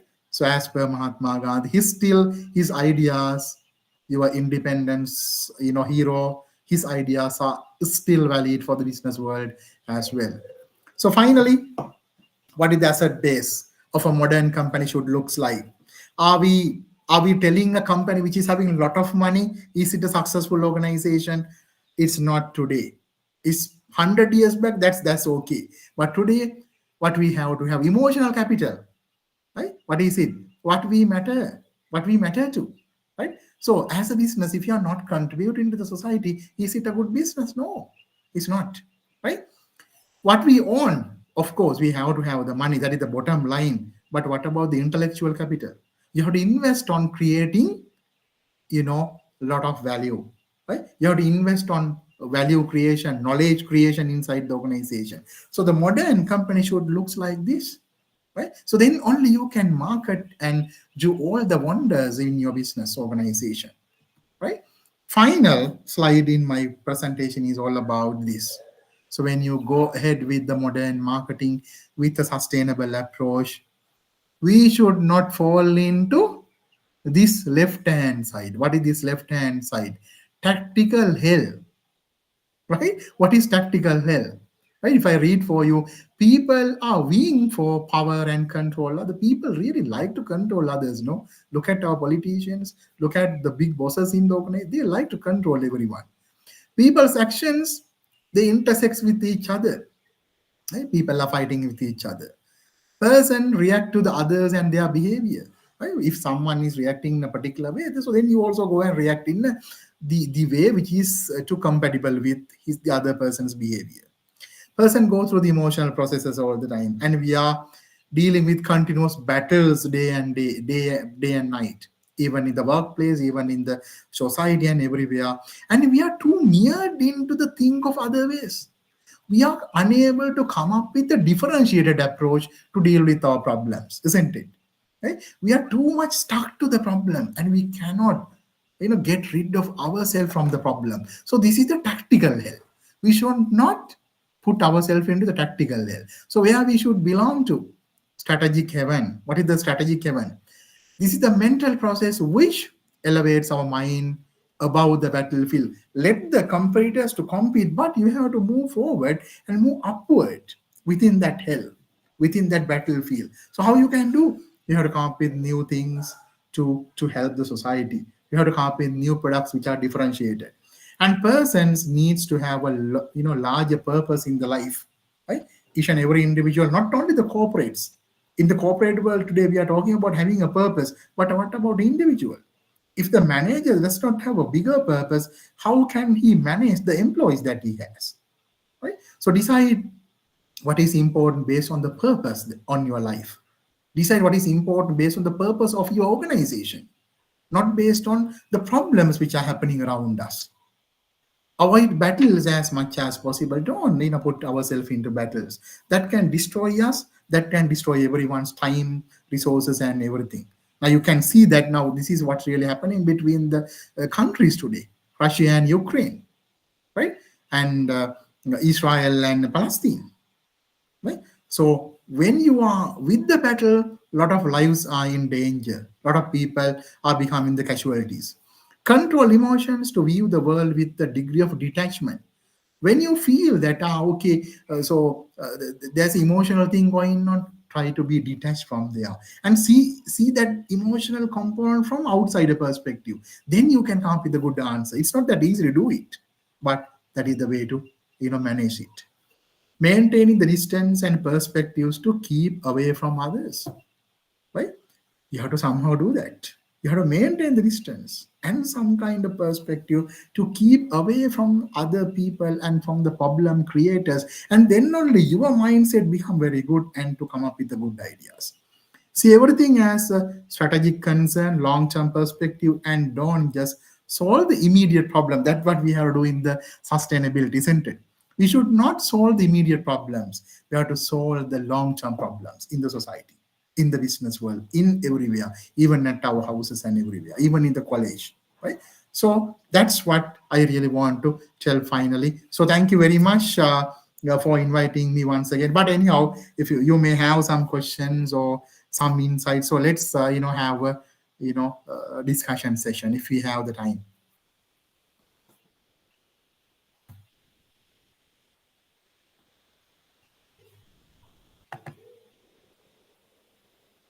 Thank you very much, sir, for your presentation. Excellent presentation.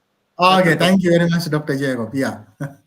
Now it is time for any questions from the participants or delegates.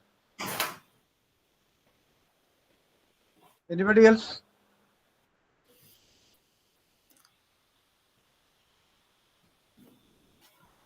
I can't see Dr. Benson Kunji. Where is he? He's not on the line. He will be attending it. Right. Okay, good. Another hall is on. Okay. We are sitting in a separate hall for the presentation. Right. I think this is the main hall, right? I remember. This is the main hall. It's in another hall. I can see from the simultaneously going on. 4 and 5 sessions are on there, online and offline. I still remember the curtain, the color. And this session is managed by ours. That's why. Okay. He is also watching on there. Right. Anyway, sir, you have very clearly discussed about the social problem affected the value creation is on there. Yeah. There are a lot of social problems are now we are facing, and you have given suggestions for solving the social problems around there, and very clearly explain the role of the government and the non-government organizations, the various countries, as well as the various states around there. And the business is ultimately aim is to create wealth, but the role is entirely different from that of the wealth is on there. We require a new thinking for the business in the modern societies around there. Therefore, our companies are environmentally and socially responsible for to a certain extent for the sustainable development of the business and everything around there. We require a new thinking on there. So you narrate and explain all these things in detail, very clear, in a simple way, with the case studies and examples around there. So an excellent presentation there. We thank you very much for your presentation. Everything is on there. Now I request our assistant professor in our department, Sri Vijay Miss, for proposing the vote of thanks.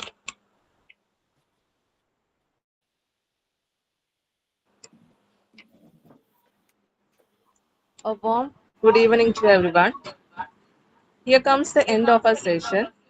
Myself, Ms. Rajanguti Viji, Assistant Professor of Marthoma College. It's my honor and privilege to give vote of thanks to all those who helped in making this session successful. First, I would like to thank our resource person of the session, Professor Dr. B.A. Noreshwaranda, Senior Lecturer, Department of Marketing Management, University of Peradeniya in Sri Lanka, for enlightening our knowledge about sustainability in marketing for value creation. I also thank Dr. Nidhin Venugopal, Assistant Professor, Department of Commerce and Management Studies, MBML, SN Trust College, Shoranur, for chairing the session. I also thank Dr. Jacob Thomas, sir, Professor, Department of Commerce, Marthoma College, for giving the welcome address. We are also thankful to Dr. K. Jacob, Principal of Marthoma College, Dr. Benson Gunyugunya, Head of the Commerce Department, all the faculty members, and the organizing committee. At last but not the least, I would like to thank all the delegates for making the session successful through your participation. Thank you all. Thank you very much. Dr. Jacob, can I tell one more thing for you? Now, regarding the MOU, actually, the MOU, so we are actually in the final stage of, approving it. I hope we will be able to, sign it in very soon. Okay. Between Yeah, your college and we require MOU. Okay. We Yeah, always give all the details to very quickly. I Yeah, inform yeah, everything to Dr. Benson. He do So everything. I will send you the updated version of the MOU. Okay. Okay, He'll thank contact you. you. He'll contact you there. Definitely. So thank you very much for inviting me once again. Thank you Dr. Jacob. for your presence and everything. Yeah. And, okay. Thank you. Okay. Thank you very much. Thank you. Okay. Right. Thanks a Bye. lot. Okay.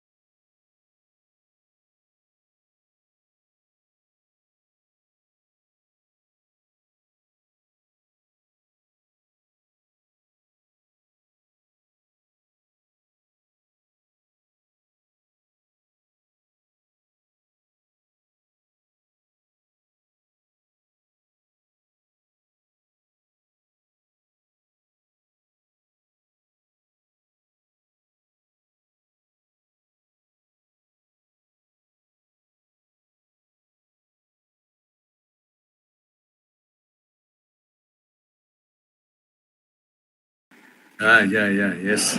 Nice meeting you. Thank you, sir. So we'll be starting by 7 o'clock. Sure. Already Okay. he is streaming in the YouTube and only 4% in the Google Meet. Already streaming in the YouTube.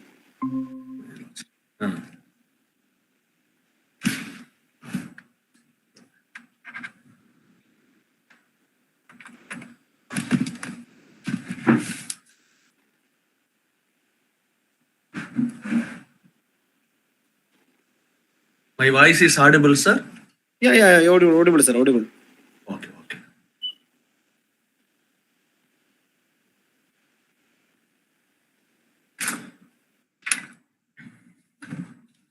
Sir, the thing is, after introduction, I have to start, and I'll finish it within 15 minutes, and I'll give Just this introduction, and just your status. Okay, and after last 10 minutes, I'll allow for the question hour session. Okay, sure. If there is anything, okay. Right.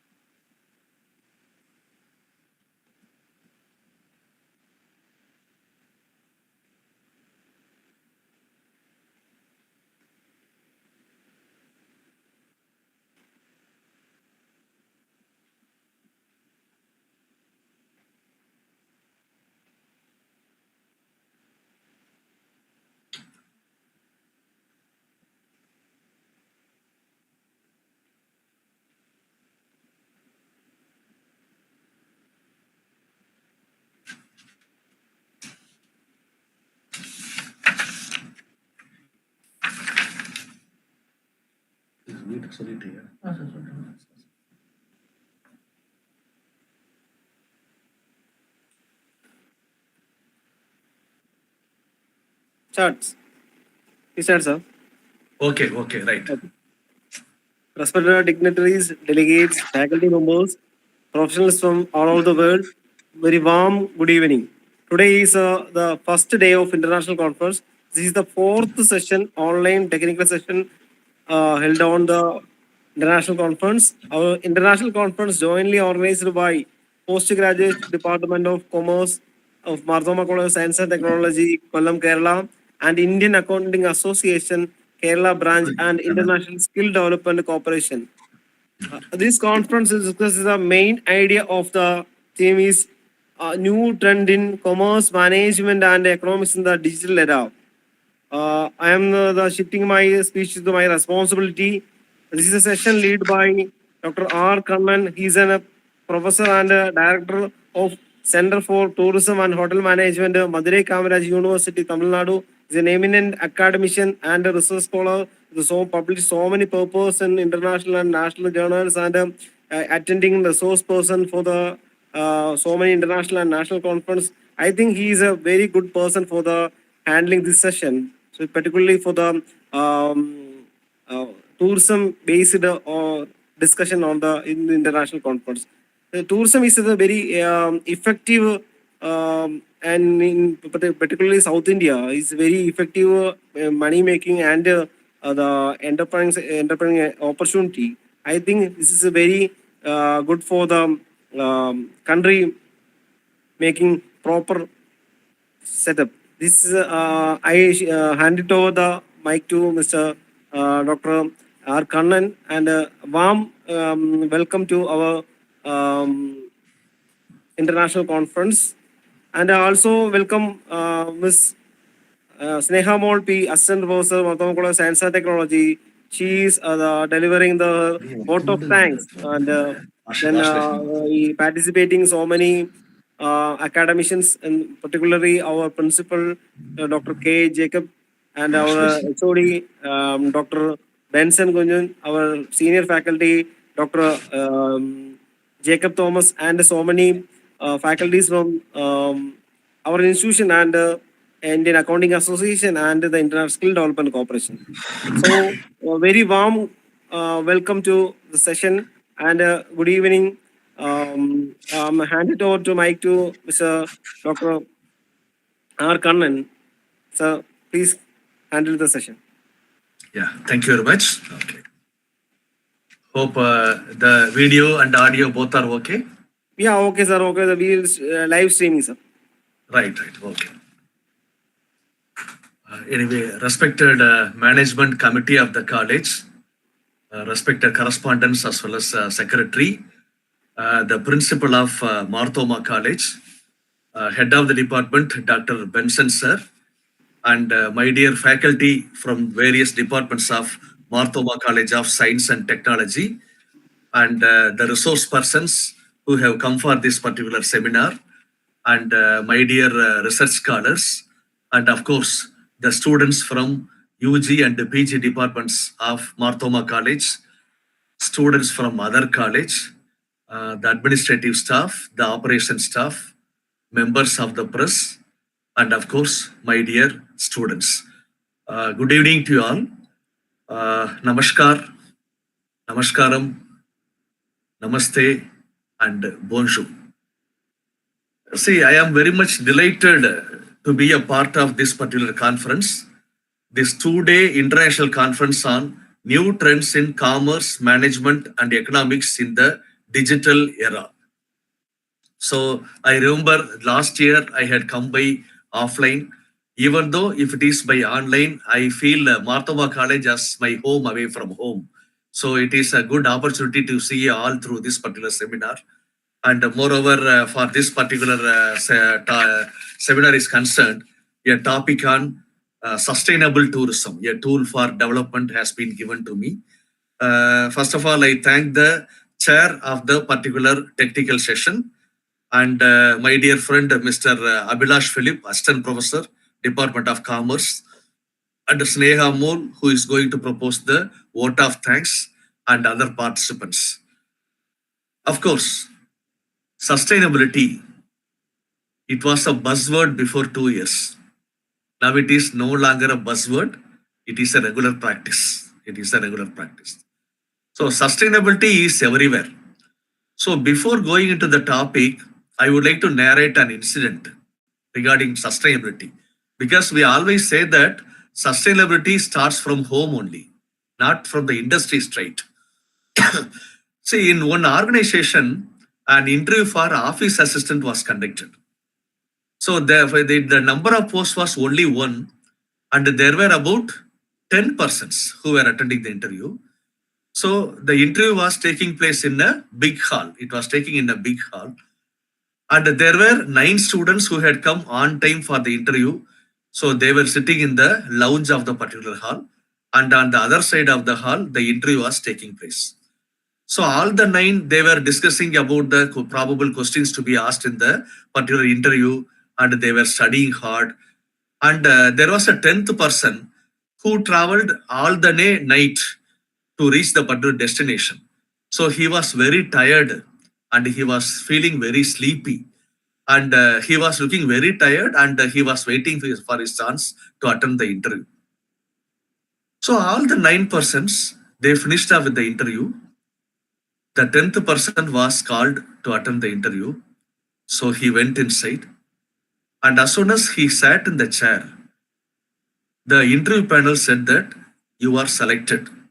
When are you joining? Are you joining now? And he got surprised.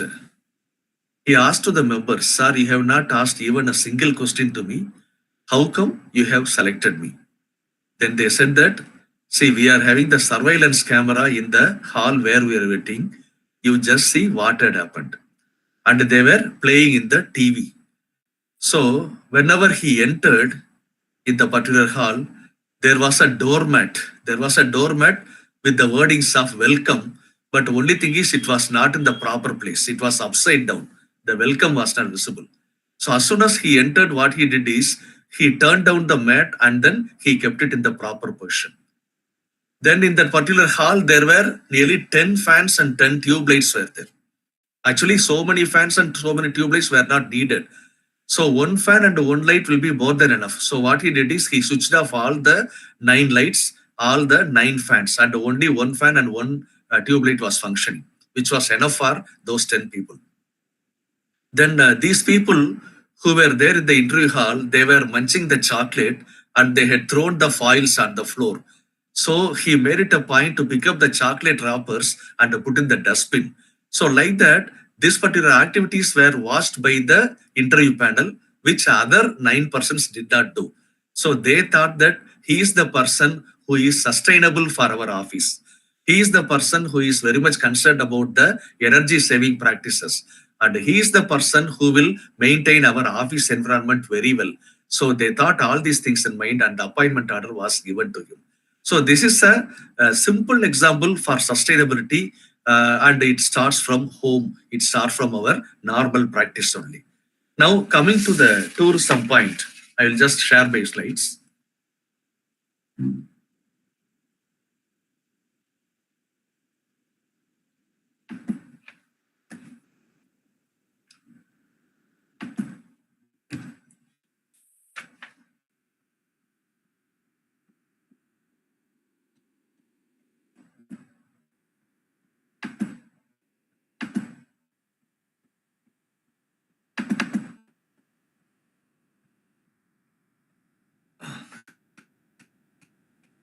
Second slide.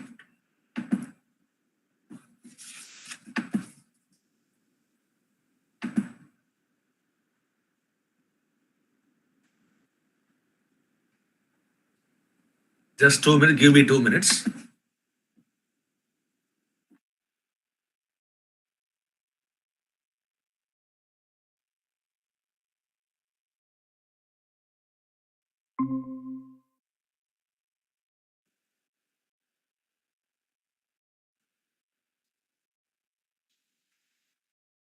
Sir, could you see the slides? My dear participants. Abhilash sir, the slide is visible.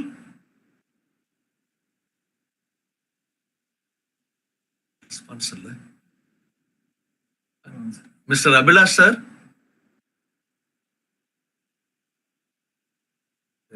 Stop sharing. My dear participants, could you see the slide?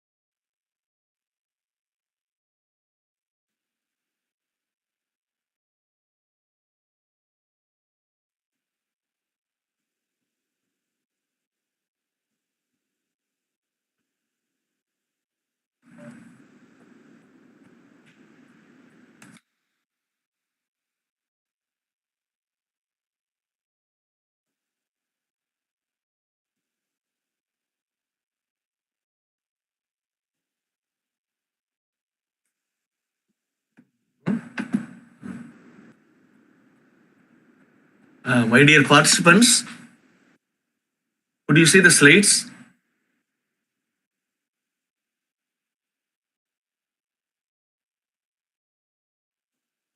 Could you see the slides?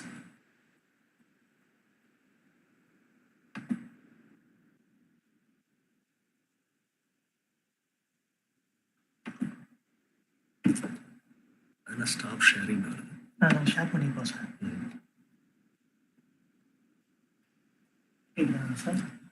My dear participants, could you see the slide?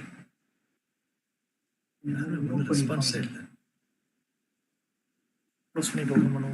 close it.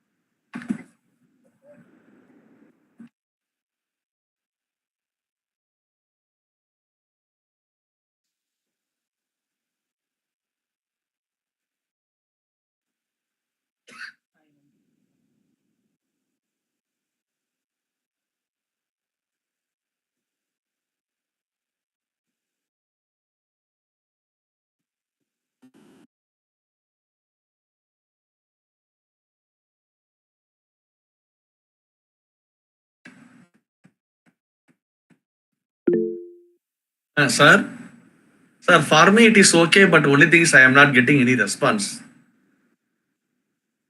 Uh,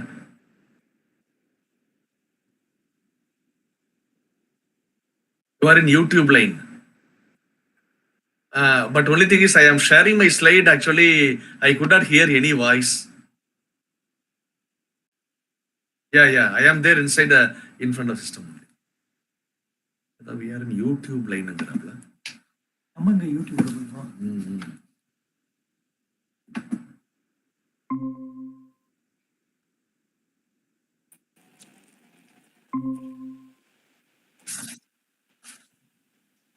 Is it visible? Sir, yeah, visible, sir, visible, sir.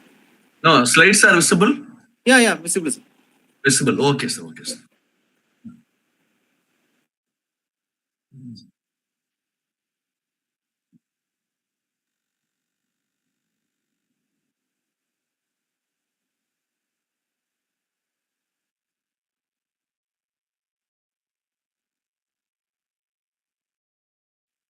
Slide is visible, sir?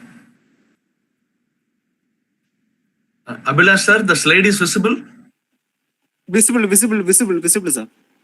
Okay. And audio and video are Yeah, okay. Everything okay, sir. Everything okay. It's already live is well. Yeah, if there is any problem, you just call me, sir. Yeah, sure, sir. Yeah, my phone No is problem. nearby only. Yes, okay. Okay. So this was the story about the sustainability which starts from home itself. See now, most of you are from the commerce as well as from the financial field. And whenever you happen to visit any bank or financial institution, you must have seen these sentences like who is a customer? Because we are all working for customer oriented industry, and especially this tourism and the hospitality industry, it is a highly customer oriented industry. Whenever we enter any hotel, in the lobby, you will find the Sanskrit saying, meaning like Atiti Devo Bhava. See, Atiti Devo Bhava means you treat guest like a god. So the guest is equivalent to God. In case of tourism industry, we call our customers like tourists. And in case of hotel industry, we call them as guests. So the wording goes on like this. A customer is the most important person in our premises. He is not an outsider in our business. He is a part of it. He is not dependent on us. We are depending on him.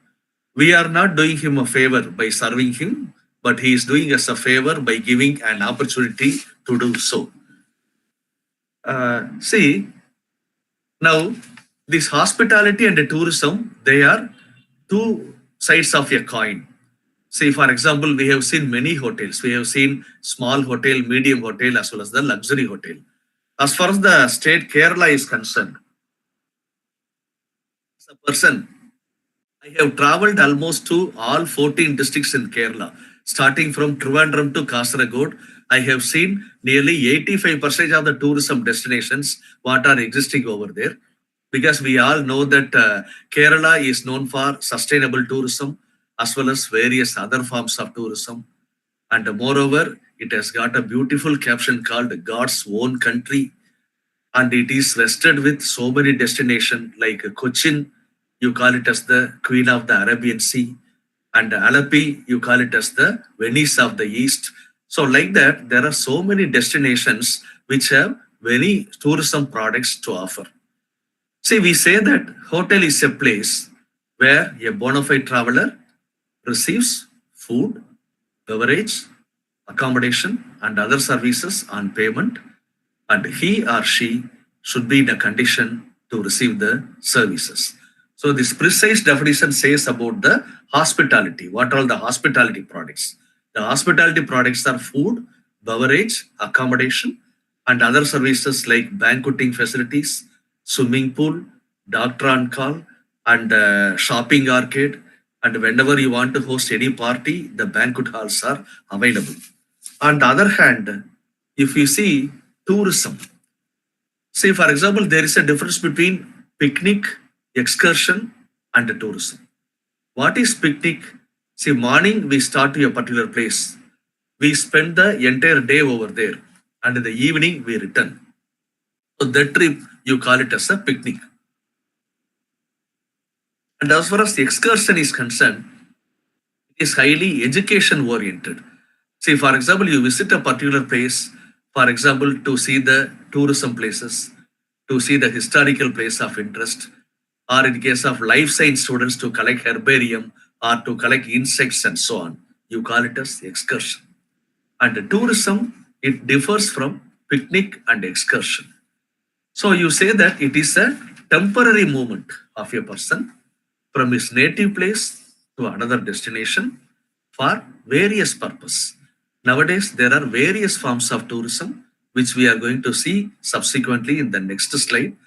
We travel for various purpose. We travel for religion, we travel for culture, we travel for adventure, we travel for vacation, or business travel, or for medical tourism, education, and so on.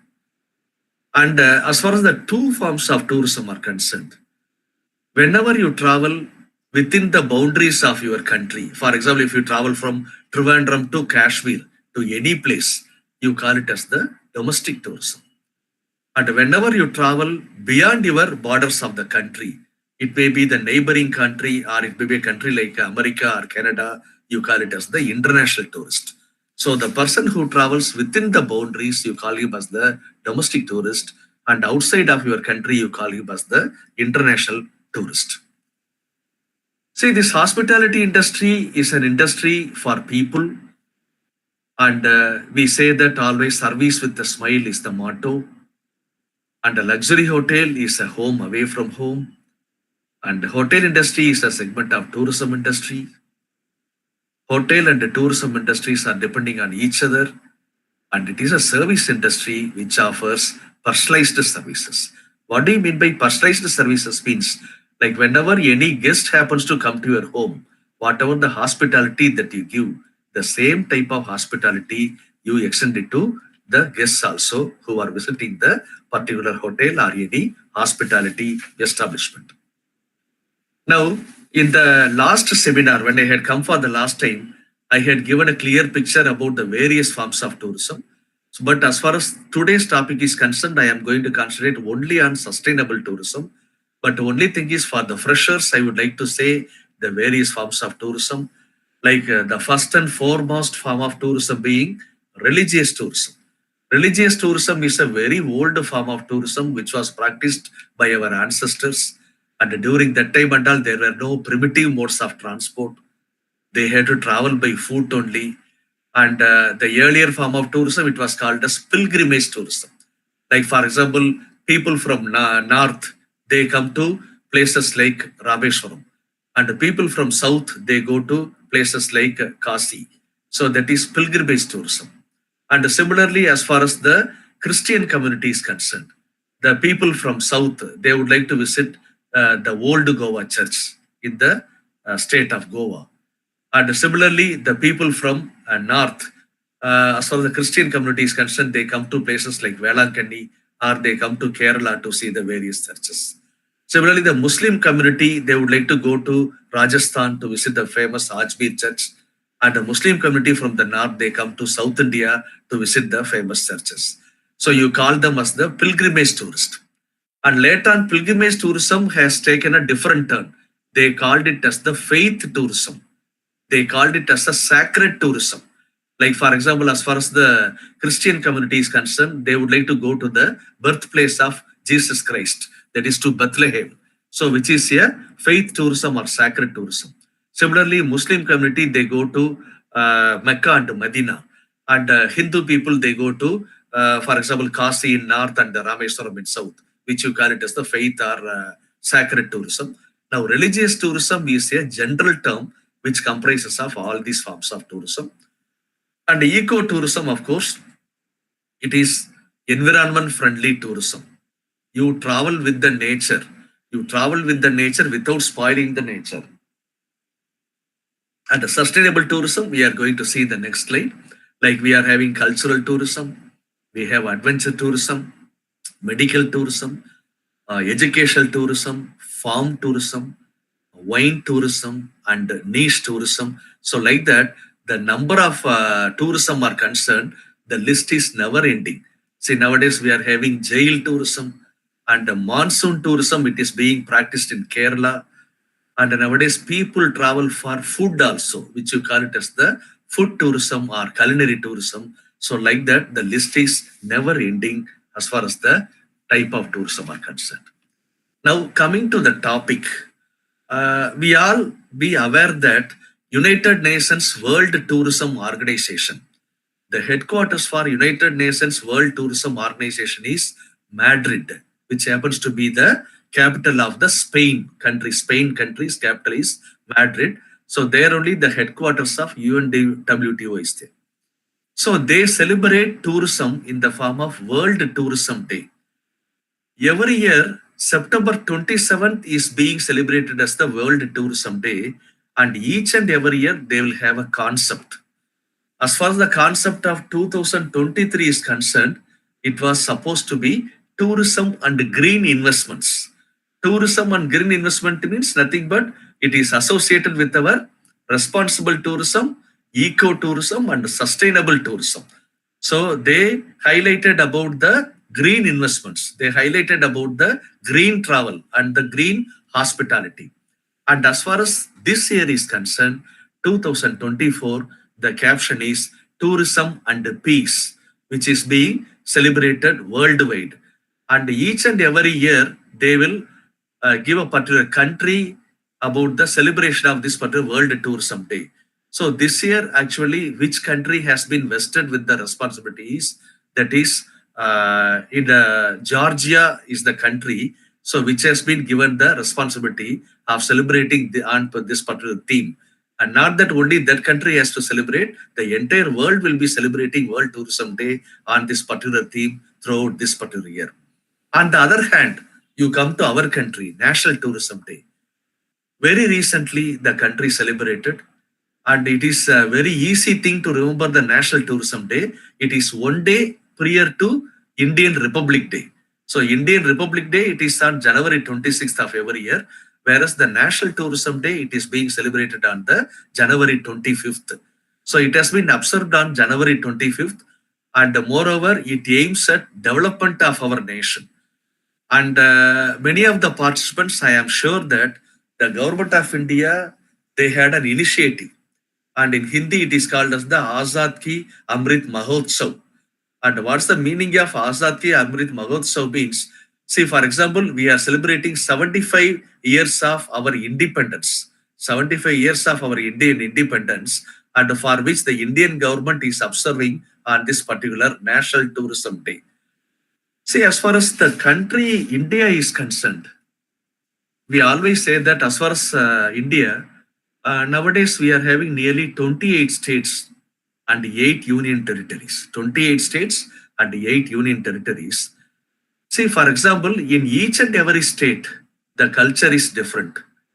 We always say that India is a country which follows the principle of unity among the diversity. And it is true in case of tourism also.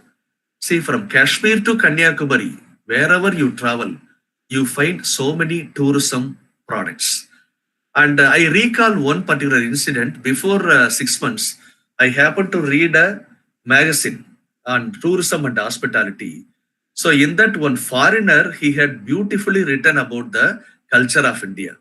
And how the words went on means, in India, I traveled by train. In India, I traveled by train for a stretch of 400 kilometers. For every 100 kilometers, the demography of the place had changed. And for every 100 kilometers, the culture of the people had changed. For every 100 kilometers, the style of the language and the type of the language had changed. And even their food habits also changed. So like that, he has made a beautiful connection between the tourism and hospitality, and whenever he reflected about the culture of India.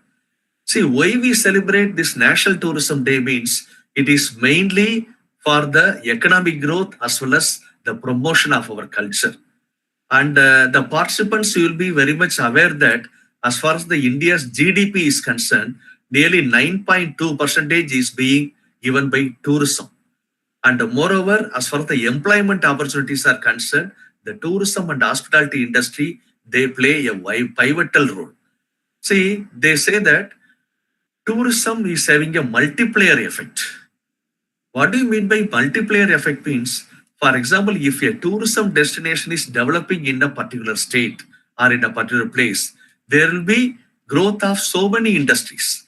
See, for example, in Cochin, see, we are having the beautiful beaches and we are having beautiful shopping malls. So whenever you go to such tourism destination, or for example, you take the case of Alapi, so you will find so many restaurants will be coming up. You will find so many fast food giants will be coming up, and there will be money exchange facilities, and there will be other travel related facilities which will be coming up, which gives rise to the other industries. So that's why we say that the tourism is having the multifaceted nature, and moreover it benefits the local economy. See, for example, whenever we talk about the sustainability, always we have to think about the community participation. Not that only the higher people have to enjoy the benefits of the tourism, it should go to even to the middle level as well as the lower level of people also. See, now our country is celebrating the 75 glorious years of progressive India because we are very rich in history.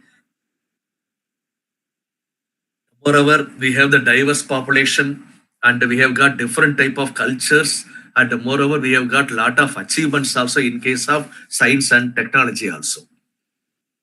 See, now coming to the theme of National Tourism Day. See, for example, as far as the 2023 is concerned, the theme for National Tourism Day was rural and community-centric tourism. So here also again we talk about the local participation, and our this thing goes, our main focus goes on the rural community, and for rural community how the tourism helps. And as far as this year is concerned, we have got a beautiful caption: sustainable journeys and timeless memories. Sustainable journeys and timeless memories will be the theme for this year's topic. See, what do you mean by sustainable journey? See, the theme says it is giving a global call for the environmental consciousness. It encourages travelers to adopt responsible and mindful travel practices and eco-friendly practices. See, we always say that there is a caption like think globally and act locally. Think globally and act locally. So whenever you travel to a particular place, what you need to do is you have to take care of the environment and you have to take care of the ecosystem. And moreover, whenever you undertake a tour or whenever you happen to stay in a hotel, it should give some positive economic impact to the local community. See, now, what is sustainable tourism? See, we have talked about various forms of tourism, and the sustainability means, for example, it is related with the three things. One is economy, and another one is society, and third one is the environmental aspects. And how economically the tourism helps means, as I told previously, so whenever you develop a particular tourism destination, it should offer some financial benefits to the local people. I hope as far as India is concerned, Kerala is the foremost state and it is a leading state in the development of sustainable tourism. And I am aware that there for each and every district, they are having a council called DTPC, which is known as District Tourism Promotion Council. So they are involving in development of the tourism destination and then offering better services to the tourist. And in turn, what they get whenever the tourists spend their money, say for example, the local people, they can open their restaurant. The local people, they can serve the authentic food of the local place. And moreover, the money exchange facility, it can be offered by the local people. And as far as the society is concerned, definitely whenever they happen to get so much of employment opportunities, they develop socially. And what will be the environmental impact means? See, for example, we always say that whenever we go to any place, we have to avoid plastic and we should not throw the litter. So whenever we find the dustbin, we have to use the dustbin, and the plastic usage must be avoided. Because whenever you don't follow these practices, what will happen means in future we will not have rains, and in future we will not have any vegetation over there. So that's why the sustainable tourism, what does it address means mainly as far as the visitors are concerned. So it teaches them how to behave in the particular environment. You have to make the place sustainable, and you have to save something for the future also. See now, as far as you participants are concerned, you may ask me a question like, sir, what will be the difference between eco-tourism, sustainable tourism, and responsible tourism? See, I say that eco-tourism is an environment-friendly tourism, which is a niche segment. See, what a niche is a French word.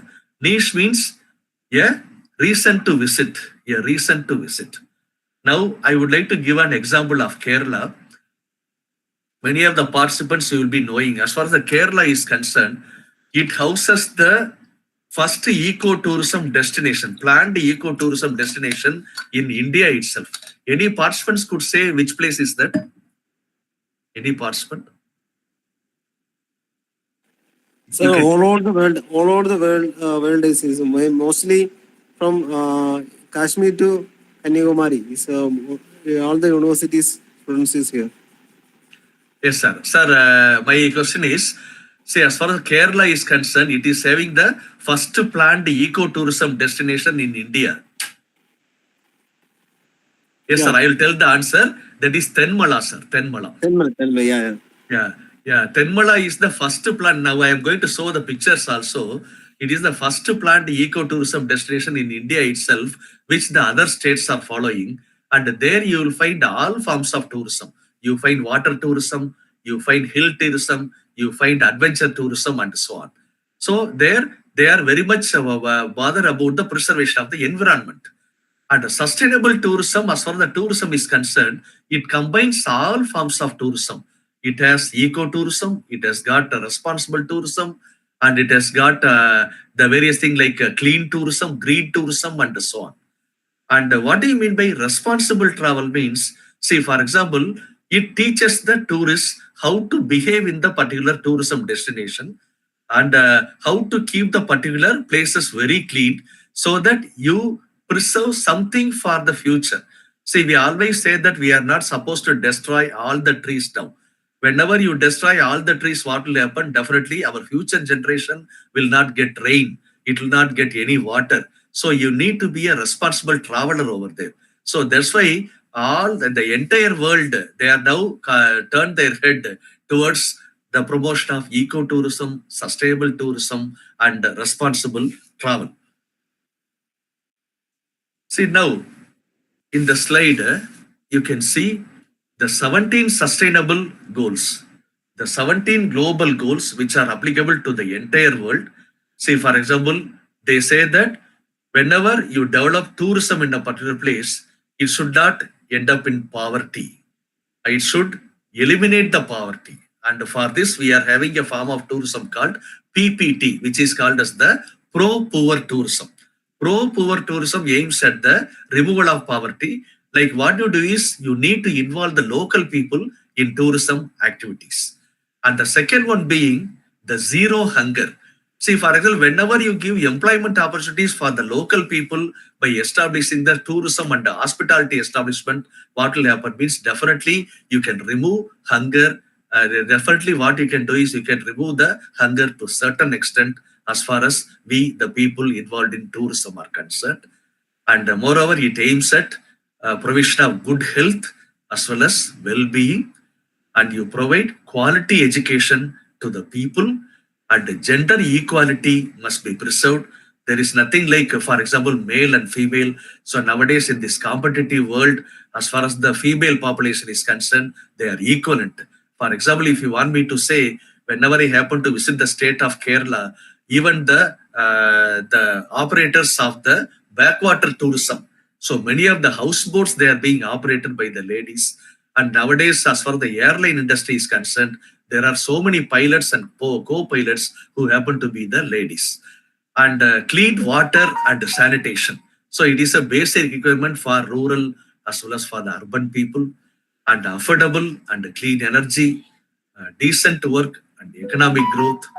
And whenever you develop tourism industry, normally the other industries will also develop, so that the infrastructure related to industry will be there, and you reduce the inequalities between the urban and rural people. And whenever you develop tourism in an amicable way, in a responsible way, you develop the sustainable cities and the sustainable communities. And moreover, as far as the agricultural production is concerned, you need to raise it. Because nowadays, wherever you go, you see only the concrete jungles. Wherever you go, you see only the apartments over there. So many of the agricultural lands are being converted into residential lands. So whenever this thing continues, what will happen means definitely we will not have food for the future. And nowadays it is a era of climate change.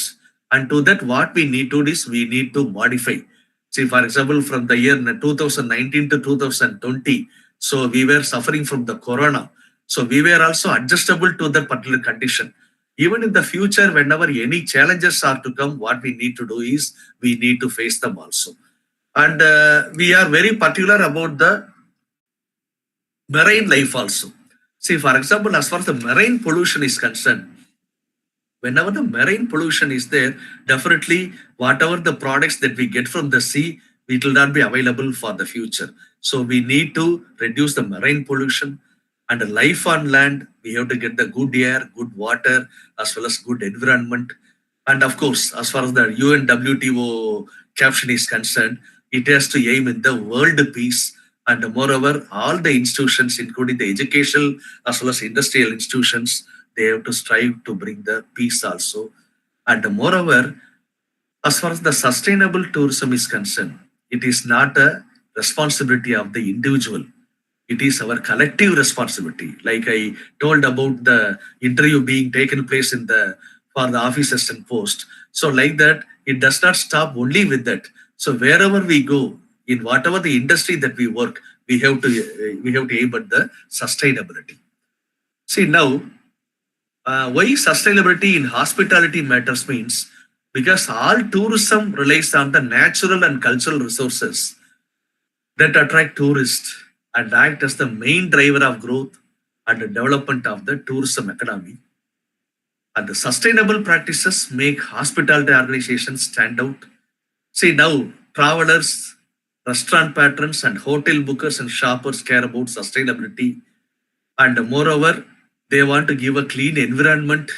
And moreover, they would like to practice socially. And moreover, culturally, they would like to practice the sound practices. And overwhelming majority of the millennials and the Generation Zers will pay more for products and services that don't harm the environment, deplete natural resources, or negatively affect the lives of people or wildlife. Now coming to the other hand, earlier we had seen about the 17 sustainable goals. Now we will see about the 10 sustainable practices which are there in the hospitality. So first thing being 100% renewable energy. So we need to use the renewable energy. So the good example is the Sial Airport, Cochin International Airport Limited. I came to understand that, and I have also seen in the particular airport, they have developed a huge solar panel from which the electricity that is needed for the airport is completely supplied. And moreover, they are in a position to offer electricity even to the other industry also. And our organic or local food. See, for example, each and every state, it is famous for particular food. So let us be not bothered about the burgers and pizzas. See, for example, Kerala, it has got its own authentic food. And North India, it has got its own authentic food. So whenever the tourist comes, what we need to do is, we have to practice our organic or local food, which will result in the better health. And moreover, as far as the usage of transport is concerned, let us not travel individually in a single car. So let us try to use the public transport system like trains or, for example, buses, so that we reduce the carbon emissions. And nowadays, as far as the hotels are concerned, they use ecological cleaning products. They are all bio products. See, apart from chemical, what they use is they use bio products so that they do not leave any side effect. And more than the water recycling is happening, and again the food recycling is happening. And moreover, in many of the hotels, they use the recycled paper whenever they want to make the laundry bag or whenever they want to make any stationery for the use of the guests. And the green building, say for example, you use the natural products. And the energy saving lights. See, nowadays, for example, we use of the CFL bulb, so which will be energy saving, and moreover they give more light also. And say for example, in many of the hotels, whether it is of 3-star or 4-star or 5-star, there they use the solar thermal panels for hot water as well as for the use of electricity. So whenever they want to use electricity, instead they use the solar energy. And see, as far as the water usage is concerned, we need to use very economically. See, as far as the hotel is concerned, generally some of the guests, they feel that anyway we are paying so many thousands of rupees, so why we need to save the water? So they'll be wasting the water. So that particular thing should be driven out of mind of their guest. So we need to have water flow reducer and let us use less water. And moreover, whenever we have water being used in the hotel, we can always reuse. And whenever it rains, what we can do is we can save the particular water. So as far as the state of Kerala is concerned, and it is the state which receives huge rains. So definitely I hope that state is having a very good practices to use the water, and the water shortage is not there at all in the particular state when compared to other southern states. Now, pictorically, I would like to see some of the places. And these are the places where I have been as a tourist. And whenever I had come to the seminar to Marthoma last time, I had highlighted only about the tourism point of view. So today I will be highlighting about the sustainable practices. See, now you see in the picture, houseboat in Kerala. So you will be very much familiar with this, and this is called as the Vembanada Lake, which is in Alapi, which has got a stretch of nearly about 10 kilometers. So you see the houseboat, and they call it as the backwater tourism. And each and every boat, it will be having rooms ranging from one number of room to 4 to 6 rooms. And the day use also it is allowed. At the same time, as for the honeymooner as well as the tourists who are visiting from the other states, what they do is they make it a point to stay in the particular boat. See here, you will find all the forms of tourism. Water tourism is there, backwater tourism is there, and moreover, they give the typical Kerala food. They give the typical Kerala thali meal along with the fried fish as well as the fish curry, so that the people from other state they enjoy. And moreover, it goes via the typical villages, and the tourists they can see how the kair is being made, and they can see the rubber plantation, and they can see the pepper plants, and so on. And moreover, as far as this is a very unique tourism that is being offered by Kerala. See, whenever you leave the state of Kerala, only in the state of Kashmir, you will find such form of tourism. But as far as Kerala is concerned, this form of tourism is very famous in the places like Alapi, as well as the other places also nearby Trivandrum, Poovar. It is famous for backwater tourism, and Kumaragam also it is famous for backwater tourism.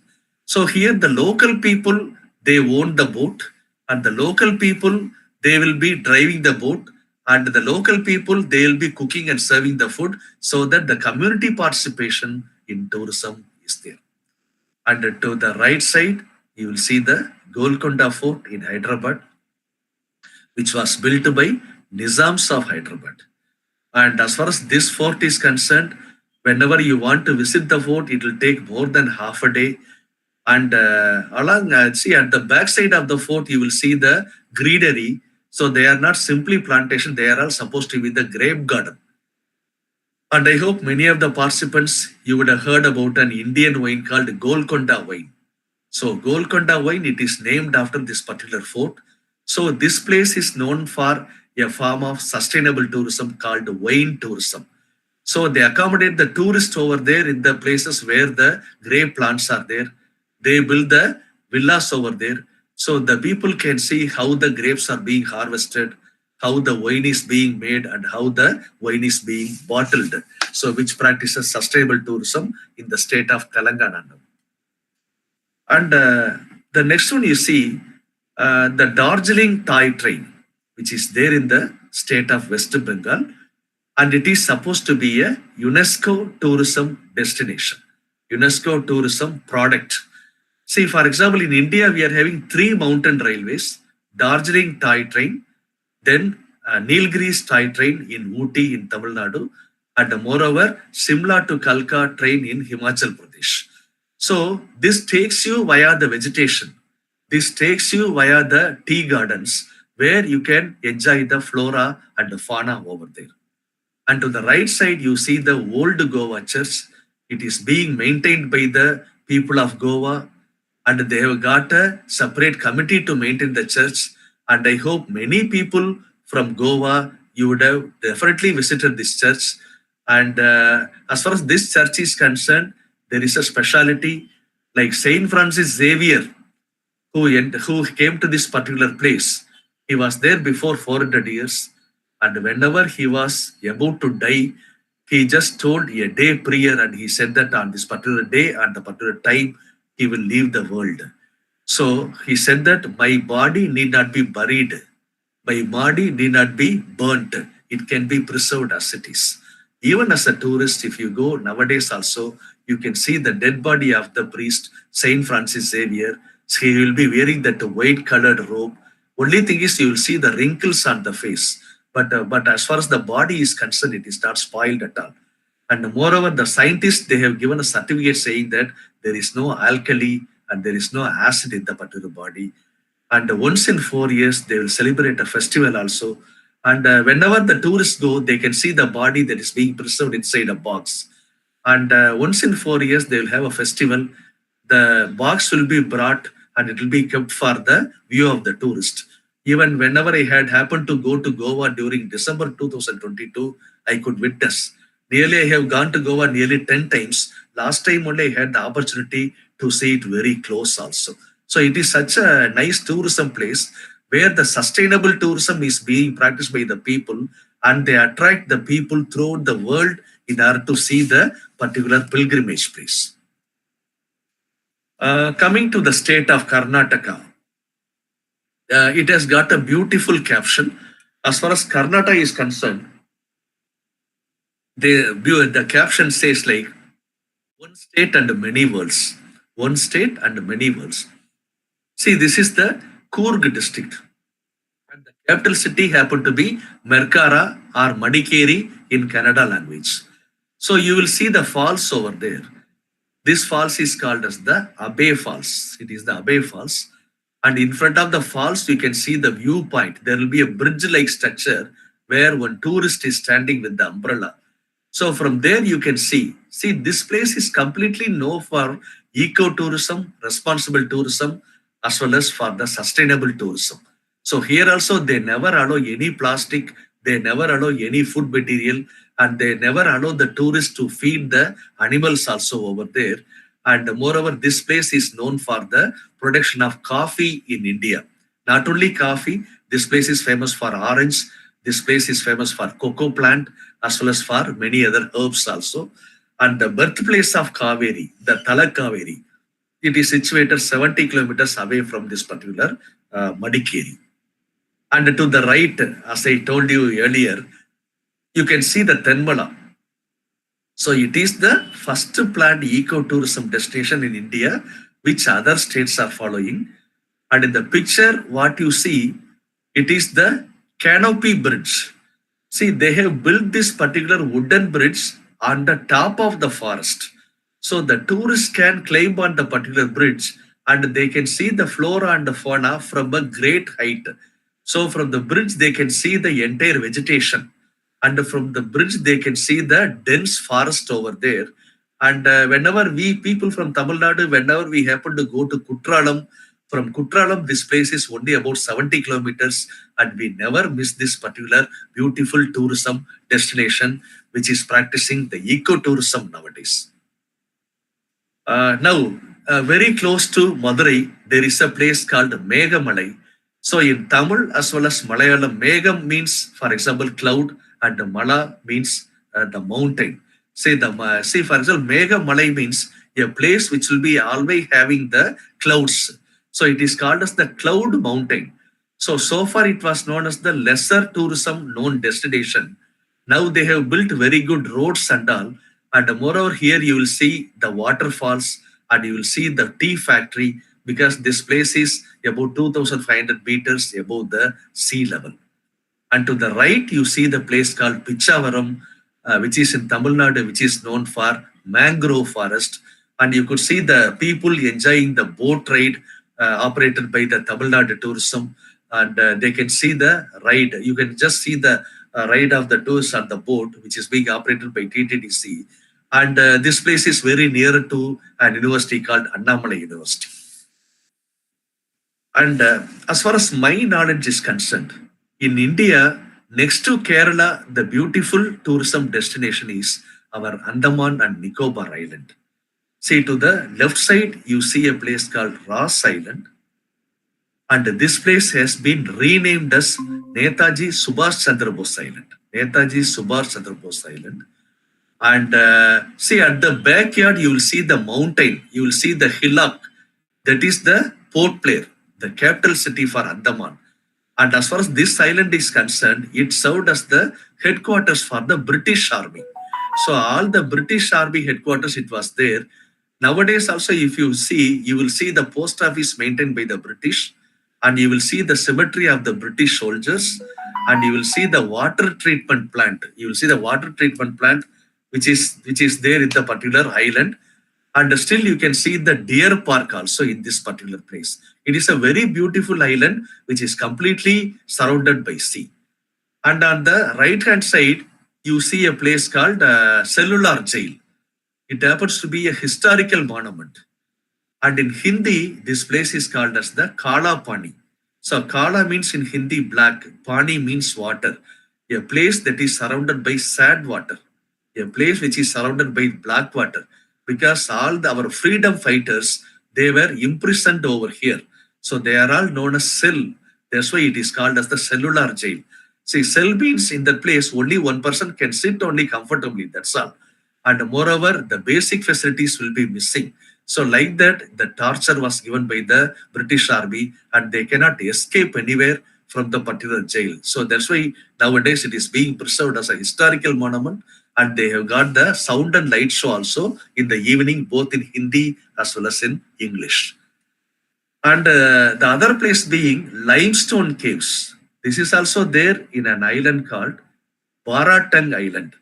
I hope among the participants, if you had visited Andaman and Nicobar Island, you would have seen this particular island.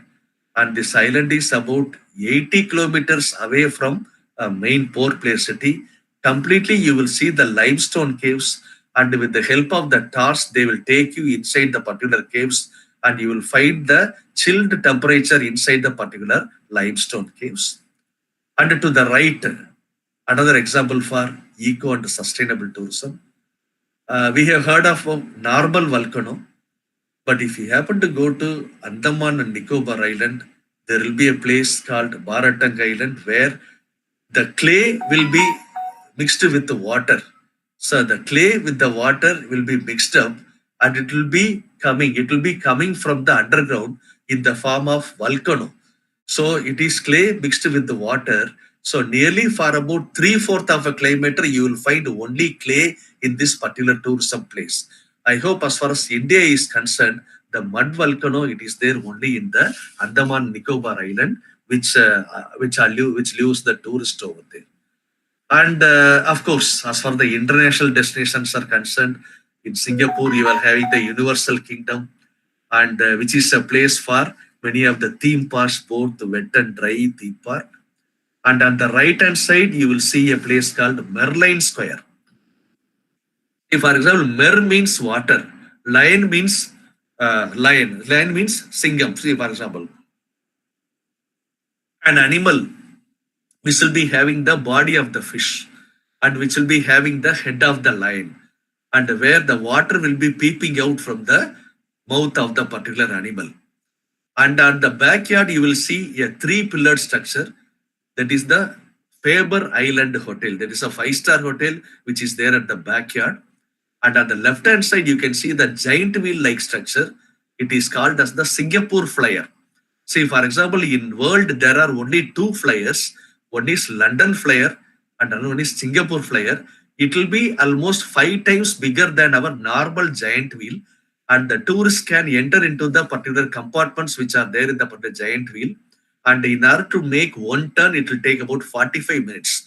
You can have the panoramic view of the Singapore, and whenever you happen to travel through this particular wheel, which is a very famous tourism spot, which is called as the Merlion Square in Singapore.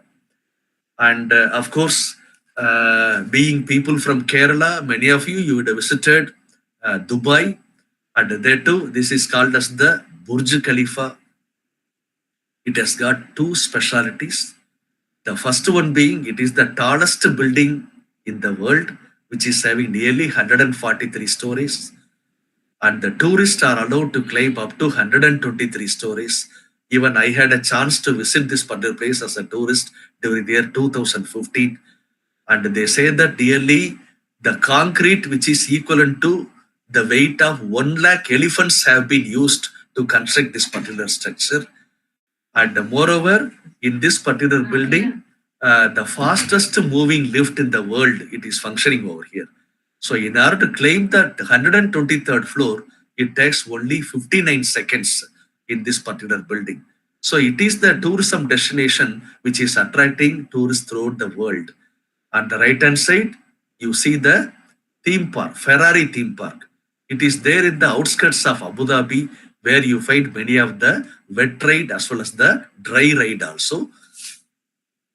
And yes, in Malaysia, you see this destination. This is called as the Genting Island. Like for example, in Kerala, we are having Munnar as the hill tourism destination. For example, in Tamil Nadu, we are having Kodaikanal and Ooty as the tourism destination. And in Kerala, the other destination being Thekadi. Similarly, as far as Malaysia is concerned, this particular Genting Island, it is about 60 kilometers away from the capital city of Kuala Lumpur. So where it is a hill resort. You find many hotels over there, and you find all forms of tourism like responsible tourism, sustainable tourism, eco-tourism, business tourism, casino tourism, which are being practiced over there. And they are going to add many more amenities, and it is going to be many amenities. They are going to be added, and it is going to be open to the tourists by the year 2025. And on the right hand side, you find Petronas Twin Tower, and it is one of the logo of KL City, Kuala Lumpur City, and it is a 88-story building, and where there will be an interconnecting bridge in between two structures. It is situated on the 40th floor. So up to the 40th floor, the tourists are allowed to climb, and they can see the panoramic view of the Kuala Lumpur City. And this island, it is an example for rural-centric tourism as well as for the eco-tourism. Kota Kinabalu Island, which is on the outskirts of Malaysia. So where you find many resorts, where you find many eco-resorts. And Langkawi Island, it is also a part of Malaysia, where you will see many adventure tourism as well as the water-based tourism. So like that, whenever we want to list the various tourism activities, it is numerous. And I am very delighted to know that a small state like Kerala, they are doing tourism better. And this small state, it attracts so many domestic as well as international travelers. See, as far as the place Alapi is concerned, so it is everybody's destination. Whenever we think of backwater tourism, we think of mainly Alapi as well as Kumaragam as well as the Puva Resort. And whenever we think of visiting beaches, always the beaches of Cochin comes to our mind. And whenever we want to visit any fort, for example, the famous Bekal Fort in Kasaragod district, it comes to our mind. So like that, it has got so many destinations. And very nearer to Marthoma College, that place where the Jadayu statue is there, It attracts so many tourists from Kerala as well as from the other states as well as international travelers also. So as far as we students and we the research scholars as well as the general public are concerned, we always should remind that as far as the word sustainability is concerned, it is no longer a buzzword. It is a practice which has to be followed in everybody's life. So we have to travel responsibly and we have to keep our environment neat and safe because tourism is one of the largest foreign exchange earner, and moreover we have to be very much concerned about the economy of the nation. So I hope the tourism and the hospitality industry, they will play a pivotal role in development of economical tourism, development of environmental tourism as well as the sustainable tourism. So let us travel sustainably so that our economy will be held high among various nations in the world. So now I stop with this, and if there is any clarification from the participants, you feel free to ask me. And I am a person who started my career as executive chef in a particular hotel. So anything related to food or anything related to tourism, you may post the question. Please feel free to ask. Abhilash sir? Okay, sir. I'm here, sir. Yes, sir. Abhilash sir, the forum is open for any questions or any clarification. Yeah, sir. Okay, sir. Okay, sir. We are discussing with our YouTube audience. So one question is raised from the YouTube chat. Yes, sir. What is your opinion about the monsoon tourism? Yes, sir. As far as monsoon tourism is concerned, it is a very good concept that is developed by the state of Kerala, because whenever it rains heavily in any particular state, normally the people will not travel. But at least the Kerala state, they have come up with the opinion that, see, for example, during such off season also, the tourists should visit the particular country, particular state, so that some form of revenue is generated to the local community.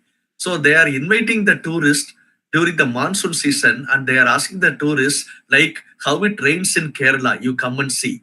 So that is a very good concept that is developed by Kerala tourism, which the other states are also they are going to follow in future. Sir.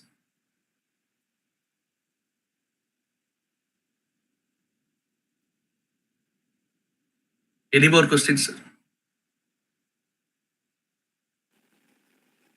Any more questions from audience?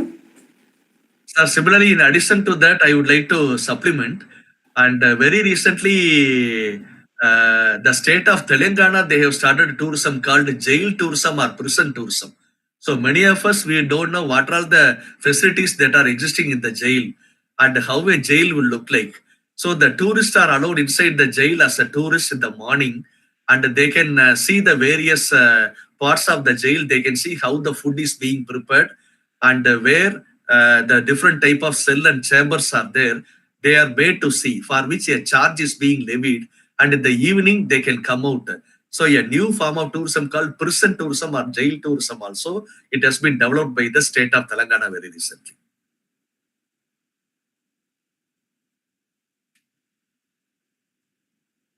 Any more questions?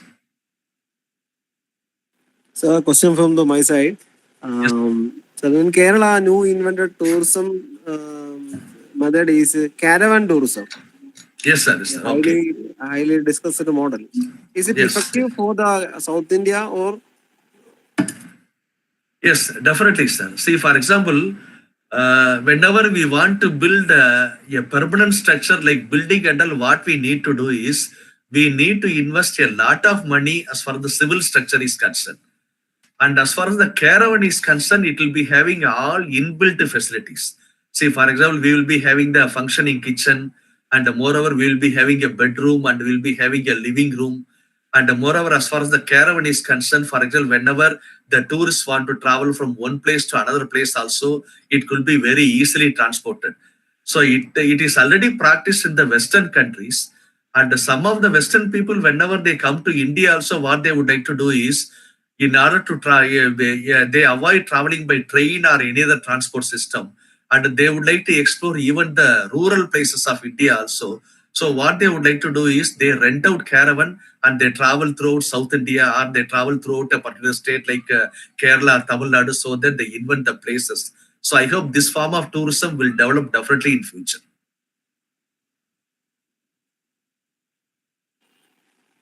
Okay, sir. Yes, sir.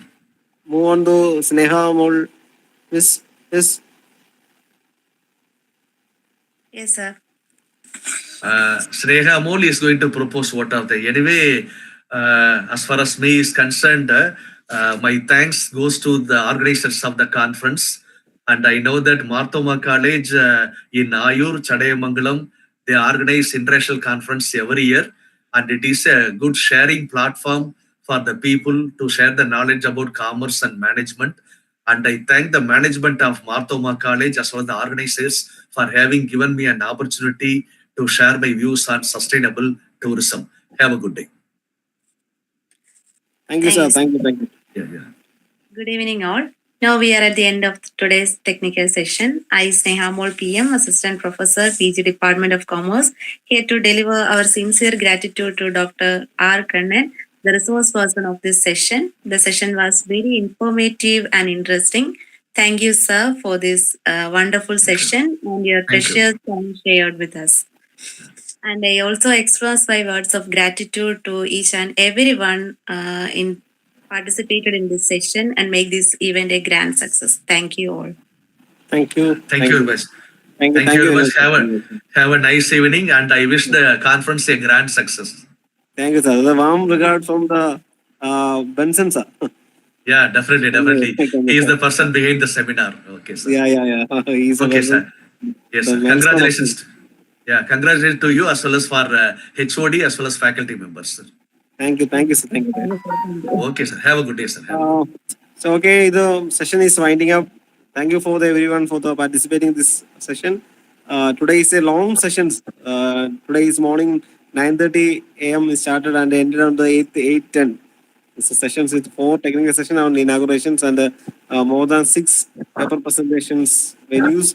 And thank you everyone for the wonderful the seminar is grand success. Thank you so much.